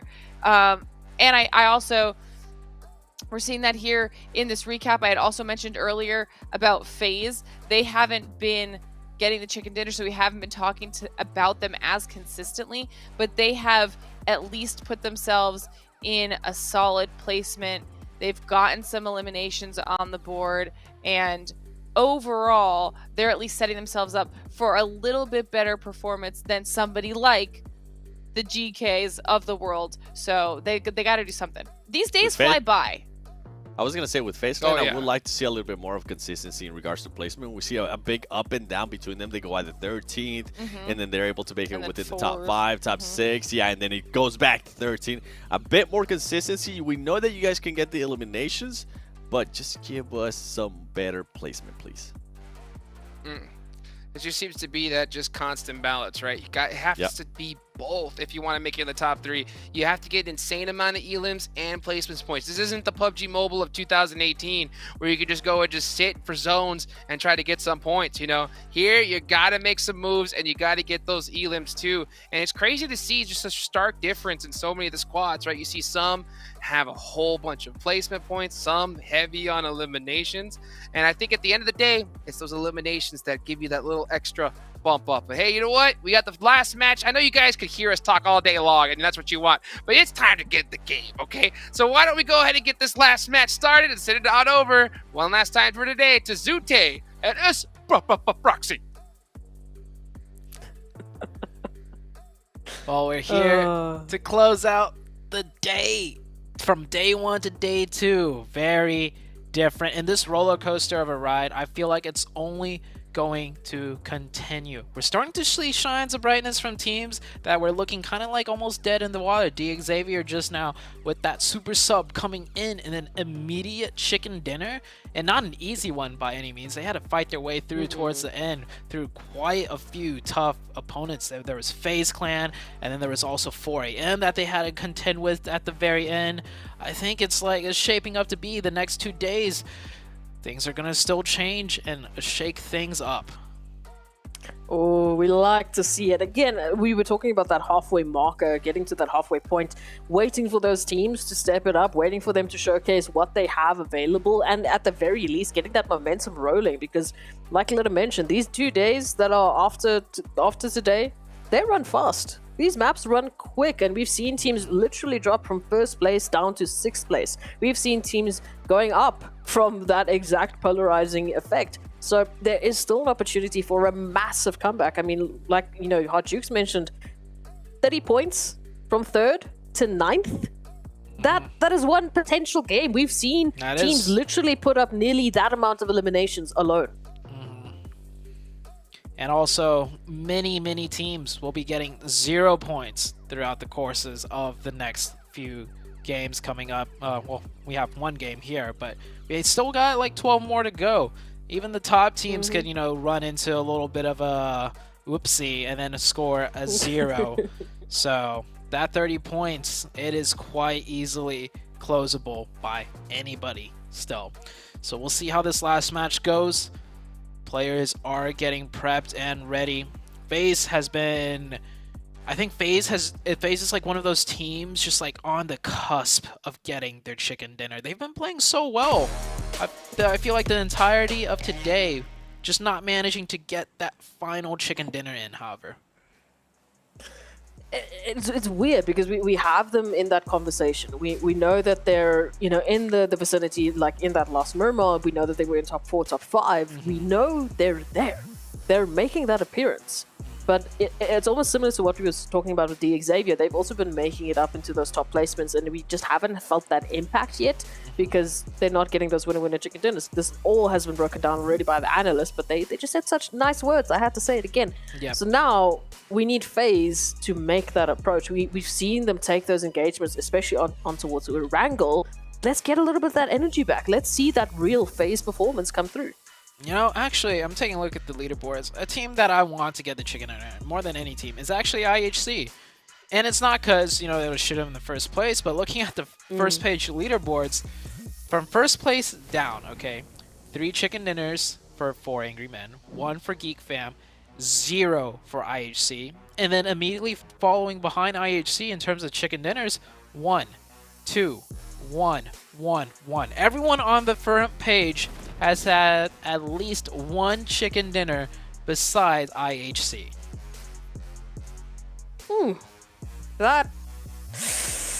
I mean, we were talking about Geek Fam yesterday. They were also managing to bring in such a beautiful performance without getting that winner chicken dinner. So it's about that consistency, man. Bringing in those placements, bringing in those fantastic, eliminations. Even if they're not getting you to that winner chicken dinner, if it's helping you make that stand, if it's helping you get to that second, that third, that fourth place, you're getting those points. And they've been active at the very least. They have been a consistent mention. There has been a few slow moments for them. There has been a few times we were like, okay, where's our IHC? We just got used to you being all fantastic and all amazing. Bring it back. But they did. And now the question stands for the rest of the teams. Who else is going to be joining the fray? Who else is going to be picking it up? Train to Kill. They've fallen out of the top 3. We need them to catch up to IHC now. It's only 1 point, but still. Not just Train to Kill, but if you look all the way down to 6th place, right? Besiktas, with that really good performance, they are only 12 points away from IHC, who's sitting in 3rd. Right, 12 points, not that big of a point difference either. We did have a very eastern plane path, by the way, in the first circle all the way to the west. Yeah, it centers. Of course it is. Yeah, it centers right on. Basically, centers like right below the western part of the. Ooh, having a brain fart here. What's that mountain called?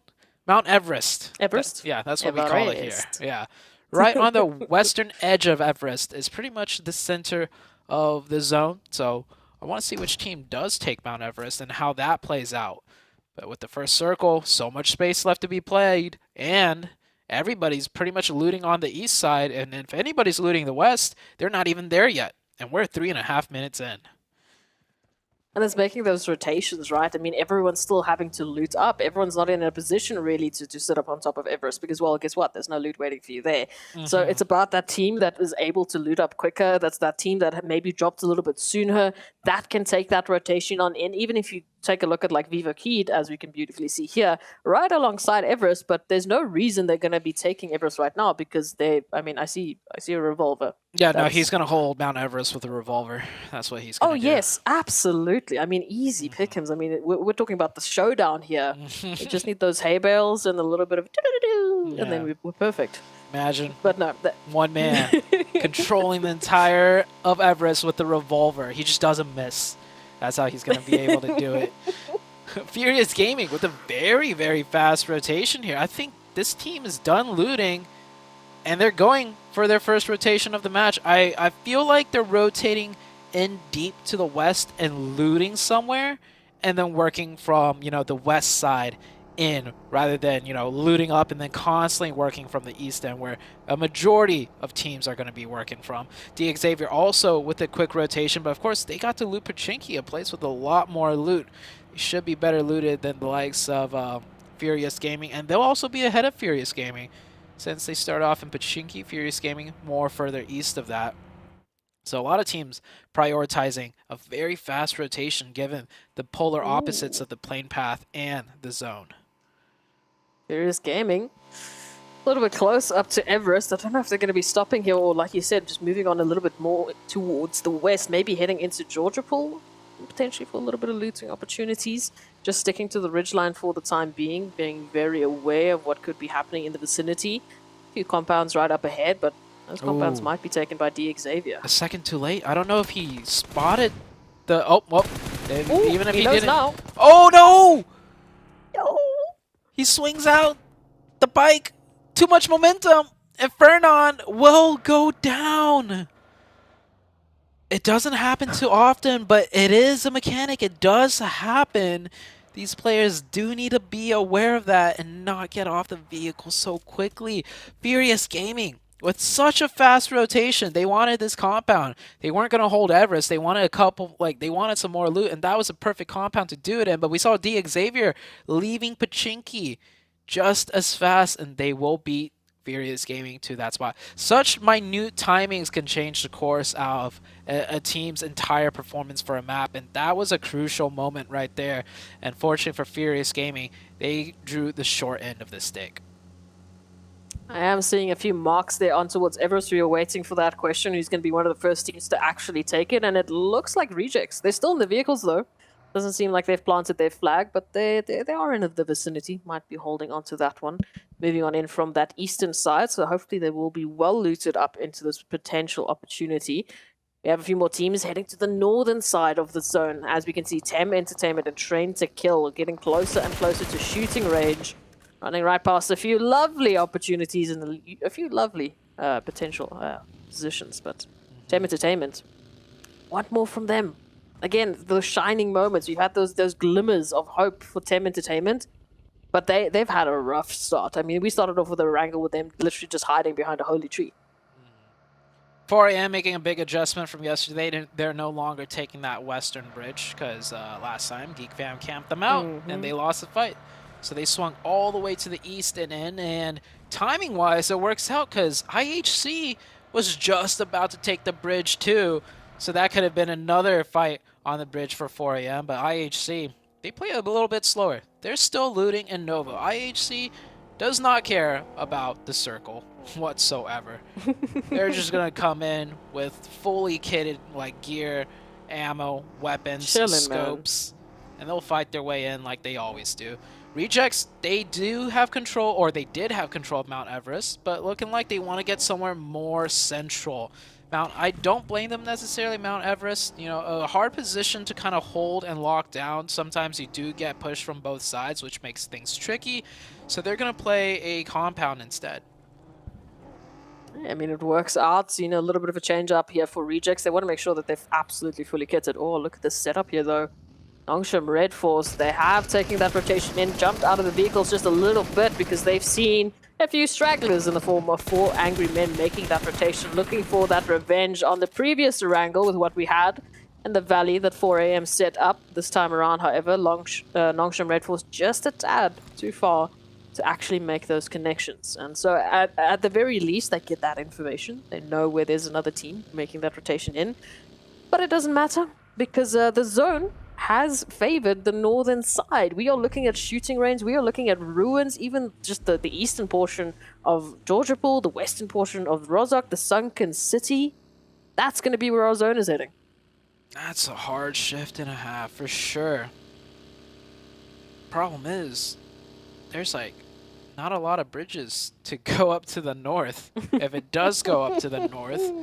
So teams got to decide now which way you want to play it, north or south. You could be, 200 IQ and play Rozhok, right? Which gives you, north or south for the next shift. But if it goes anywhere to the west, all of a sudden, you're going to have to fight through multitudes of teams. This circle, very tricky. This one's very difficult for teams to navigate and figure out, especially given the way it shifted, right? It also puts in the dynamic of the southwest side of the zone. Going to be so packed full of teams now. And again, in the back of their minds, they thought, well, the last time we thought it was heading north, it went all the way to Los Higos. So, what do we do now? How do we take this one now? I mean, west, north, east, south, every single cardinal position is a potential, and every single cardinal position is a gamble for these teams to make. So D Xavier now picking up a little bit of action here over towards Georgiapol.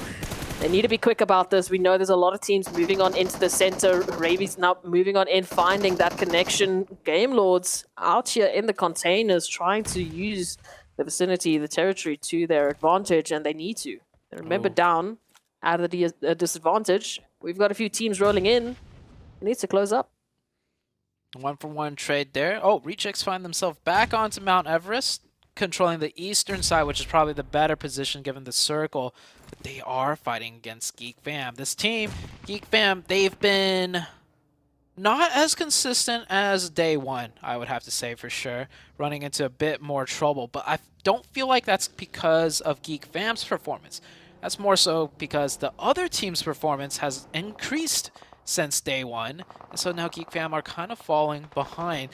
It looked like they did pressure out the side of the Rejects team, or maybe they disengaged a little bit. 4AM, meanwhile, on the southern side, we will get to see how 4AM plays now without those precise, crucial rotations. They're going to have to be working and fighting their way in, which is the 4AM playstyle of old. Let's see if they still got it. They're going to start off against GD Gids, getting one knock, looking like it might be a confirmed elimination as well.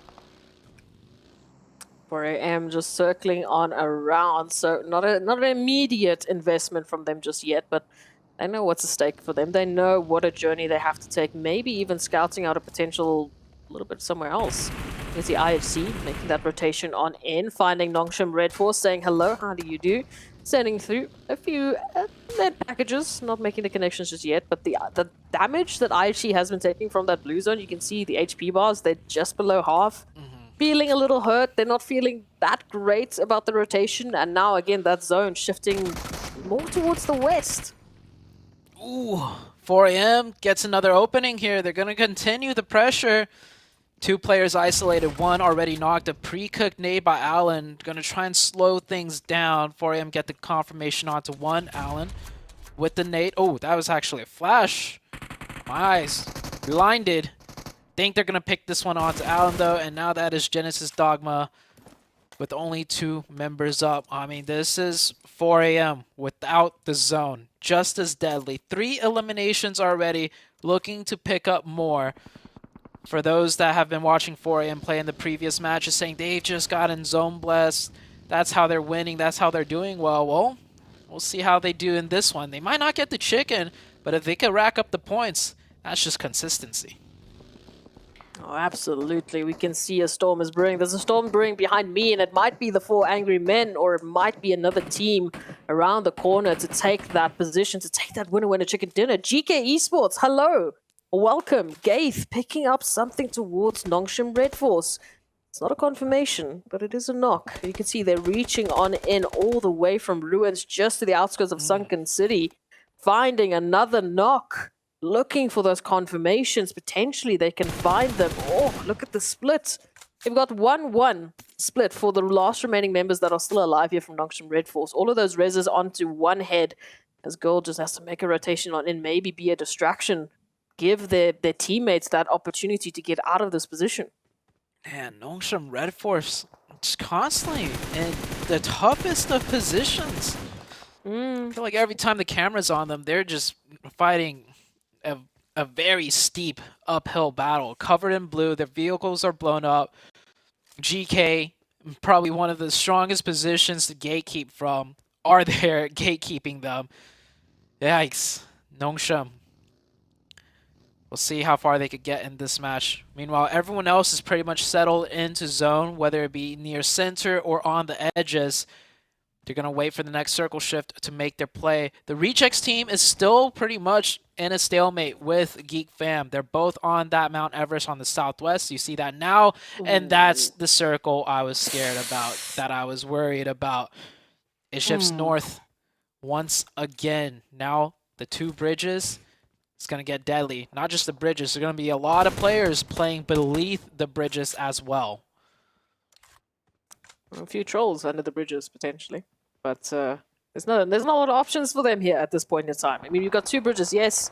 Feels like a main island versus a military island, but here we go. Already it's happening. Rejects literally running themselves with the vehicles into the water. Frankie making a swim now as well, waiting to see if Rejects have spotted them out. Gaith, oh my gosh. Hello. GK Esports not letting up on the pressure here. Nongshim Red Force not having an opportunity. And now, as we were talking about the trolls under the bridge, here come 4 angry men.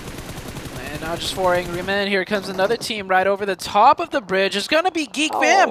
Geek Fam, the one team that's going to be like... Cars aren't meant to go in water. Silly people. They're going to drive right across and take a prime position on the other side. Meanwhile, these bridge trolls will duke it out with each other. This is 4AM versus the Rejects and D-Xavier. D-Xavier popping in the boat and out of the boat. It is all out mayhem here, trying to take a head count. 4AM. 2 knocked, 2 up. Rejects here with 3 players, all 3 up. And D-Xavier, it's a 3-way fight. D-Xavier only have 2 players, one of them which is knocked. Frankie in the boat, getting some heal in. Ching Chen trying to pop up to take some shots, but they don't even know where the players are. Popping back and forth, he will get one out of the boat, and now it's Frankie coming up to take one back onto Ching Chen. Ching Chen gets knocked, and Rejects are here also in the mix of things. And Vivo Key, Adrian just watching this like, what is going on over there? Lamborghini now popping up, taking shots at 3 of Rejects. And they're back in the water, back into the car. I'll end that off with just laughing. You were afraid of this chaos? I wanted this chaos. We had a crazy wrangle. Oh, he's got a nade. Murmur. Oh. Yes, this could be huge. If it bounces off, it could find 4 angry men. It's going to be off target, though. So 4 angry men will stay alive. I don't know how, but again, GK Esports in the conversation up against you with Furious Gaming. Do not find that drop shot. This gate goes down, and there's a turnaround now as Ragnar just manages to find that pixel in. Trigger, going down. Milo still up, but for how much longer? The answer is going to be 0. GK Esports, hello. Welcome. We've been missing you. Yeah, GK in a great spot at that tower, but Circle's going to go north again. They're going to have to commit to a bridge crossing of some sort. I love how Geek Fam just drove over the top when all 3 other teams full-sended it in.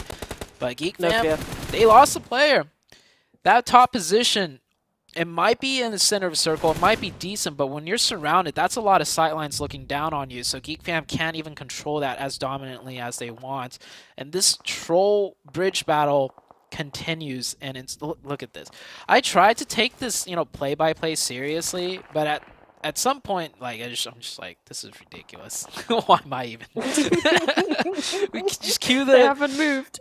Cue the Clown Fiesta music. That's the backdrop you need for that engagement there. Like, I mean, there's millions of dollars on the line, but I'm sorry, it is just there's around 12 players there, just popping in and out of vehicles, throwing things in and out of vehicles, getting into the vehicles to take the heals, popping up for a sec to take the shot. Oh, man. It's ridiculous. And they haven't moved. They haven't had an opportunity to get any sort of answer to this engagement because Viva Keed also, they're looking for their answer in Savan. 4 angry men. How do they even still have an opportunity to keep themselves alive? 4AM is actually up with 4. I thought for sure everybody would be taking casualties down to 2 at least. Next circle, I mean, it keeps them in zone so they can continue to keep doing this. They do have to watch out for Game Lords though. Game Lords might decide to join them. Meanwhile, in the midst of all this just Clown Fiesta chaos, we have IHC working methodically from the north, doing good old PUBG Mobile action. Still 0 eliminations, but they're in a good position to strike in. And that's a car that just flew somewhere. Not sure where. Rejects, the game. They still have a car to get into for healing's purposes. So 4AM up with 4. The Xavier is still here. Same with the Rejects. And here comes Game Lord. They will do the smart thing though and not just drive in. Or actually, maybe the smart thing was to drive in. Actually, they can stay there for a little bit. Tim Entertainment not in the zone. They'll be relieved of that pressure pretty soon. Oh, Game Lords, though, this is the problem, right? As soon as they make that rotation, either they find themselves up against Tem Entertainment or they find themselves up against Vivo Keed, who we can't forget are still downriver from their position. They have a beautiful line of sight as to what's been happening here. They just haven't made that move because, well, they're out of zone. They don't want to draw attention to themselves, but they're still in contention. They know exactly all of these shenanigans that are happening under the bridge. I'm just trying to, like, figure out how I'm gonna go about casting the next couple minutes of this fight down here, because it's only gonna get more chaotic. Because Vivo Keed is here now, joining in. Game Lords is here, joining in, and it's just Train to kill. Oh, I think 4AM might be done here. 4AM down to 1, and Nade comes in. I think it's all up to Good Shout. Good Shout does get into a vehicle to go for the heal, and Rejects are going to come in. That nade is good. There's still actually one more up for 4AM. 4AM finally taken out by Vivo Keed, and now it's the Rejects and D Xavier. The team with 4 will go out, will bow out. Finally, one team eliminated from being the Bridge Trolls. Frankie's still here, man. You can't count them out. D Xavier, Rejects, they've been holding onto this bridge. Now they can say longer than the 4 angry men. They are the OGs under this bridge, and they are not looking to let go anytime soon. Genesis Dogma Gids making a rotation under a bridge of their own, but Tem Entertainment might have spotted them out. Vivo Keed, oh, it's a beautiful nade onto Frankie. D Xavier down to only 1, whereas Rejects, they're still up with 2, potentially even 3. They could get that res. This is going to come down to the wire for all of these teams because, again, that zone is the determining factor. It has shifted off. That bridge, not in zone. Yeah, it goes north once again. IHC on the northern side with 4. Train to Kill, playing from the compound, will be able to keep 4 up. Tem Entertainment, Weathering the Storm on the south side, will also have 4. There's actually quite a few players left alive for a zone this small. We have 35 remaining, 12 teams still fighting for their points here. Talk about a final zone. We've got, unfortunately, Frankie now going down. Xavier, their numbers are dwindling down to only 1 swimming member. I wouldn't say moving, but here it comes. Tem Entertainment putting in the fire, finding Genesis Dogma gets IHC finally picking up those eliminations. They're looking for that first one. Bevy down in the water now, having to swim up to catch up to Genesis Dogma Gids as all of Tem's members are in the water. Yeah, Tem having to swim it through. Tem down to 2. They're making progress, however. They do get 1 right there. Genesis Dogma still trying to come in from behind. Meanwhile, on the other side of the bridge, a nade flies through, does connect onto one of the Rejects players. The Vine is knocked. Duello swimming towards that car. He spots off another member. IHC, no confirmed points just yet, but Train to Kill is hurt heavily. However, Besiktas on the other side of things, pressuring down IHC from completely finishing out the fight with Train to Kill. And as that battle ensues, the bridge contestation is still there. Hold on, 1 player of Xavier right in front of you, Ray J. Xavier, he misses the shots. And he's not down yet. He's still alive with 1 HP. He's going to swim around, try and go for the flank to get the pincer in onto the Rejects team, because the Rejects team are getting pushed by Vivo Keyed as well. Ray J is good for 1. He's good for, almost good for 2. And the third party from across the side, Tem Entertainment taking shots. We still have GK swimming in the middle of all that chaos. And IHC still doing IHC things.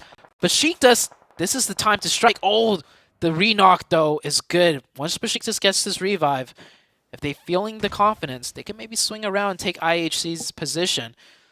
Next zone will shift, though, before anything or any of that could happen. So that will change how things play out for the Besiktas team, potentially. GK Esports still just down to only Satan. Xavier, in the midst of all of that chaos, did go down. Eventually, unfortunately, 1 HP is not a lot to work with. Vivo Key, they have been quiet. They've been moving up of the river. One of the only teams that are still living from this crazy bridge contention, and it doesn't look like they have a lot of time left either. CeeLo down to a sliver of HP.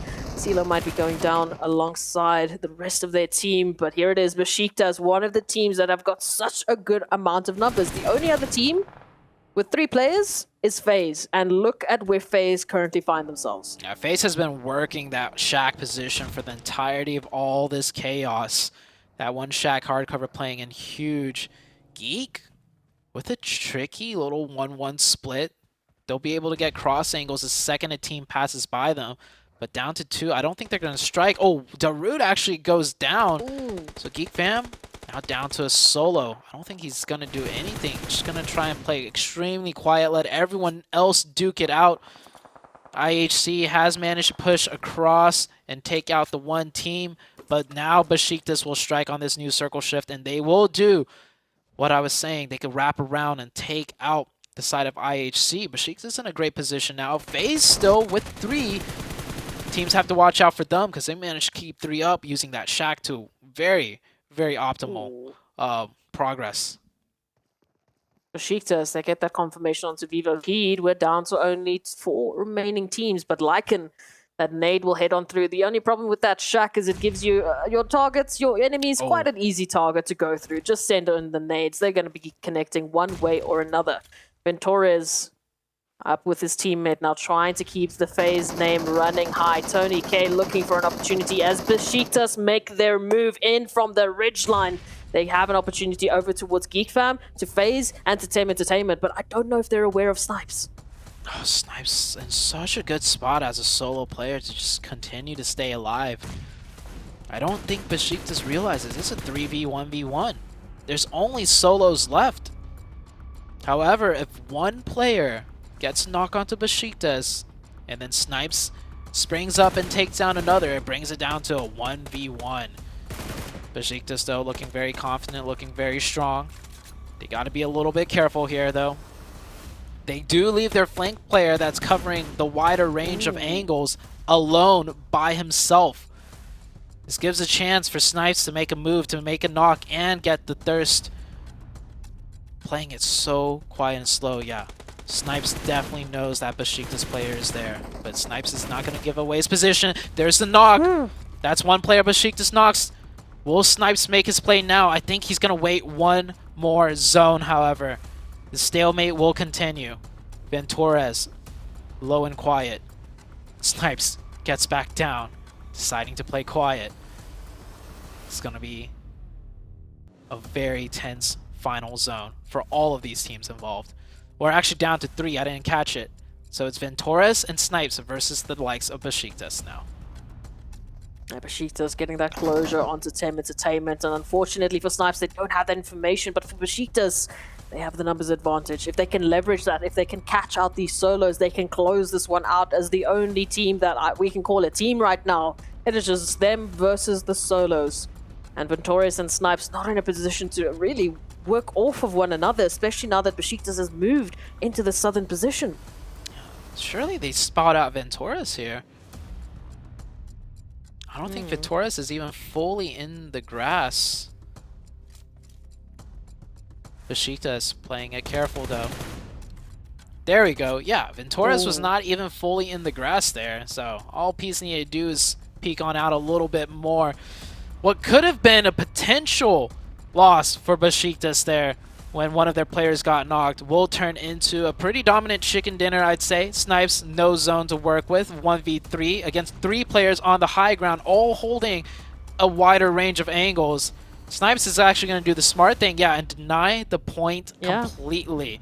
Yes. Definitely a thing you want to do against Besiktas, because Besiktas is a contender for sure now for that top 3.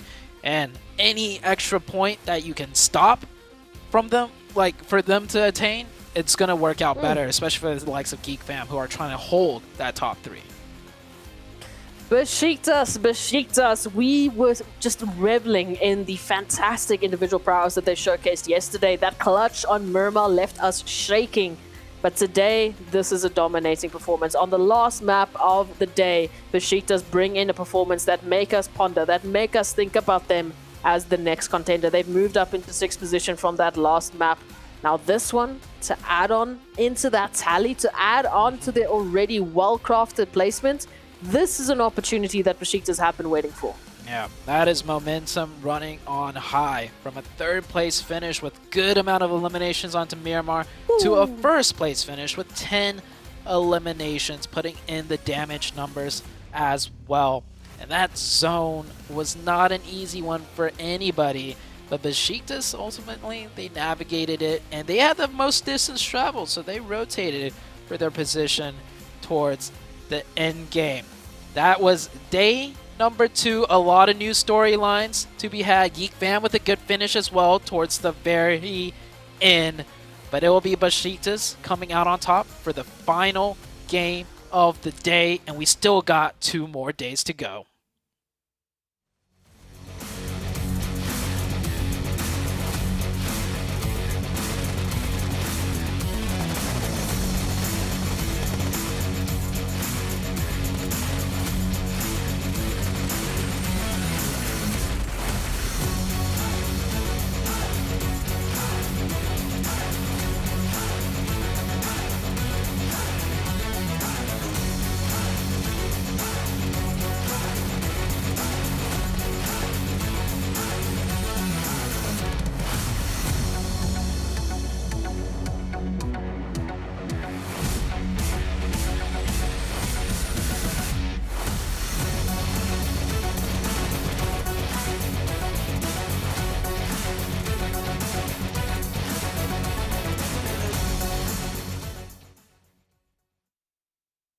And Besiktas, right at the end of the day, bounced back in a major way. 25 total points right here in the last match as we hit the halfway mark here in this tournament here. Tem Entertainment also putting some nice points on the board. Geek Fam coming out strong as the last one here for the day. I mean, Seven, what are your thoughts here as we wrap up day number 2 here for Group Yellow? I'm very impressed with the Besiktas. The way they were able to win that game, I mean, they rotated fast into the circle from the northeast to the west. And then on top of that, they decided to crash into 2 players from T2K without even thinking about it. They were all sending it. They went for it. They were able to get that compound. And another thing that I actually enjoyed was that they left Sessi behind, scouting for IHC. So wonderful plays there out of Besiktas. And I felt like this is what we wanted to see out of them, Glitter, because they had such a great performance today. Yeah, I'm glad that they were able to close out the day because, you know, that's going to mean a lot for their momentum heading into tomorrow. But as we have the players to watch here, I mean, 30 elims on Micah for Geek, over 5,200 damage, and then we've got the 13 assists on Ching Chen. And I mean, this is just one of those days where we kind of got completely different people to talk about when it comes to the squads, but the individuals still are on top, Seven. They are, and 4 Angry Men stay on top with those 3 chicken dinners total. Look at that, 145 points. Geek Fam, though, being able to bring it back, 136, making that gap not too big. And then Besiktas Esports being able to move up as well with that chicken dinner that they just got with 120 points. All these teams are very close. IHC Esports, I mean, between Besiktas and IHC Esports, they had an amazing performance today. Obviously, 4 Angry Men did as well. And GK, I feel like GK Esports, I kind of don't want to keep on burning them, but I mean, it's just going to keep happening. This team has not woken up since yesterday, Glitter. We'll see what happens. We'll see what happens tomorrow with them, but I'm looking at the rankings here, and 3rd to 8th right now is only separated by 29 points. We can see that Vivo moves up a little bit, shifts some things around, but nothing too crazy. And we heard the casters talking about it. We mention it all the time. 29 points is 1 good chicken dinner. So right now things are still very close. It's still anybody's game. Even people that are currently Tem Entertainment moves up to 13th. 13th still within striking distance of 11th and getting into that safety zone, if you will. So going into tomorrow, nothing is set in stone in any way, shape, or form. There's still going to be, or the teams are still going to need some really big performances to keep themselves safe. From 11 to 15, the point difference is only 14. I mean, that's just one game, and people can move up. Yeah, this one's going to be super tight-knit here. Day number 3, I think, is going to be the most important day of this tournament. It's going to be important for some of those teams at the top to create a big enough gap to just say, hey, we got this, you know, and for those teams at the bottom to just bounce back in a major way. It's close. It can be done. So for everybody out there, make sure you mark your calendars. Tell every single person you know, because you know tomorrow is going to have that heat.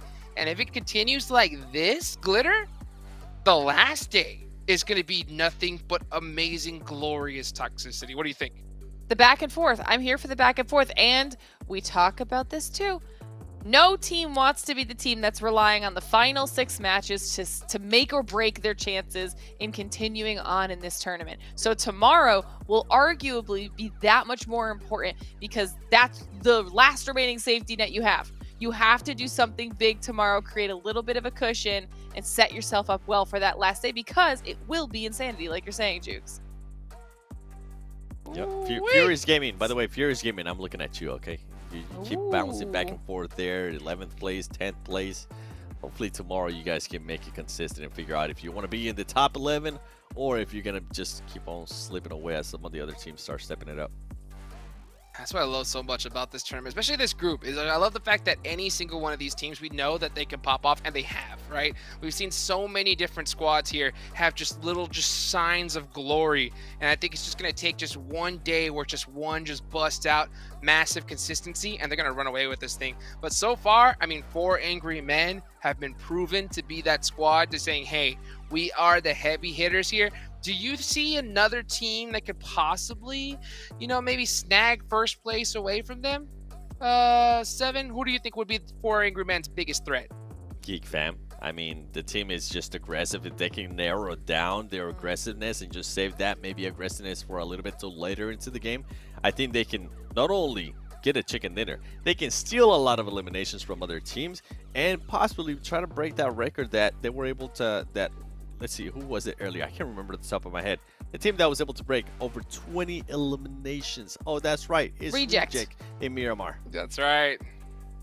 All right. Well, you know what? Speaking, we're talking about 4 Angry Men. It looks like we have one of the players that we're going to have an interview with. I am so hyped for it, guys. Get excited. Give a round of applause for 4 Angry Men and our host, Blinky.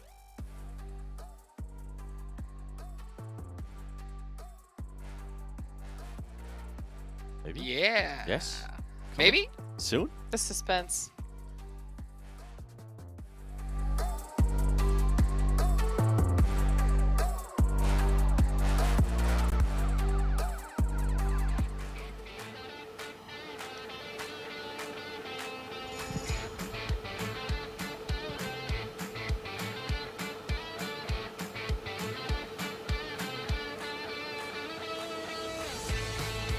欢迎来到赛后采访环节，我是主持人 Linky， 站到我身旁的是来自 4M 的三三。Welcome to the interview. I'm Linky. This is Sansan Swan from 4M. Could you please say hello and introduce yourself to everyone? 大家好，我是来自 4M 的三三。确实，再次欢迎一下三三。首先要恭喜一下 4M 今天连吃2击，现在的分数是位居第一。那么昨天经历了一个高开低走，想必应该是做了一些调整。今天连吃2击，今天做了一些哪些调整呢？ So our first question is about, so we have met some obstacles in Sparkle yesterday, but today we have shown a very good performance. So we are wondering about what he has done to make a better performance. 今天主要就是打法上还有心态上进行了一些改变，然后可能在打法上会更激进一点，然后打得会更找回自己的感觉一点。 终于也是找回了自己的感觉啊，延续了昨天第1局的这种激进的打法。其实仔细看来的话，今天的雨林地图是吃到了第1击，在昨天的雨林地图，听说失利影响到了你们自己的一个心态和状态。那么还有一句话，就从哪里跌倒从哪里爬起。今天是进行了一个究极的大绕运营，从这个绕了一圈，从西侧进入，当时的一个运营思路是怎样的？跟大家分享一下。So Sansan Swan has told us that he has made some practical methods in order to make a better performance, in order to find his own unique ways to perform in this game. And the host question is about, so after he had made some obstacles in the sand hook yesterday, but today has showed a very well performance comparing with yesterday. So what he has achieved in this process? 就是本来雨林图的战术就是。 可能会盲扎会往里挤，就是找圈点会多一点。但今天的话，因为圈型的一个原因，可能会偏向运营一点，然后又找了一个人可能少一点的地方进圈。Okay, so just like he has some more rounds thought or some spot to find out, so then he changed some ways, and also he finds some special ways to get in the entrance, which there were few people there.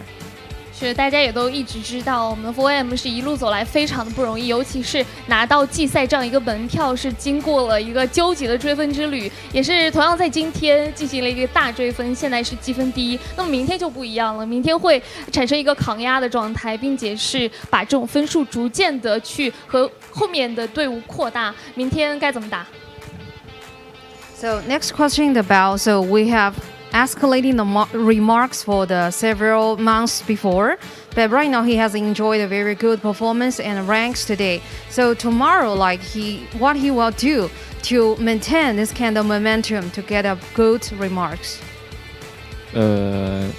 明天其实还好，没有太大压力，因为我们队伍一直的心态跟选手大家的想法都是，大家以一个 冲锋者还有一个追分者的姿态去迎接每一场比赛。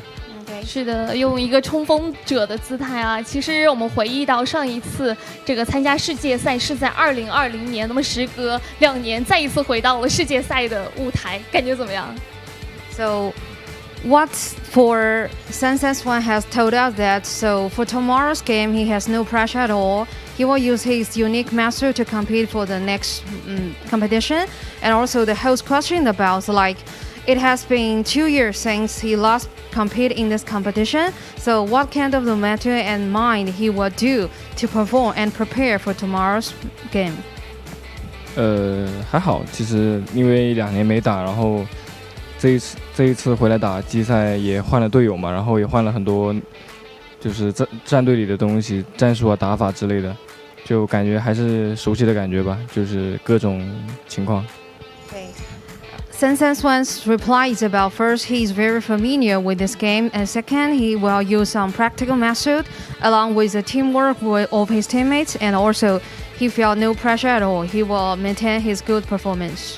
确实是非常的不容易。那么，请海外的很多的网友、很多粉丝一路的非常支持我们 4M， 也是支持33。那么最后有没有什么话想要对他们说？ So the last question for him is about there are many people and fans around the world who support him, Sensen Swan. So what will he say to his fans around the world? 尽力吧，然后雅加达见。 He will try his best, and also we will meet you in Jakarta and Indonesia in the future. 尽力就好，我们也是非常的感谢33接受我采访，也是希望 4M 能够在今明2天有更好的一个成绩，继续加油。 Okay, so lastly, thanks for his competition and how his perform for tonight. So thanks for your coming. 好的，那么以上就采访的全部内容了，我们把画面给到解说席。